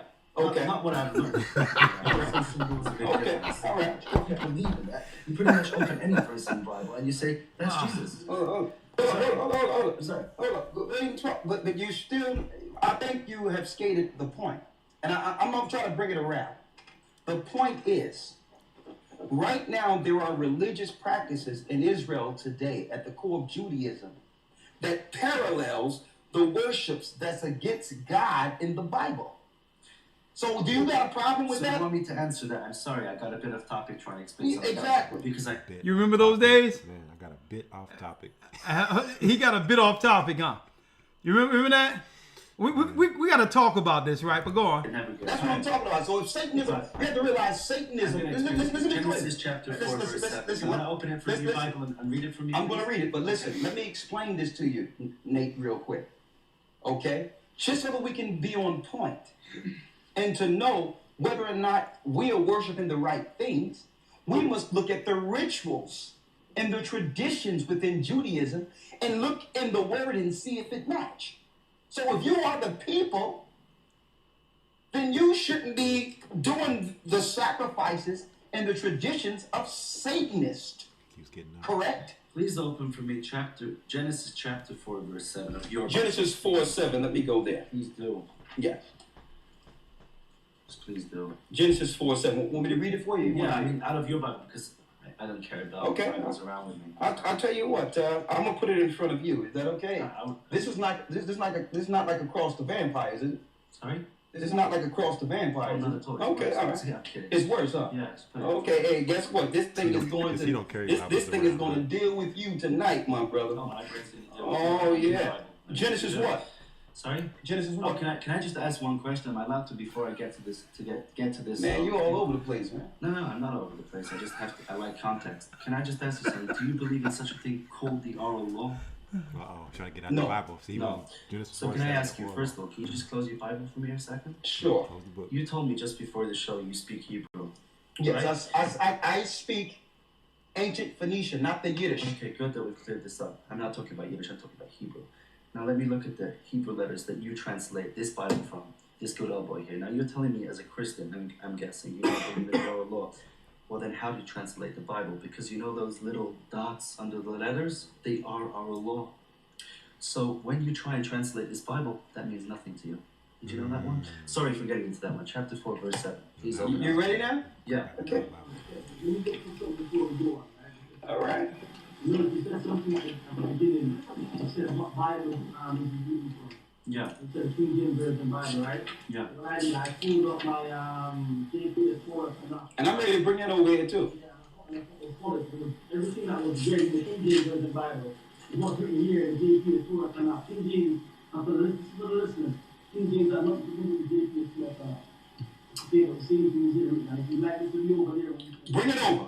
And I was reading the Holman's Christians. All right, bring it over. Come on. And it was the same year. No, what I'll explain to you is... Genesis 4:7, right? What I'll explain to you is, over the Torah Bible, you'll find no contradiction.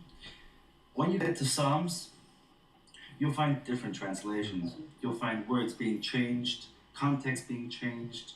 I mean, just for example, you know, Psalm 51 and Psalm 40. I mean, what they do with that is shocking. But anyway, do you want to read for me chapter 4, verse 7? You all right, brother? You good? I'm totally okay. You can walk multitask with your brain. Sorry? Man. You all over the place. I know. All right, okay. I like doing that. You like it? All right. Yeah. All right, let's go Keeps to me going. Keeps Okay, me going. I'm with you. All right. So we at Genesis 4 and 7, right? Yeah. You want me to read this? Yeah, please do. All right. Genesis 4 and 7 from the King James Version Bible reads, If thou doest well, shalt thou not be accepted? If thou doest not well, sin lieth at the door. And unto thee shall be his desire, and thou shalt rule over him. Exactly. So what are we talking about? What's the context of this chapter? We're talking pretty much about Satan. We're pretty much talking about what he did to mankind. And what did God tell us? One simple, very fundamental point. You can rule over him. You just read it from yourself. So when you're talking about Judaism is Satanism, that is a ridiculous point because the Bible just told you it's not. Basically, every person can sin. Every person can repent. It's written in the Bible. You can repent if you want to. And the point when you're saying that today's Judaism is Satanism, that's ridiculous because I just asked you, how do you read your Bible? You can't read your Bible if you don't believe in the oral law because those letters, you can't even understand the words or the context of the verse. So, yeah, that's pretty much your answer. Okay, now let me finish showing you that it's Satanism at the core of Judaism. But please answer my answer. How do you read the Bible without the oral law? You haven't answered me that question. Because the Bible didn't instruct me to read it after the oral law. But I'm sorry, you can't read the Bible. Those little No, dots that make the words, you know, like the first three words, Bereshit, Bara, and Elohim. Those little dots that say the B, dot, dot, B, Ray, with a shit, with a, sorry for saying that. Brother, that's what you're saying. You asked me, listen, you asked me why, because we only deal with how the Bible instructs us to read it. So you are Jewish. You are dealing with how you were taught to understand it. You can't put that on me because the Bible never told us to deal with any oral law. Sorry, it said God said to Abraham very clearly. It says it in Genesis. I'll tell you what. I have the Abraham I'll tell you what. I'll take the other. I'll tell you what. No. Yeah. Because people listening to this is speaking English. So let's speak English. It's done there. Okay, this is what. No. I need you. Listen. I need you. Listen. Listen, brother. Oh no. I'm trying to get out of here now. Listen to this. No, I'm not getting out of it. All right. Just trying to find the verse from a. Can I use your phone? Show me in. I'll get you the verse now, and then you can open up. Show me in the Torah. Let his assistant come on. He's gonna need some help over here. Don't need any help. Okay. Show me in the Torah where it told you, brother, that we should follow the Torah through oral law. The Torah is in front of you. And actually, Jesus said it himself. Okay, I'm gonna wait. Jesus said it? Yeah. I'm open to that one. He also said he know that black of them would say they're Jews and are not, but all the synagogue of Satan. Sorry? Don't worry about it. Find what you get. Yeah, Jesus said a lot of things that contradict him. Can you just open me chapter 12, verses 28 to 34 for me? What's that? Chapter 12, verses 28 to 34 for me. Is it Genesis? Sorry? No, of the New Testament. Mark. Mark chapter 12. Mark chapter 12. 28. All right, okay, brother. I can assist you as long as you're in this Bible. We on point. Mark what? 12. Okay, let me get it for you. See, this is lovely when we just get into the Bible and just fellowship. Isn't this great? Okay. We're in Mark 12, right? Now hold up, Elder Rawchaa. Now at this time when we were doing this, when you was there, you stayed up all night. Mm-hmm. Did you think he was about to bring something here? No. No? I was hopeful. That's it.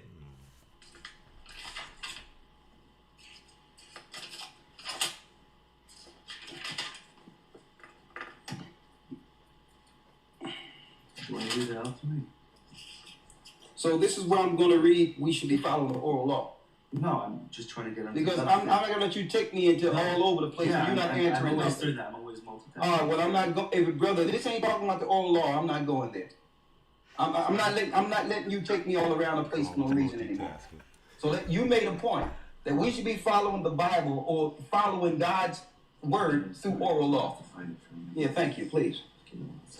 Appreciate it. And don't forget to say something. Carry on about your Satanism. Okay, well, let me finish showing you that Judaism is Satanism at its core. Go to St. John 8 and 44 for me real quick.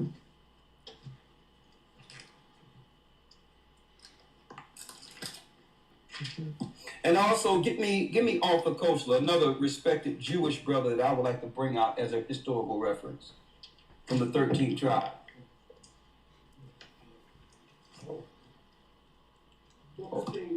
Hold up, brother. Hold up. Just relax. I got to read in here because we okay. Just staying tight now. Staying tight. We got to do one. Hey, I need some help here now. St. John 8:44. You got that? Mm-hmm. Hold St. John 8:44. Get me Isaiah 34:16 so this brother can know how we supposed to read the Bible and understand. And it's not through oral law. Okay? Let's answer that oral law thing first. I will do. Carry on talking. Okay, keep on. I know you got it. Keep on. Google it. Give me. Give me. Google can't find. Let's answer that oral law thing first. Carry on talking. Okay, keep on. I know you got it. Keep on. Google it. Give me Isaiah 34:16 real quick. Isaiah chapter 34. Verse 16. Read that. Seek ye out of the book of the Lord and read. Seek ye out of the book of the Lord and read. Now, at one point, this was in the Hebrew. It was speaking of scroll. It wasn't speaking through oral conversation. Why? Because people can say what they want to say. Seek ye out of the book and do what? And read. And hear. And read. And listen to oral law. And read. And do what? And read. And read. That's what I'm doing. Read. No one of these shall fail. Because none of the prophecies of the Bible shall fail. Man's word can fail, but the word cannot fail. Every prophecy of the Bible have come to pass and will come to pass. Read. None shall want her made. And you cannot make the Bible with any other book. You cannot make the Torah and the Tanakh with any other book. It stands on its own. And speaking of mating other nations' books with the Hebrews book, you can't do that. You can't sit there with a Quran and the Bible and say they coincide. And I know you can agree with that. Read on.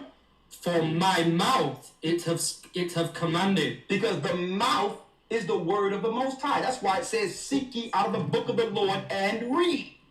The mouth of the Most High is the word of God. If you open the door for oral commands, then now you bring in man's to interpretation. Now, one more thing. Give me St. John 8:44. The book of St. John, chapter 8, verse 44. This is what Christ told the Pharisees and scribes. Now, let me tell you something. These Pharisees and scribes were not regular Pharisees and scribes. These weren't all of them Hebrews through blood. We found out during the time of Antiochus Epiphanes, there was a slaughter in Judea under the Roman Empire, in which they slaughtered all the priests and put Gentile Idumean priests in the place of Hebrew Israelites. So by the time Christ came on the scene, all of the Pharisees and scribes were not of Jew or Hebrew stock. They were really Idumean Edomites. So Christ told these Pharisees what? Ye are of your father, the devil. Ye are of your father, the devil. And see, and that's why they don't respect Christ in Judaism today, because Christ told them to their face. You claim you're following the God of Israel, but you're really following the Canaanite God, the devil. Ye are of your father, the devil, read. And the lusts of your father ye will do. And the lust of your father ye will do. You are what? He was a murderer from the beginning. To show you that they're worshiping the same spirit that links to Genesis 4 that you just brought out through Cain. That the Jewish people are worshiping the same God, and that's why you are against Christ, because he is against your empire. Your empire is Satanism. The Rawchaas, the Rockefellers, all of them are known Satanists if you know what to look for. And that's why I went back and studied the ancient Canaanite beliefs and worships. And the only religion right now that links to the ancient Canaanite worships and the ancient Babylonian worships is who? Is the Jewish religion, Judaism. Why do you think their calendar is in Babylonian tongue? Why do you think it's Nisan and different Babylonian names in their holy days? If they're Israelites, if they're Jews, why are they linking to Babylon? Because they're following the Babylon god, Satan. And they're against Christ because Christ was setting the record straight. Ye are of your father the devil, the lust of your father ye will do, read. He was a murderer from the beginning. Because why? Their core intent is to murder their own brother.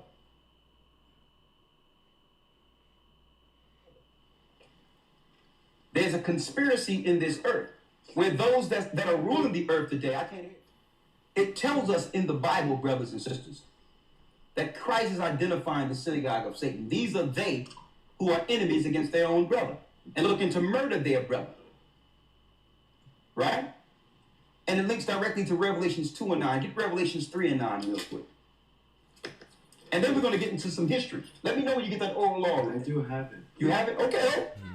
Okay. Hold on, we got the oral law. You got it? You got it? In the Torah, where we are to follow the oral law and not as it's written. Oh, you want me to carry on? I'm going to get to a few different places. Okay, thank you. Get Revelations 3 and 9 real quick. The book of Revelation, chapter 3, verse 9. Go ahead. Behold, I will make them of the synagogue of Satan, which say they are Jews. Hold up. I will make them of the synagogue of Satan that say they are Jews. And are not. And are not, but what? But do lie. But do lie. So Christ is calling them liars that worship in the synagogue and claim to be Jews and are not. Read. He's going to make them what? Behold, I will make them to come and worship before thy feet. Nowhere in the Bible did it say that in the end time, Israel as a people would rule the earth from Israel and have power to set up banks and set up systems under Satan's system. No place in the Bible. As a matter of fact, the prophecies of the Hebrews would be that they would be in servitude until Christ come and save them. They wouldn't be in position to control things at the height of Satan's empire.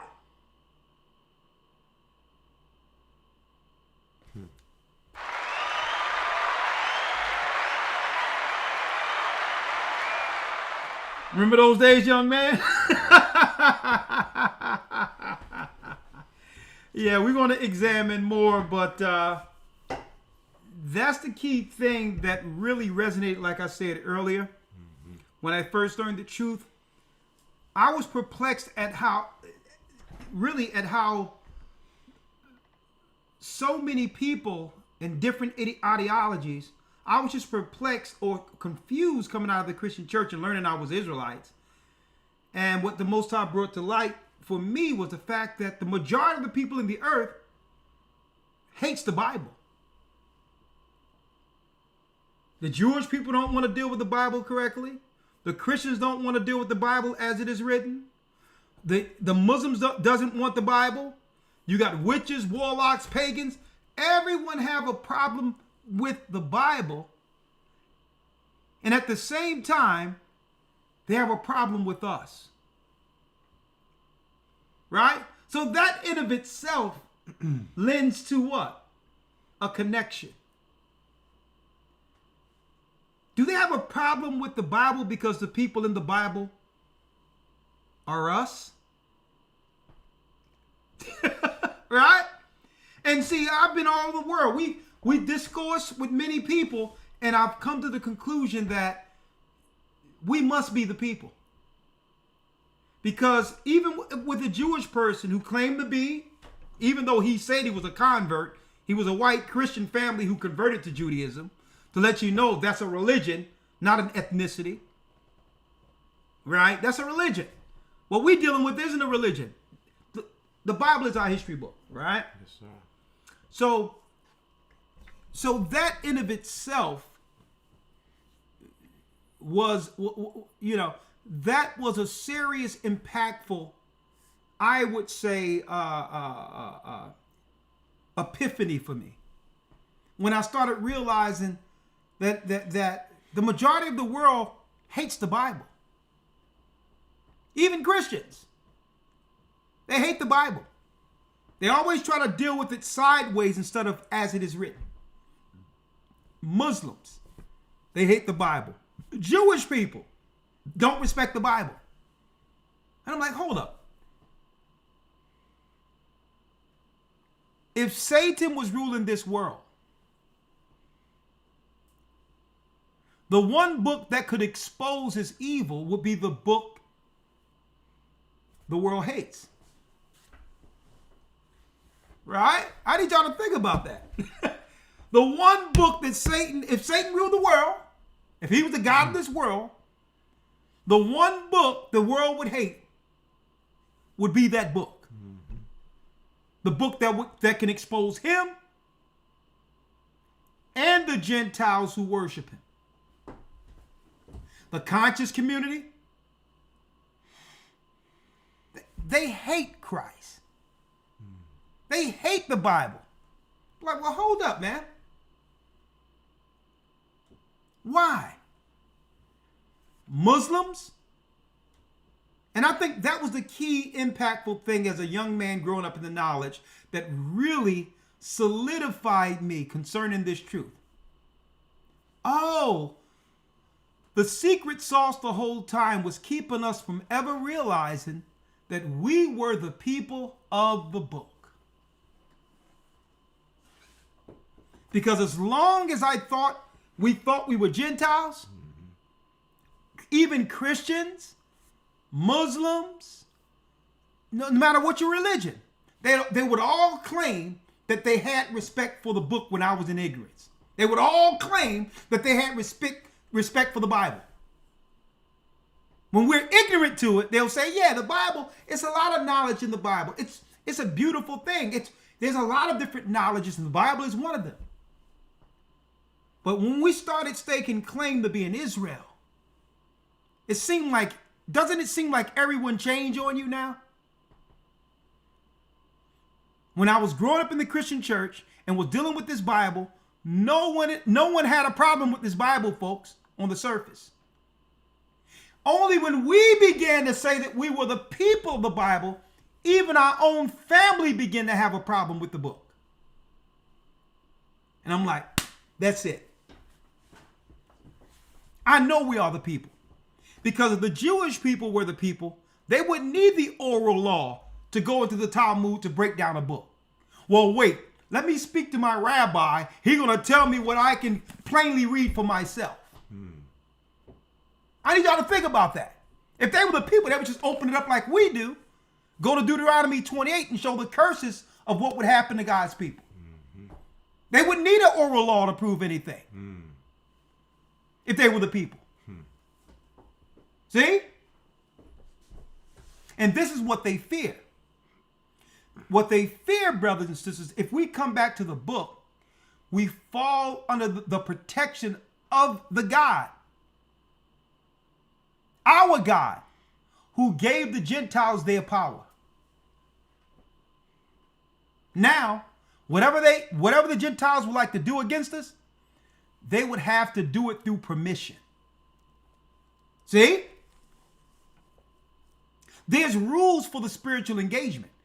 These Gentiles just can't do what they want to do against us. If they could, they would have been gotten rid of us already.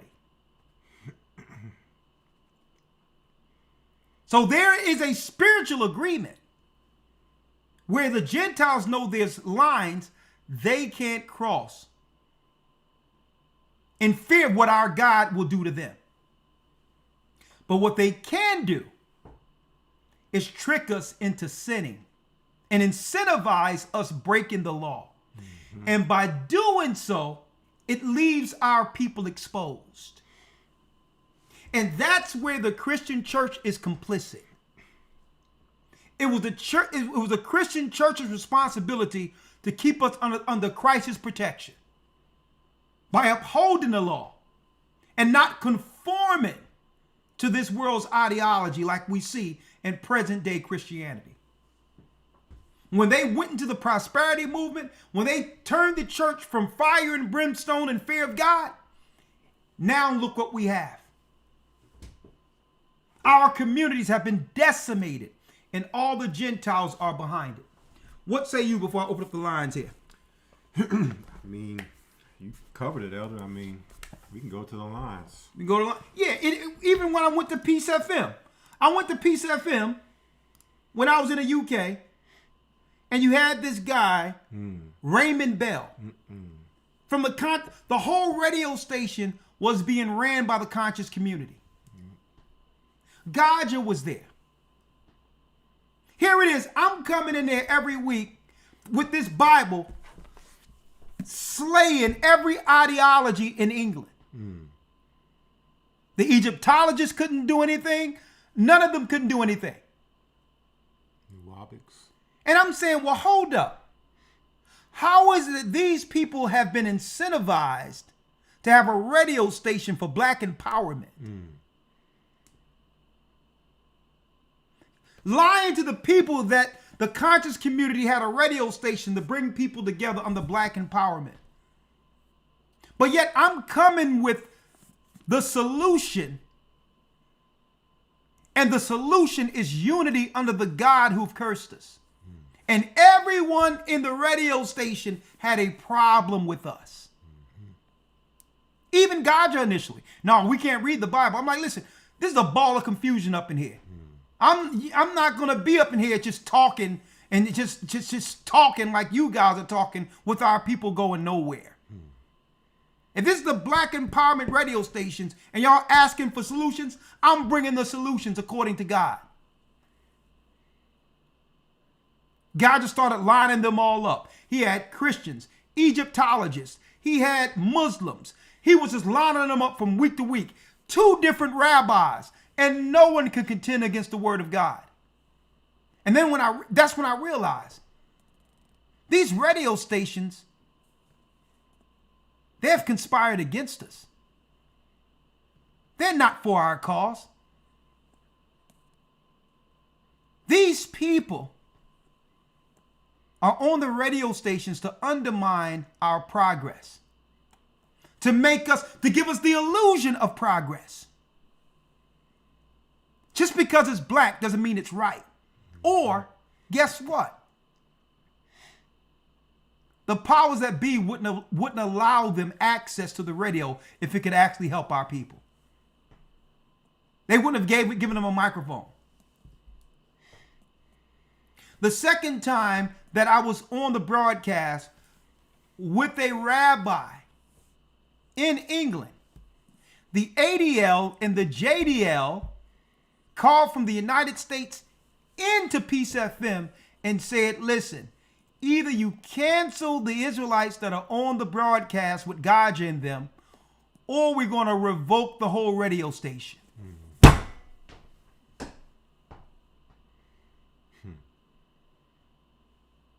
They didn't say that about the conscious community. And all I did was bring history, folks. History, facts, the Bible. I didn't hate nobody. I didn't say anything negative about hurting anyone. The doctrine we teach is all inclusive. I was just stating facts that people could research. And they told the radio station, the ADL and JDL from the United States called into England and shut it down. Now, if that don't tell you something about these black faces they putting up in front of us for radio, I don't know what will. So I'm like, I don't want to hear nothing about black empowerment when the ADL and JDL can call in and tell y'all to shut up. And instead of standing for your people so that they can learn and come from up under oppression, you would rather do what? Keep the microphone open and spew the lies that have already been utterly decimated within a couple of months with me coming there.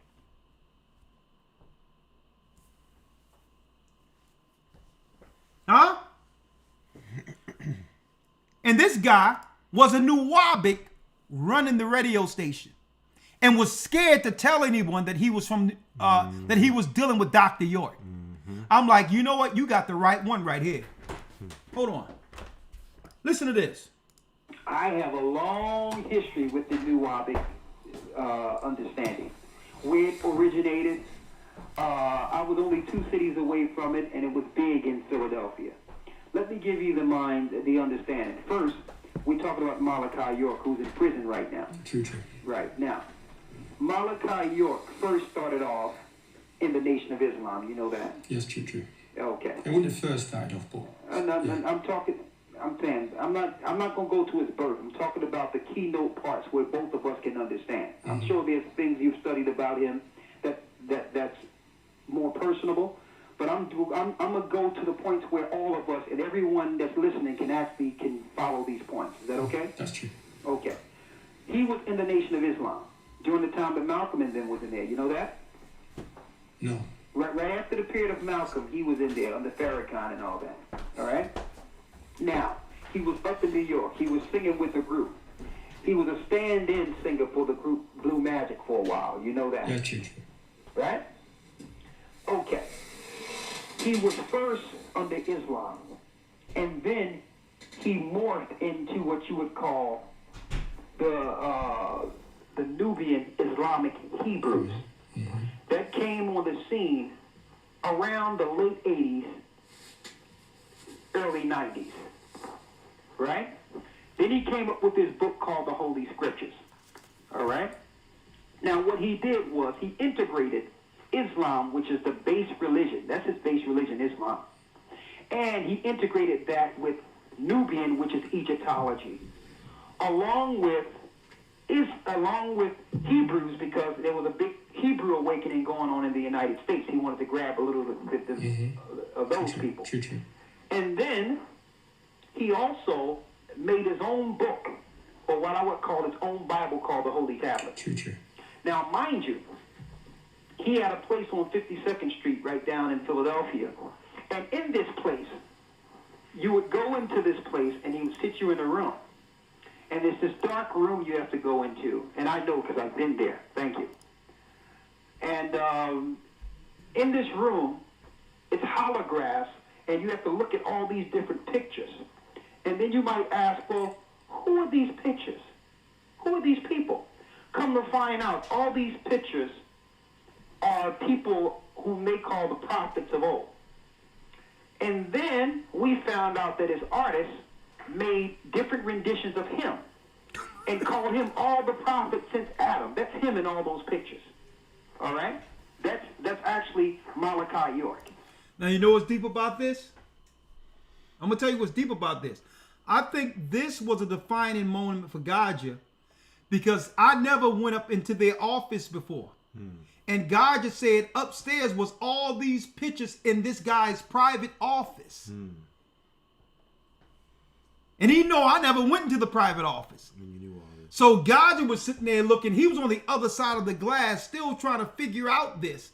So at this point, God is fully engaged to figure out why did this guy hide what this brother is saying from the United States from me? Right?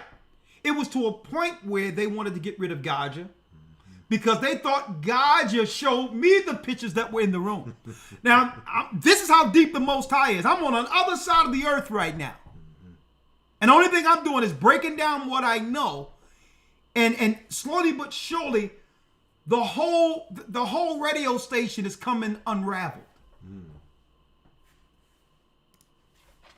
Then he said that the Spirit is calling him to join. In all which pictures, I'm talking about in his little breakdown books of the prophets, where you would have those illuminate black and white, and it looks like it says Adam. Even it says it in his holy tablets too. You would see the different prophets. Every image is him, and I know that for a fact. Okay. Another thing, when you go down into Georgia, because he went down to Georgia because he says that the gravitational pull of the earth was in this certain area, and told him to go build some pyramids. In this place where in Georgia, he had his own pyramids and his own little small black amusement park where you would go cash in your money and you would get back money with his face on it. You couldn't spend American money within his compound. True. Okay? So I know a lot of people, Erykah Badu, the Root, and different people from Philadelphia who have visited that place. Okay? And myself. Now, are you familiar with his little friends, the Duanis? Yes. Okay. Now, Duanis are Dr. York's little friends. You know that. I'm not. Now he don't want anyone to know out there. This is the guy who's the program director of the radio station over in the UK, folks. And he didn't want nobody to actually know that Dr. York talking about he has some little friends that appear out of nowhere called the Duanis, who gives him guidance from the spiritual realm. Well, he can call them Duanis. I know they're demons. See? So So these are the sorcerers they have on the radio for what? For black empowerment. That's keeping our people confused. So to why the other nations, like Jewish people or the controllers of radio and all that, they don't care if these black conscious people are on the radio. Because they know it's keeping our people confused under sorcery. I'm asking you, do you know that? Yeah, I'm hearing you. I'm hearing you. No, you don't want to say it. No, you see, wait, first, wait, don't want to wait. Okay, go on. Let me finish saying it because I'm going to round this up. See, but they'll try to make us and try to shame us for having a Bible. See that? They'll try to make it seem, oh, you a joke. That's the white man, all this stuff. And they don't let you know all the little weird crafts and all the weird stuff they believe in behind closed doors. So we blew the roof off of this. Don't come after our book when your teachers run around with some little men with hair on them that they call Dawanis. Dawanis is Dr. York's little friends. Okay? They're the guys that talk to him, and also in the book it tells us that we are from the planet Risk. Also, there's philosophies from the book. Wait. No. Let's just. Okay, go on. Sorry. Let me finish. Thank you. Listen, I know it's fact because I've been there. I know where it originated, right where I live, brother. So I'm not. You are second and third hand. Okay. So let me tell you what it is. Okay. All right. So on top of that, brother. On top of that, now check this out. We have brothers that was eating grass. And I'm like, brother, what are you eating grass for? And when I say grass, I'm not talking about marijuana or cannabis. He was eating grass that you cut outside. And then he showed me information on how we were first from the reptilians. That we were green and that we rusted and turned brown. Now, my question to you, do you believe that we were green? Wait. That's, you see, now you told the story. You told the whole of the story. And in telling the whole of the story, that story never came from me. You know what I'm saying? That came from you, and now you interpret, and that was right. Brother, I'm asking you a question. Brother, I'm asking you a question. The question I'm asking you, brother, were we green? You see, and are we from reptilians? I'm just asking you a question. You see, no. If I have to answer the question, are we green? You know what I'm saying? I have to go back to the walls of Egypt because the walls. Brother. Hold up now. Hold up, Ramon. We got to go back to the walls of Egypt. We got to go back to the. See, this is the madness they want our people listening to, folks. Sitting up, getting zooted out of our minds with marijuana, thinking we deep, and they believe. They sit there telling, man, you know, I think I'm turning back my regular color. Tell me, man, am I turning green? Let me tell you, the powers that be have no problem with the conscious community, folks. He said, let's go back to the walls of Egypt. He didn't realize that I was at the pyramids in Egypt. You got the wrong guy. Okay? All right? Rusted and turned brown. Now, my question to you, do you believe that we were green? Wait. That's, you see, now you talk. He do believe it, but now here's a diversion tactic. Right? For years, he was over this radio station and was telling people that what? Nuwaubians were the way towards fixing the issues amongst our communities. Told the story. You told the whole of the story. And in telling the whole of the story, that story never came from me.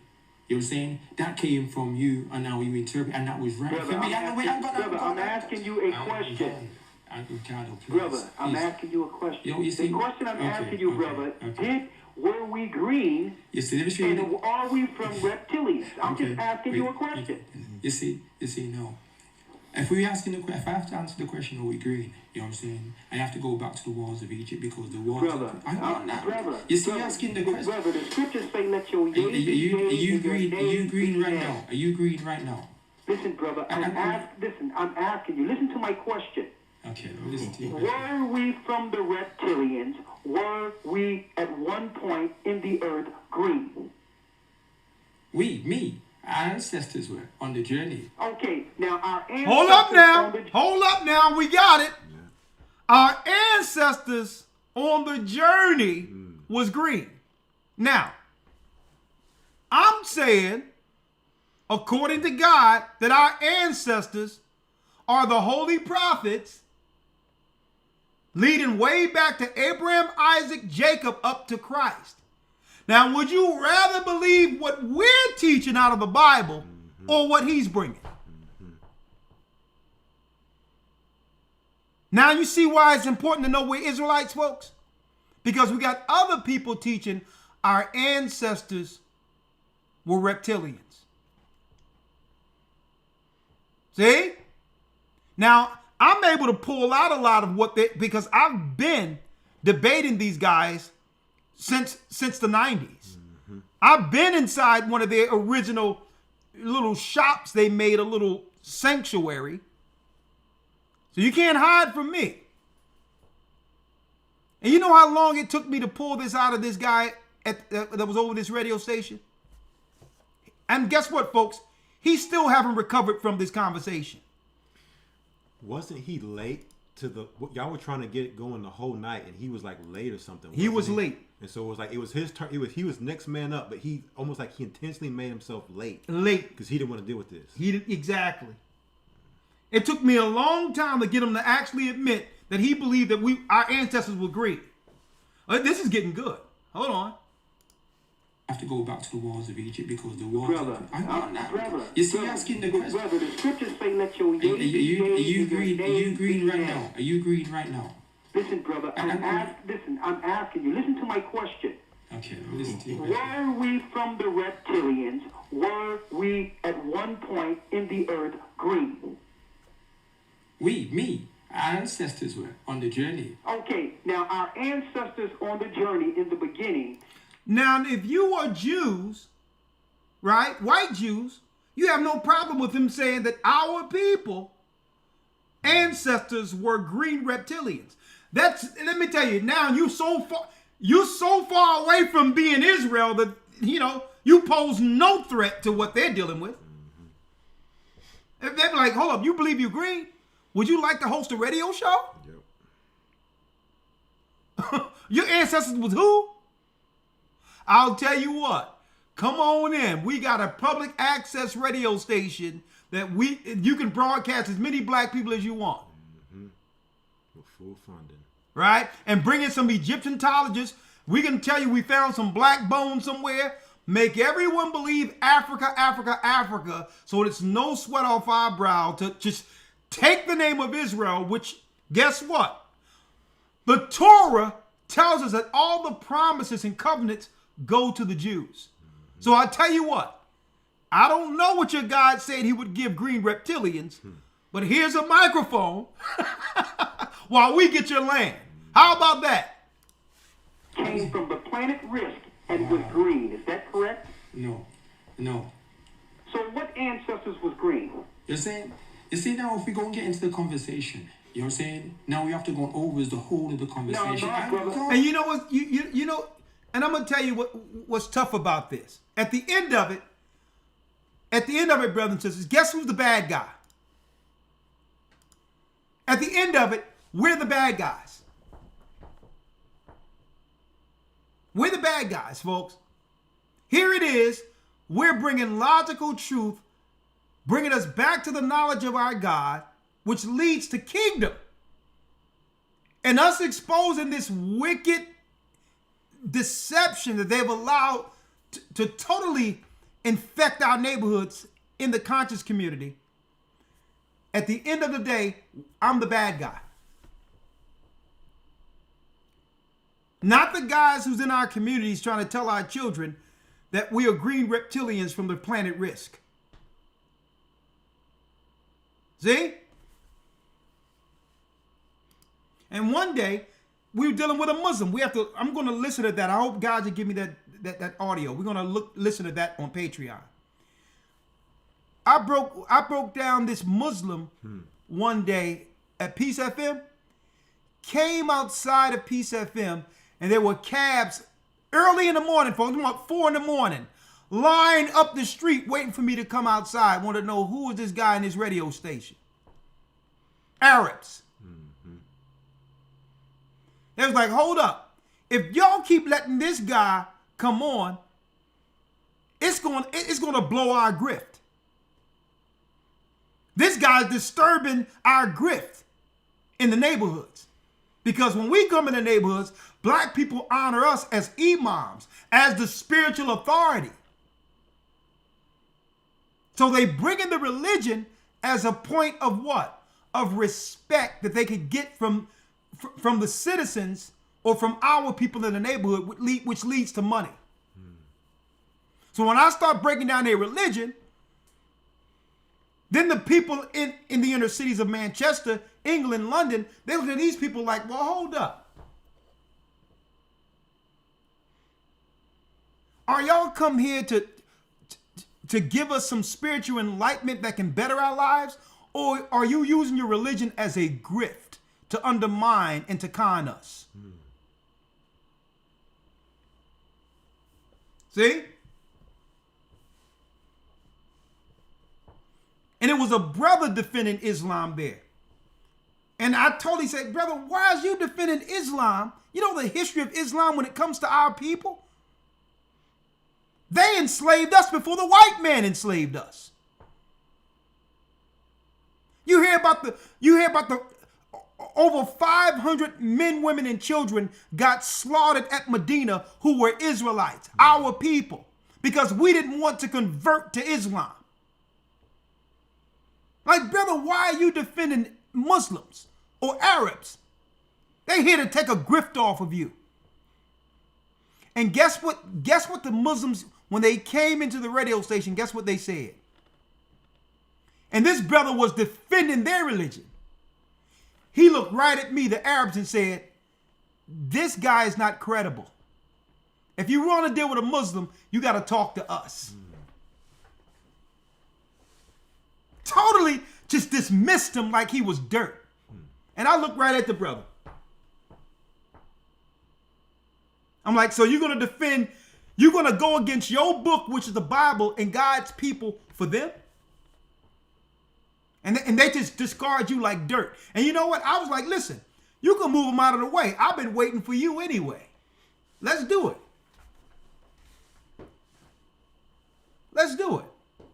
We can move, you come on in. But they looked right at him at the table because they felt that he wasn't qualified to defend Islam. I'm like, brother, you're not qualified you're not qualified to defend Islam. Islam is a false religion. It was a time Islam didn't exist. We taught your prophet. Okay? And that's history. We taught your prophet. Okay? There was a time Islam didn't exist. What do you mean? Islam didn't exist. It's a way of life. When was Muhammad born? Huh? Almost 500 years after Christ? 600 years after Christ? Well, there were Jews and Christians in the belief system of the Torah in the New Testament before Muhammad was born. So if there's no Muhammad almost 600 years after Christ, then there's no Islam. What are you talking about here?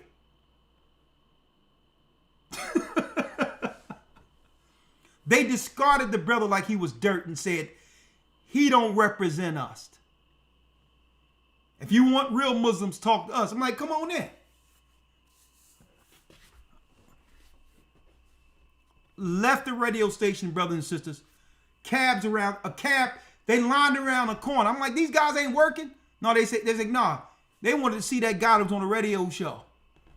Because what I was doing, I was destroying their grift.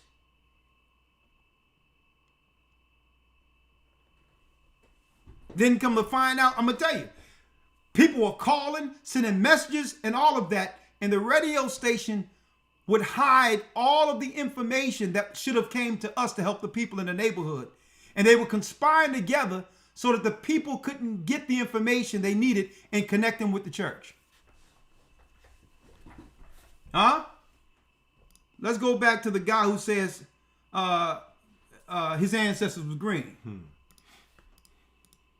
I'm gone. You see, because you bring You want to bring this point? Ray, listen to me. I'm bringing this point because this is why you couldn't tell the people who your ancestors were. You knew who they were. Yes, for real. No, hold on. You knew who they were. Yeah, yes, but what you didn't know is that it would come out of your mouth and I would know exactly the origin of your religion. No, but you see, now the very fact that it came out of your mouth, you know what I'm saying, and not my own, now it has to force a conversation. That's what happens. You just said that our ancestors was green at one point. Okay, then. You said that. Okay, then.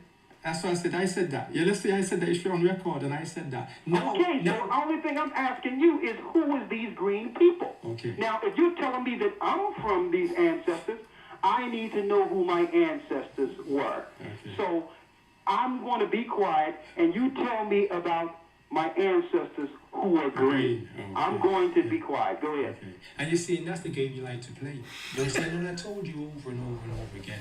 You know what I'm saying? I don't mind having a conversation. And all the points have been recorded. Even down to There's doors opening and everything over there. Listen, then he's going to say, that's the games I like to play. But you're going to come against us in the Bible who would say our ancestors was Abraham, Isaac, and Jacob. You're going to ridicule us for going into this book. Now you see why they hate the Bible so much, folks. These people are pagans, they're sorcerers, they deal with witchcraft and all that. But guess what? If they present it that way from the, as a front, they know the majority of people, our people who are Christians, wouldn't support them. See? So they learn to deceive and to play on our naivety, right? Feigning black power. But truly, these people are evil, demented witches and warlocks that are set over us to keep our people in darkness in the conscious community.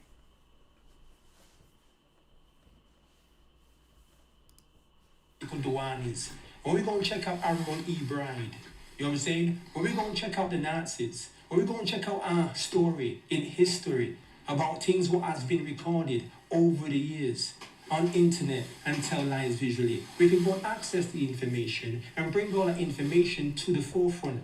We can even talk about the terrorists you never spoke about, all the terrorists. You know what I'm saying? We could go and talk about those beings we were talking about on the inner earth. We could go and talk about all of that. I don't mind. I'm asking you about the green ancestors. Can you stay on the point for a second, please? Yeah, but you're going to have to stay in your lane as well. No, because he's going to talk around. He's going to do this on purpose. I know, but but we know that. We know. He's going to talk around the point. That's what he do. I know, but hold on. So I need you to just skip all that and tell me who are these green people? What are their names? But Brother Rawchaa, what I'm saying here, what I'm suggesting is that when we spoke about having lanes, let's allow him his lane and see if he swerves out. If he talk around for the next hour, we're not going to get to the point. I won't allow an hour. Okay. I'm going to find out who these green people are. My ancestors. But, come on now. I don't want to hear that as well. I don't really want to hear that. This is no we're conversing. What do you think, man?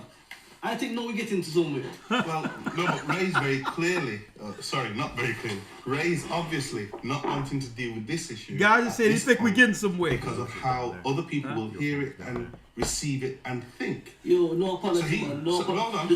The truth, no apology to it, yo. No apology, no compromise. Who want to hear and who want to believe? No, I'm not buying to that. I know, but Gaja, remember, this is the same man who talks about truth. I think God just started to come around when he started seeing this one. Getting fed up. God just saying, well, hold up, man. I need to hear this. And to show you how the Most High worked, the Most High pulled him out of that. He was baptized and all of that. Still was going through the transformation of actually becoming who the Most High need him to be to actually finish the work. But I'll tell you this, he was pulled from an unbeliever to now helping many souls find the truth. And I remember those nights, man. I remember those nights. I remember you was up all night. We had Gabar, New York. He was up all night. Let me tell you, because it was like, what, a 5 or 6 hour difference. So if I stayed on the broadcast at 3, 4 in the morning, it had to be daylight where y'all 7, 8 in the morning listening. You were on till 4 in the morning, or some of those in the evening. Sometimes I stayed until 4, 5 in the morning. Some of these are 5 hours long. So, yeah, yep. Because I would start at 11 o'clock, 10, 11 o'clock. So yeah, okay. Yeah, it was late. Man, we have to come back and listen to some of these. I mean, it's going to be a good listen because I really wanted to understand where everyone were in their journey during these particular broadcasts, which were so impactful that led to where this ministry is, right? It's deep in of itself. But real quick, for the sake of time, whoever would like to come in real quick on anything we've discussed so far, here's the Zoom for those who would like to come in. That's the Zoom link, and you can text. If you would like, you can text. What's that? 445-888-2759. Someone says, I got questions. Okay, you got questions? Let's see. I got questions. Let's see. Your call has been forwarded to voicemail. The person you're trying to reach is not available at the Okay, 857. You say you have questions. 857. If you have questions, I tried to call you. Answer the phone.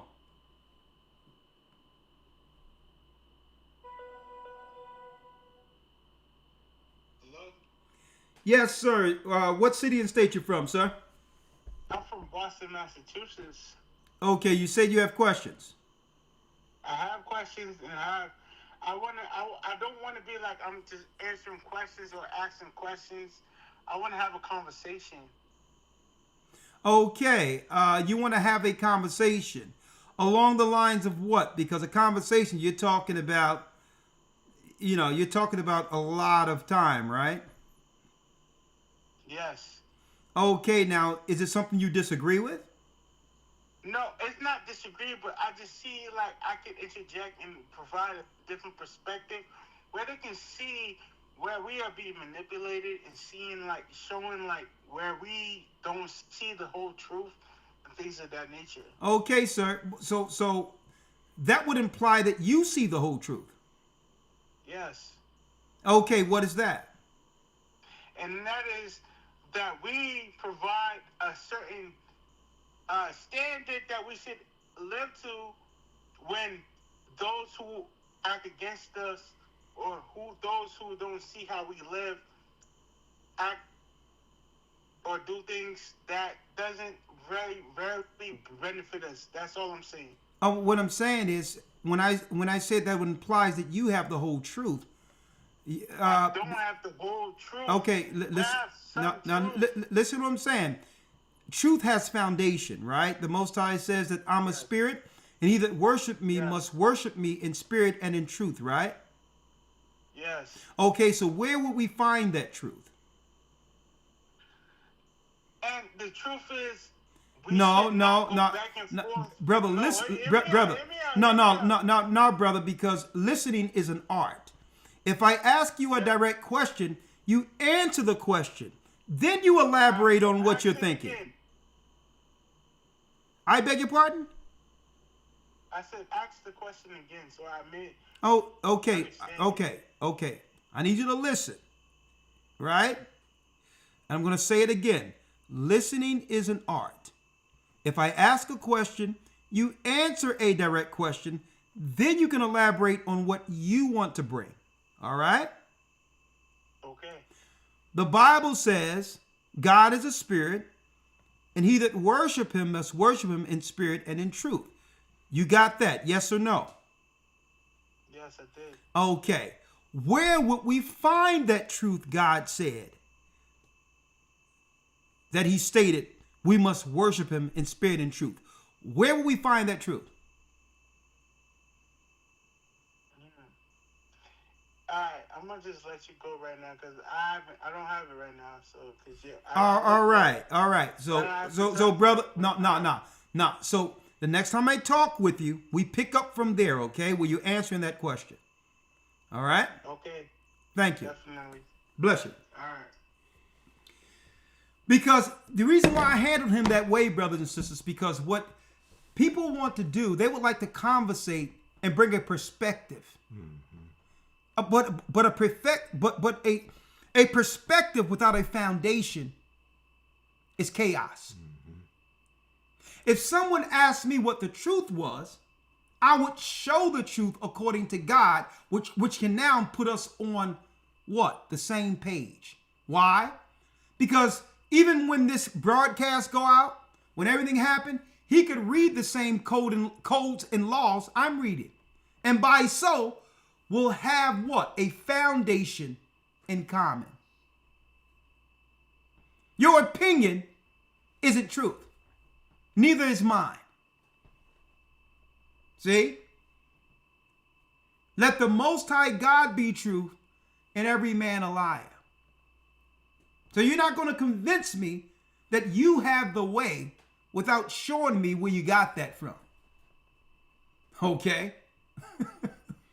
That's why I ask him. So, hey, that implies you have the truth. Well, I do have the truth. Okay, drop it. Where did you get it from? I'll get back with you later. See? See how that works? So the truth for the brother is what? Here's the truth for you, brother. I know you're listening. When one ought to be teachers, one must learn again which be the first oracles and principles of God. Your truth would be what? You must be as a babe and be able to operate as if you learned nothing at all. And give teachers the same opportunity we gave the teachers who lied to us. See? You wasn't fighting your public school education growing up. You took it as fact. See? So you got to be able to what? You got to be able to empty yourself and learn what truth is. Our opinions don't matter in truth. Right? All right. I'm glad you understand that. Hope you did. We got G. We got Henry's iPhone, and we got Brother Israel. How you doing? Your name is G? Hold on. Hold on, sister. Hold on.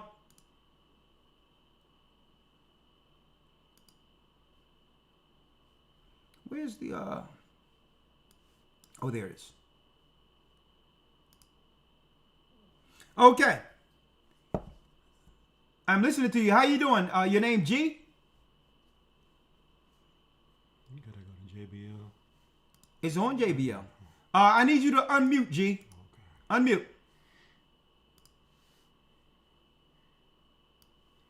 Yeah, you have to hit unmute, sis. Okay, got it. I think you can hear me now. Yeah, how you doing? Who that, Simi? I'm good. It's Simi, by the way. Hey, how you doing, Simi? I just recognized you. Talk to me. I know. So I just wanted to, by the way, this was a really great show. Great conversation. I love the one with the Jewish guy and the other gentleman. It was just very informative, and it just shows how deceived they are, sadly. I wanted to make a couple comments that I think are just information I think would be very edifying to those who are listening. So in Louisiana, a few days ago, there was a chemical fire. I don't know if people are aware of it, where there was black smoke and soot all over the town, and it's actually a predominantly black town. And the people are very outraged because they're realizing that this chemical plant polluted the air, it polluted their foods, their homes have black soot everywhere. And the mayor and leaders are saying it's safe, which we've seen this happen before, right? We saw this happen in Ohio when that chemical plant spill happened on the trains. It happened in Georgia just a few months ago. This has been happening a lot. And this is another way that they're forcing people out of their homes in these predominantly Black neighborhoods.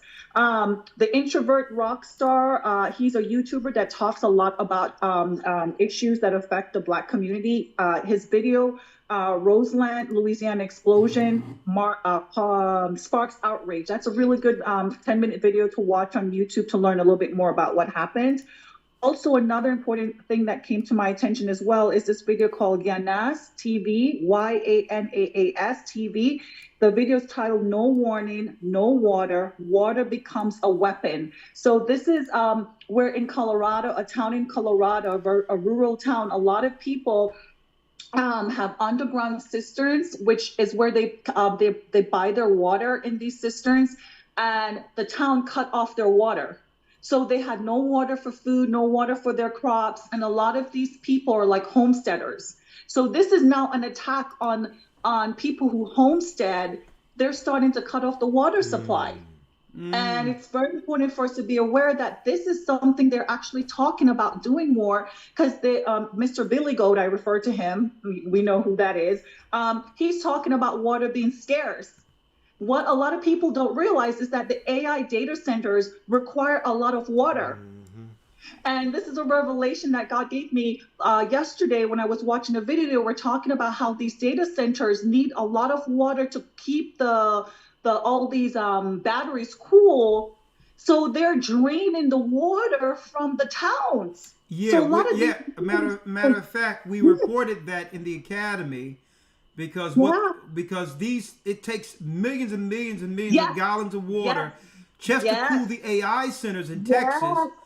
And that's going to lead to more liquid waste that's going to take the ground and destroy the water supply in Texas. Absolutely. Yes. And they're telling people that they are going to start taxing water. So they have an agenda behind this. And this is a revelation the Lord gave me last night, that water in the Bible is Christ is referred as the living water. And he talks about that if we drink from him, we'll never thirst again. What are these AI data centers? They're demons. They need a lot of water to keep cool. So in essence, this is another way the enemy is trying to mimic God. He's trying to become the water, the living water that our Father gets. Well, Simi, that's a little stretch there, but I see where you're going at, right? I see what you're going. I'll tell you what, there is demons connected with AI, and they hunger and thirst. That is true. Exactly. That's my point. They're hungry for the water. That in essence, people need water to live. Without water, we cannot live, right? Yes, true. So they're taking this water for these demonic things, so people will not have that ability to survive. If we don't have water, clean water, by the way, we're not going to be able to survive, right? Water is a liquid for life, but it's heavenly water. Exactly. It's heavenly liquid. Well, sister, I gotta go. You have anything else? Yes, okay. Another quick point I will make as well is that, the other day I called and I talked about an experience with a church that I was a part of, and how, God was starting to reveal things to me about the church that was showing me that this was not in the truth. And I think it's very important for people who have these experiences for their feelings to be validated, because sometimes what can happen, people are sharing an experience and it looks as though, well, it's you, it's maybe you're being a little bit too emotional or something. But in reality, the Father is bringing people out of these churches like he did for myself and my husband. We were in these churches and we were seeing so many signs that they were not speaking the truth. They were not teaching the truth. They were actually supporting the Zionist stuff. They were actually saying that the Holy Spirit is not needed. That was just in Pentecost, which we know in John 14, Christ said that he's sending the Holy Spirit to teach us and lead us into truth. So for me, when I shared that experience, I know you didn't have the full story, But I think it's important for when people share their experiences for their feelings to be validated. And it doesn't seem that, oh, they're just saying that the Holy Spirit was revealing things to them, that it was them. Well, because in reality, Christ is showing us things in these churches to bring us out of it. Yeah, the Most High he said he would do that. Yes. But when the Most High is moving us to do what we do, and we know it's the Holy Spirit, yes. I don't particularly care, and I know you don't either. Right. If someone validated, if you know it's coming from the Most High. Right. But what I try to do, because guess what? The Most High showed me many things, right? Right. He showed me many things, and things that's for me to understand that was given to me. So, but if it's to warn the people, even though he delivered it to me in a way that people might say, well, okay, I don't know. What I do is I just show according to the word what God is saying. Right. So usually if I'm shown something, be it a vision, a dream, whatever the case is, I'm not going to wake up and say, well, okay, this is what I dreamt. I'm going to say, okay, the Most High gave me some insight of what's going on. Right. And here's the scriptures that the Most High would like me to deliver based on that. Right. So therefore, we get out of that gray area where people start looking at us other than vessels for the Almighty. Okay? Right. Well, thank you, sister. Okay, thank you, brother. You're Have welcome. a great evening. Thank you Blessings. for the great videos. Okay, right. take care. Okay, bye. Some great points. I'm glad you brought that out. I'm going to talk about that. Yes. I'm going to talk about that in a minute, okay? Okay, great. Thank you, brother. Thank you. Have a You can great let time. yourself out. Thank you.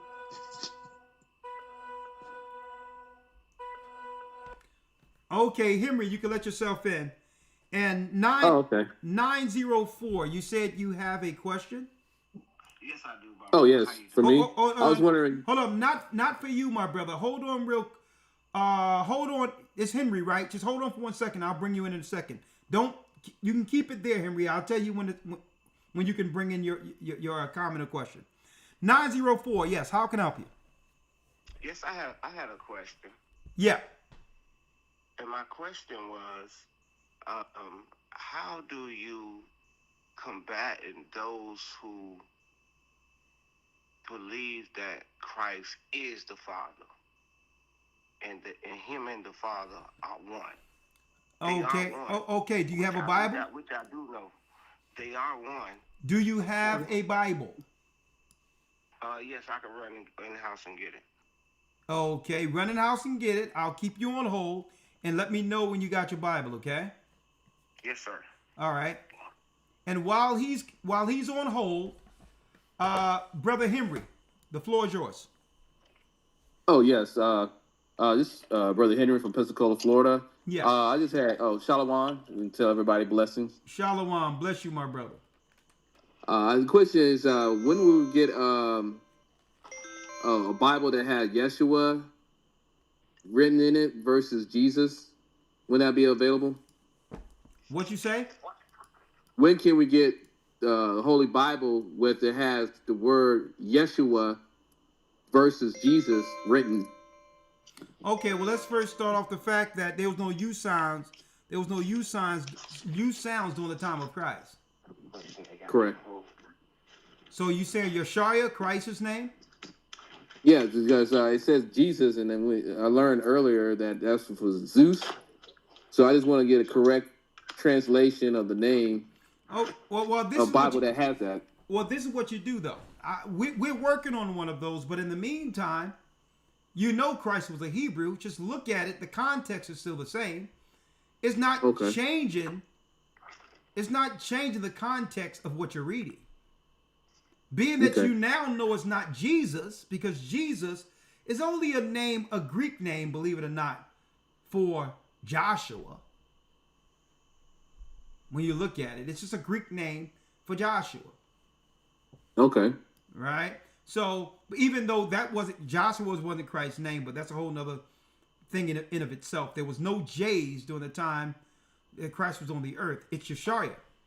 But if Yeshua, it's Yeshua. So if you know it's Yeshua, like when I see Jesus, I know it. I know it can't be Jesus there. Okay. But when it was translated in the Greek, it was rendered that, right? But the context and the depth of those scriptures are still as strong, right? Yes, sir. So if Yes, I was sir. you, just stick with the regular King James Version, no other book, and just substitute it when you read it. Yes, sir. All right? But yeah, we're working on that for you. I appreciate it. Thank you. All right. Yeah. Wow. You can let yourself out, young man.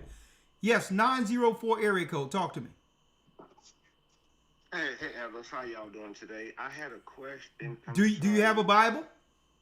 Yes, I have my apocryphal right here in front of me. I said, do you have a Bible? Yes, sir, I do have a Bible. There you go. So you ask about how do you combat one who would think that Christ is the Father? Yes, sir. That Christ and God are the same. Right? Yes, I can agree with that. Okay. On one accord. Yeah, but you're asking how do you compound people? No, let's deal with your question. Go to St. John 6. Okay, St. John 6. It's ridiculous for people to say that Christ and God are the same. It's utterly ridiculous. All right? I think so too. Yeah, but I'm going to show you how it's ridiculous. Right? Okay. 1 second. Please, just 1 second. Let me know when you're there. Okay, 1448. St. John 6. Let me know when you're there, young man. Yes, sir. I'm sorry. I'm not. I didn't have a Bible. I had my apocryphal. 1448. No, St. John 6. St. John 6. Yes, sir. I have it right here. St. John 6. Read 38. 16. St. John 6, the 38th verse, young man. Can you read it? Yes. I'm trying to find it. I don't have my glasses, and I'm sorry. I'm sorry for everybody that's waiting. Don't apologize. I apologize. And if you're telling me how you're going to show somebody that Christ isn't God, well, you're going to have to be able to see the scriptures. You're going to have to see the verses to tell them. That's true. And you said 38. 38th verse. Read it.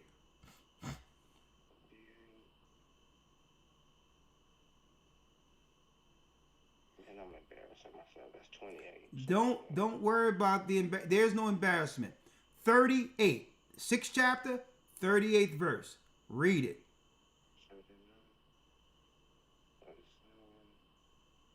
Okay, 38. I have come from heaven to do not my own will, but the will of him who sent me. For I came down from heaven, Christ said, not to do mine own will, but the will of him that sent me. Now, this is how you pose it to people, right? Who sent Christ? The Father. So if they say the Father sent Christ, then you would pose it that Christ sent himself. It's impossible. Right? So now you're showing separation here, right? Christ didn't send himself. The Father sent him. So how can he be the Father? It's impossible. Yeah, but at this point, this is where you would get that blank stare, as if it start resonating where they realize that there's a conflict in what they're reading in comparison to what they've been taught. So you ask them common sense questions, leave it nice and short, that Christ sent himself. And they'll say, well, no. Well, who sent Christ? The Father. Okay. So Christ can't be the Father, right? He can't be. And Elder, I've spoken to individuals And I've told him what Christ, where he said he hears what the Father says to him, and he only speaks what the Father says. And there are three that bear record in heaven. If there are three from the beginning, how can he actually be the Father when he say he come to do the will of the Father? Well, brother, you're absolutely correct, but I'm going to show you something. You're at a stage in what you're doing when you're showing people things where, as a teacher, you have to do minimal talking. Because that means we're no different than them. They're not going to be convinced with what you say to them. You have to do what I just said, right? You have to become what? An expert in precept. Go to John 5:26.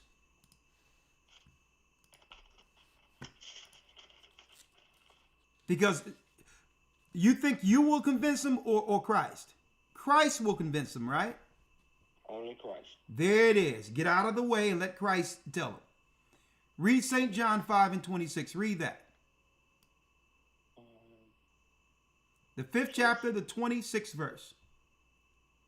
For as the Father has life in him, in himself, so by his gifts the Son also has life in himself. Let me read it nice and slow for you.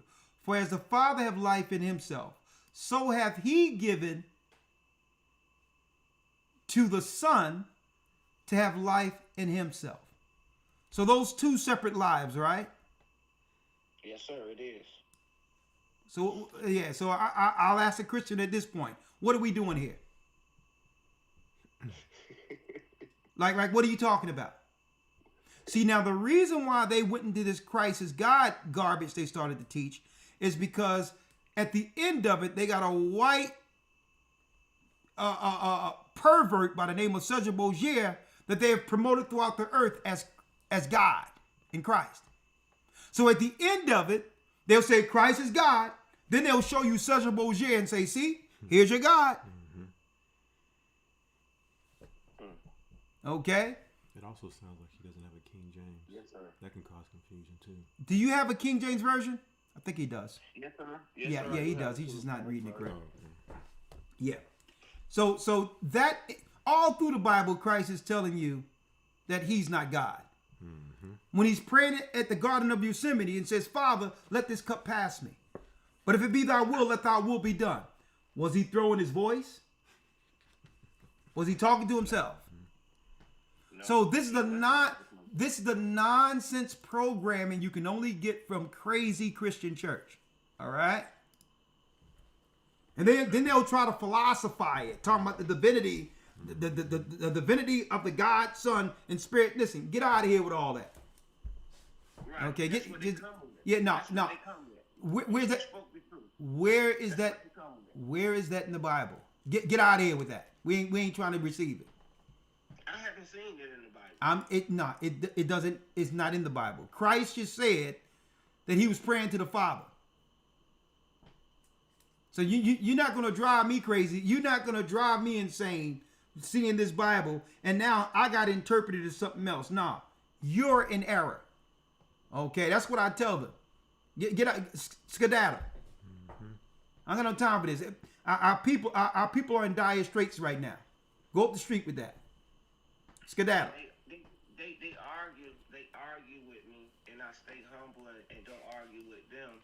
Brother. And Christ says, our Father. Brother, listen. You have to understand when you're speaking to skulls and bones. The Bible tell you after the second or third admonition, one that's a heretic, reject. If Christ couldn't save the people who didn't want to follow him then, who are we? We plant the seeds, and if they reject it, we shake the dust. Got it? There's so many people who would appreciate the light. Don't kick against the pricks, all right? The Bible says, do not cast your pearls before swine, they should be rendered under feet. If they don't want it, hey, may the Most High be with you. All right? Bless you, my brother. Thank you. You're welcome. All right, we're breaking down. It's a little late up in here.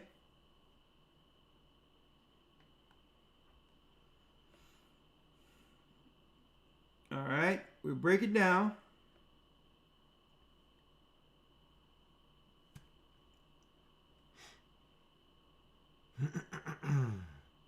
Someone says, thank the Most High.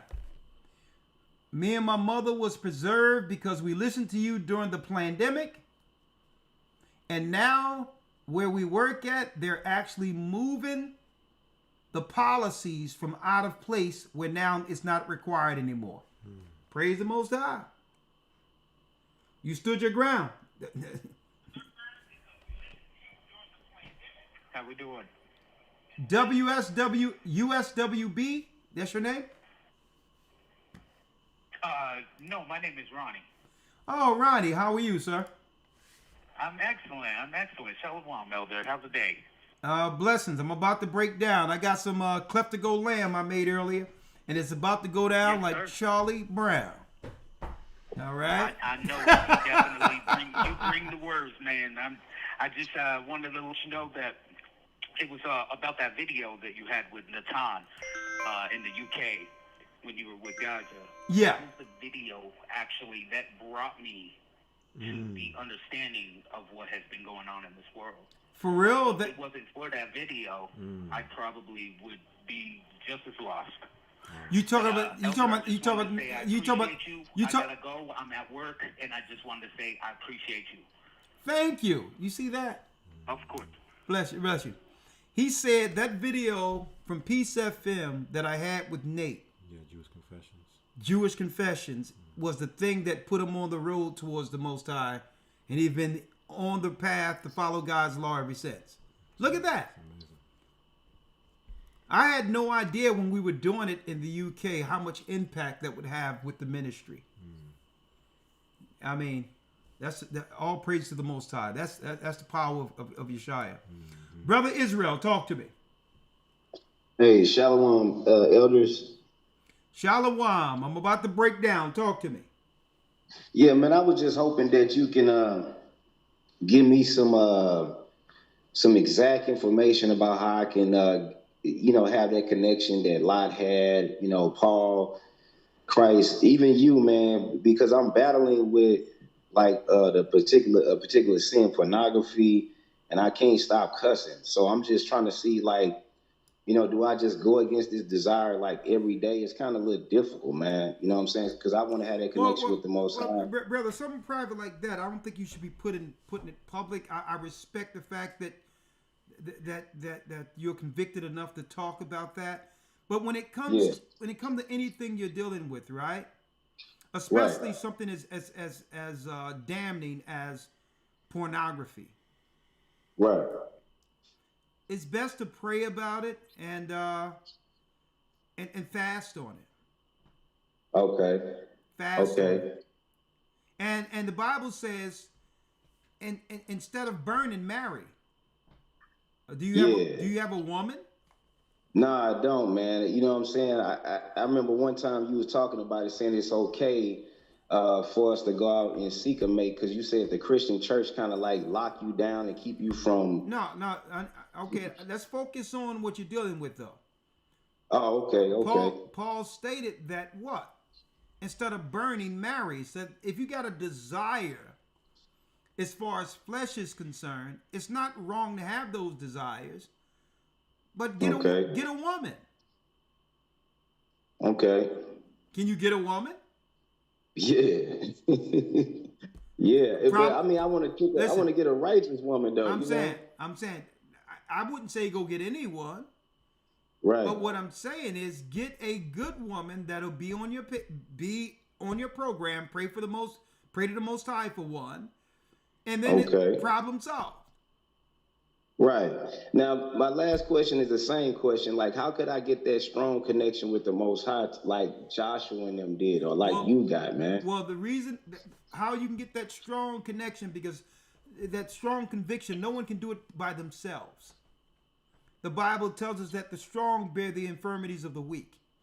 Okay, we're only as strong. We're only as strong as our weakest link, or within the body itself. When it tell you that the strong bear the infirmity of the weak, when one fall, you have another to pick you up. So that Right. that place is the body in of itself, the church. I wouldn't. So when you say you saying another one, I wouldn't be able to do this if I didn't have the strength of the body of Christ that He's developed here for me to actually pull strength from. None of us was meant to do this alone. now see, you're not being specific though. Like, what do you mean you pulling strength from the body? Like, how you doing that? This is how you doing it. Do you go to church? Do you go to one of our churches? I was at first. I had a couple of issues with one though, but Okay. Well, the whole thing is whatever the issues is, the Bible says you cannot forsake the assembly. Because I don't care what the issue is. I'm not going to lose that source that comes with me being a part of the body based on little instances. Like it doesn't, because what? You can't survive out there by yourself. they cut me off, Elder. Well, listen, we got to be talking about how to get cut back on. Yeah. That's the answer. Yeah. That's the answer. Get back within the body and follow what's being put in place for you to follow righteously. Because 9 times out of 10, whatever the reason is, it was something that you probably didn't want to change. Okay? And sometimes, hey, you got to, take the low and say, you know what? I'm willing to go through this because you say you want to be like Job. Well, Job suffered when he did nothing wrong. But he still went through it in the faith of Christ. So you getting in the position to be moved away from the body, man, Satan moved the power play against you. Mm-hmm. So everything you wanted is within the body itself. And Satan made it where he would put you on the sideline.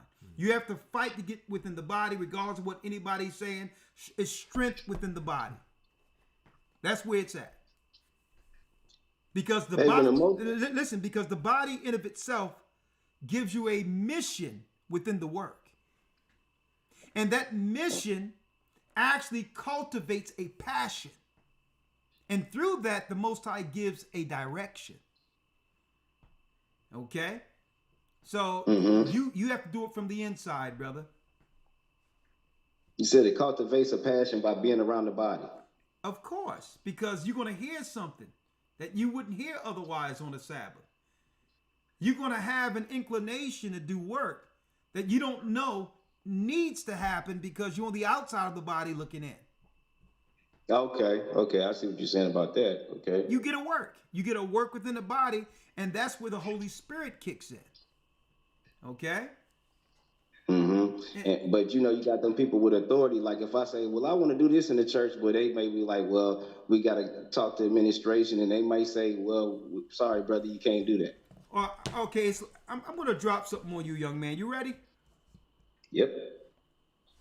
When I first came into the truth, I was a young man in my 20s. And guess what? And I'm seeing all these men who already know how to read the Bible, right? So they had a thing where we would go in North Philly, and it was at a brother Haradopia's house, and I would come through. Now, I knew Haradopia from when I was a kid doing music. And then I come to find out that this man is actually teaching, back then, UPK, and he introduced a lot of what initially I learned. He introduced it to me, right? So I go to the house to really, sit down with him and try to learn and all that, right? And, I'm zealous. I want to really get in there and do it, right? Right, yeah. I go one day, and my job was to go get some Chinese food. And I'm like, man, I'm here to learn the Bible. He's like, brother, go get the order right? Then I go the next day, and here it is. They done tore up the house, and he says, yeah, Rawchaa, yeah, I need you to sweep up and down the steps and get all that together, brother, because generals is coming. I want to make sure things are clean around here. I'm like, brother, and I'm thinking, I'm here to read the Bible. Right? And one day I got frustrated. Young man. And I come in and I'm like, bro, what's this? I'm not serving no man. And Haradopia looked right at me. He says, Rawchaa, This is what you have to understand. The obedience you have when following what we need is how you're going to be when you get into those precepts in that Bible. He said that same discipline of being right on when someone that cares for you is trying to give you direction, it's the little things that matter. He says, so when you do little things and we're looking at it, we understand how serious you're going to be when it's your time. He says, when I ask you to go to the store, I want to see if you can listen and get the directions correct, because I know that I can use you as an arm bearer when I'm ready to teach. He says, so when you're around me, everything is a lesson. And I said, yes, sir. So you saying you became reliable? I became reliable. I became fervent. And it wasn't about what I wanted to get out of it. The greatest among you shall be your servant. You're coming to serve. And if you got some men that are already working and need your help, whatever they need from you is your original service. And through that obedience, the Most High is going to guide you to be a leader. The greatest leader is a servant. Okay. So it's not what you want to do. You're here to help in the vineyard. The Most High is going to let you go when you're ready. But there's enough work where you can help assist men who are already working hard and need assistance. Okay. And if you do that, you're gonna learn, believe it or not, you're going to be able, brother, to learn a pattern that you don't know that transfers. It actually transfers to you looking at that Bible and being able to teach it. Because when I teach, it's not about what I'm thinking people should deal with. I'm teaching as a servant. How can I serve the people and bring them to the Almighty? Not about what I want to do. It's about what would serve them to see the Most High. Yeah, that's important. Yeah. So you're asking me how, and you know what you got to do? You have to humble yourself and be born again and be raised under a man who you must what? Operate with in the spirit of obedience and be willing to serve. Because that's all Christ did. So when you say humble yourself, you need to just put your thoughts to the side and just... No, keep your thoughts. No, keep your thoughts. But understand, that's why Paul told the brothers in the scriptures to wait on your ministry. Don't come with no preconceived notion of what you can contribute like that, because you already got the gifts in you. And when the opportunity comes, you're going to utilize that anyway. Become a servant. Okay. I'm going to try to use a little bit more wisdom also. I thought you helped people with that. I heard everything you said, Elder, but I was talking about the first beginning thing I said about the pornography. I thought you helped people with that. So I would have never said that. My bad. You know, I ain't know. No. You don't got it, brother. Stop apologizing. You don't got nothing to say sorry for. You got the answer? Go forward and fix it.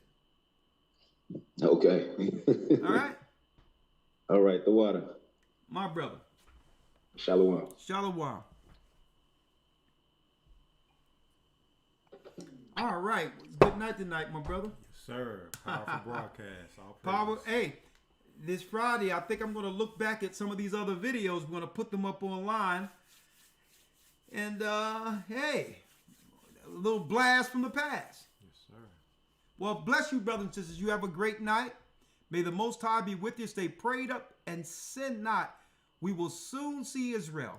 And yes, we're working on a brand new project for the music. And you know what we're going to do? When it comes to the music, we're going back to the old CDs, Music with the Purpose 2, and I'll be sending them out to people, right? I'll be sending them out. Also, in the CD will also be a thumb drive with the music. Therefore, if you want to put it in your computer, you can do so.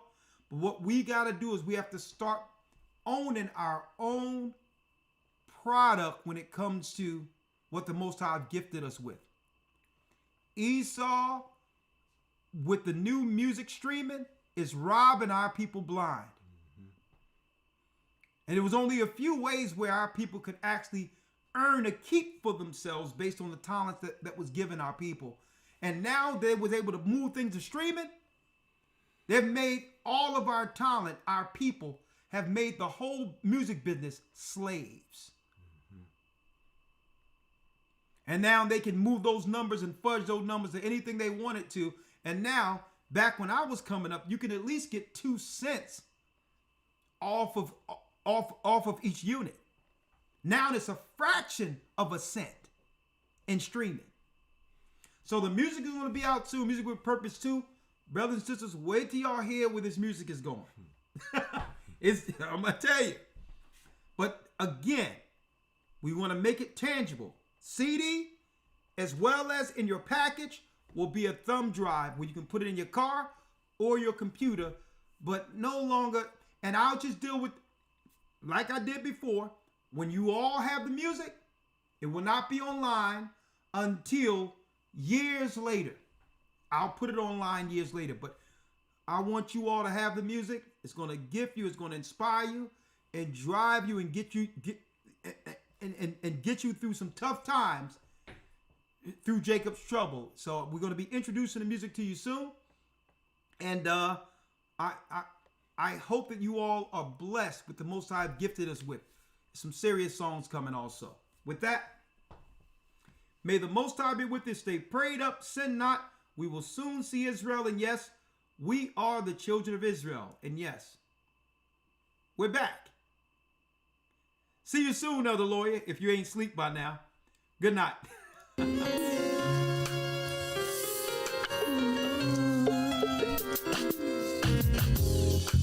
The East is where we're from. The 12 tribes of Israel. In 721 BC, the Assyrian king, he took us down, we fell. With a great escape, we went through the Euphrates. The Lord held the water still. To a land where no mankind dwelt, we went. The 12 tribes of Israel. That's who we be, Manasseh, the Cubans, Ephraim from Puerto Rico, and Valley from the Isles of Hawaii. The Lord is calling back Israel. Zebulon from Panama, Gad, the North American Indians, Simeon, the Dominicans, the highest gathering in Israel. The Arabs and Africans told us. Good point.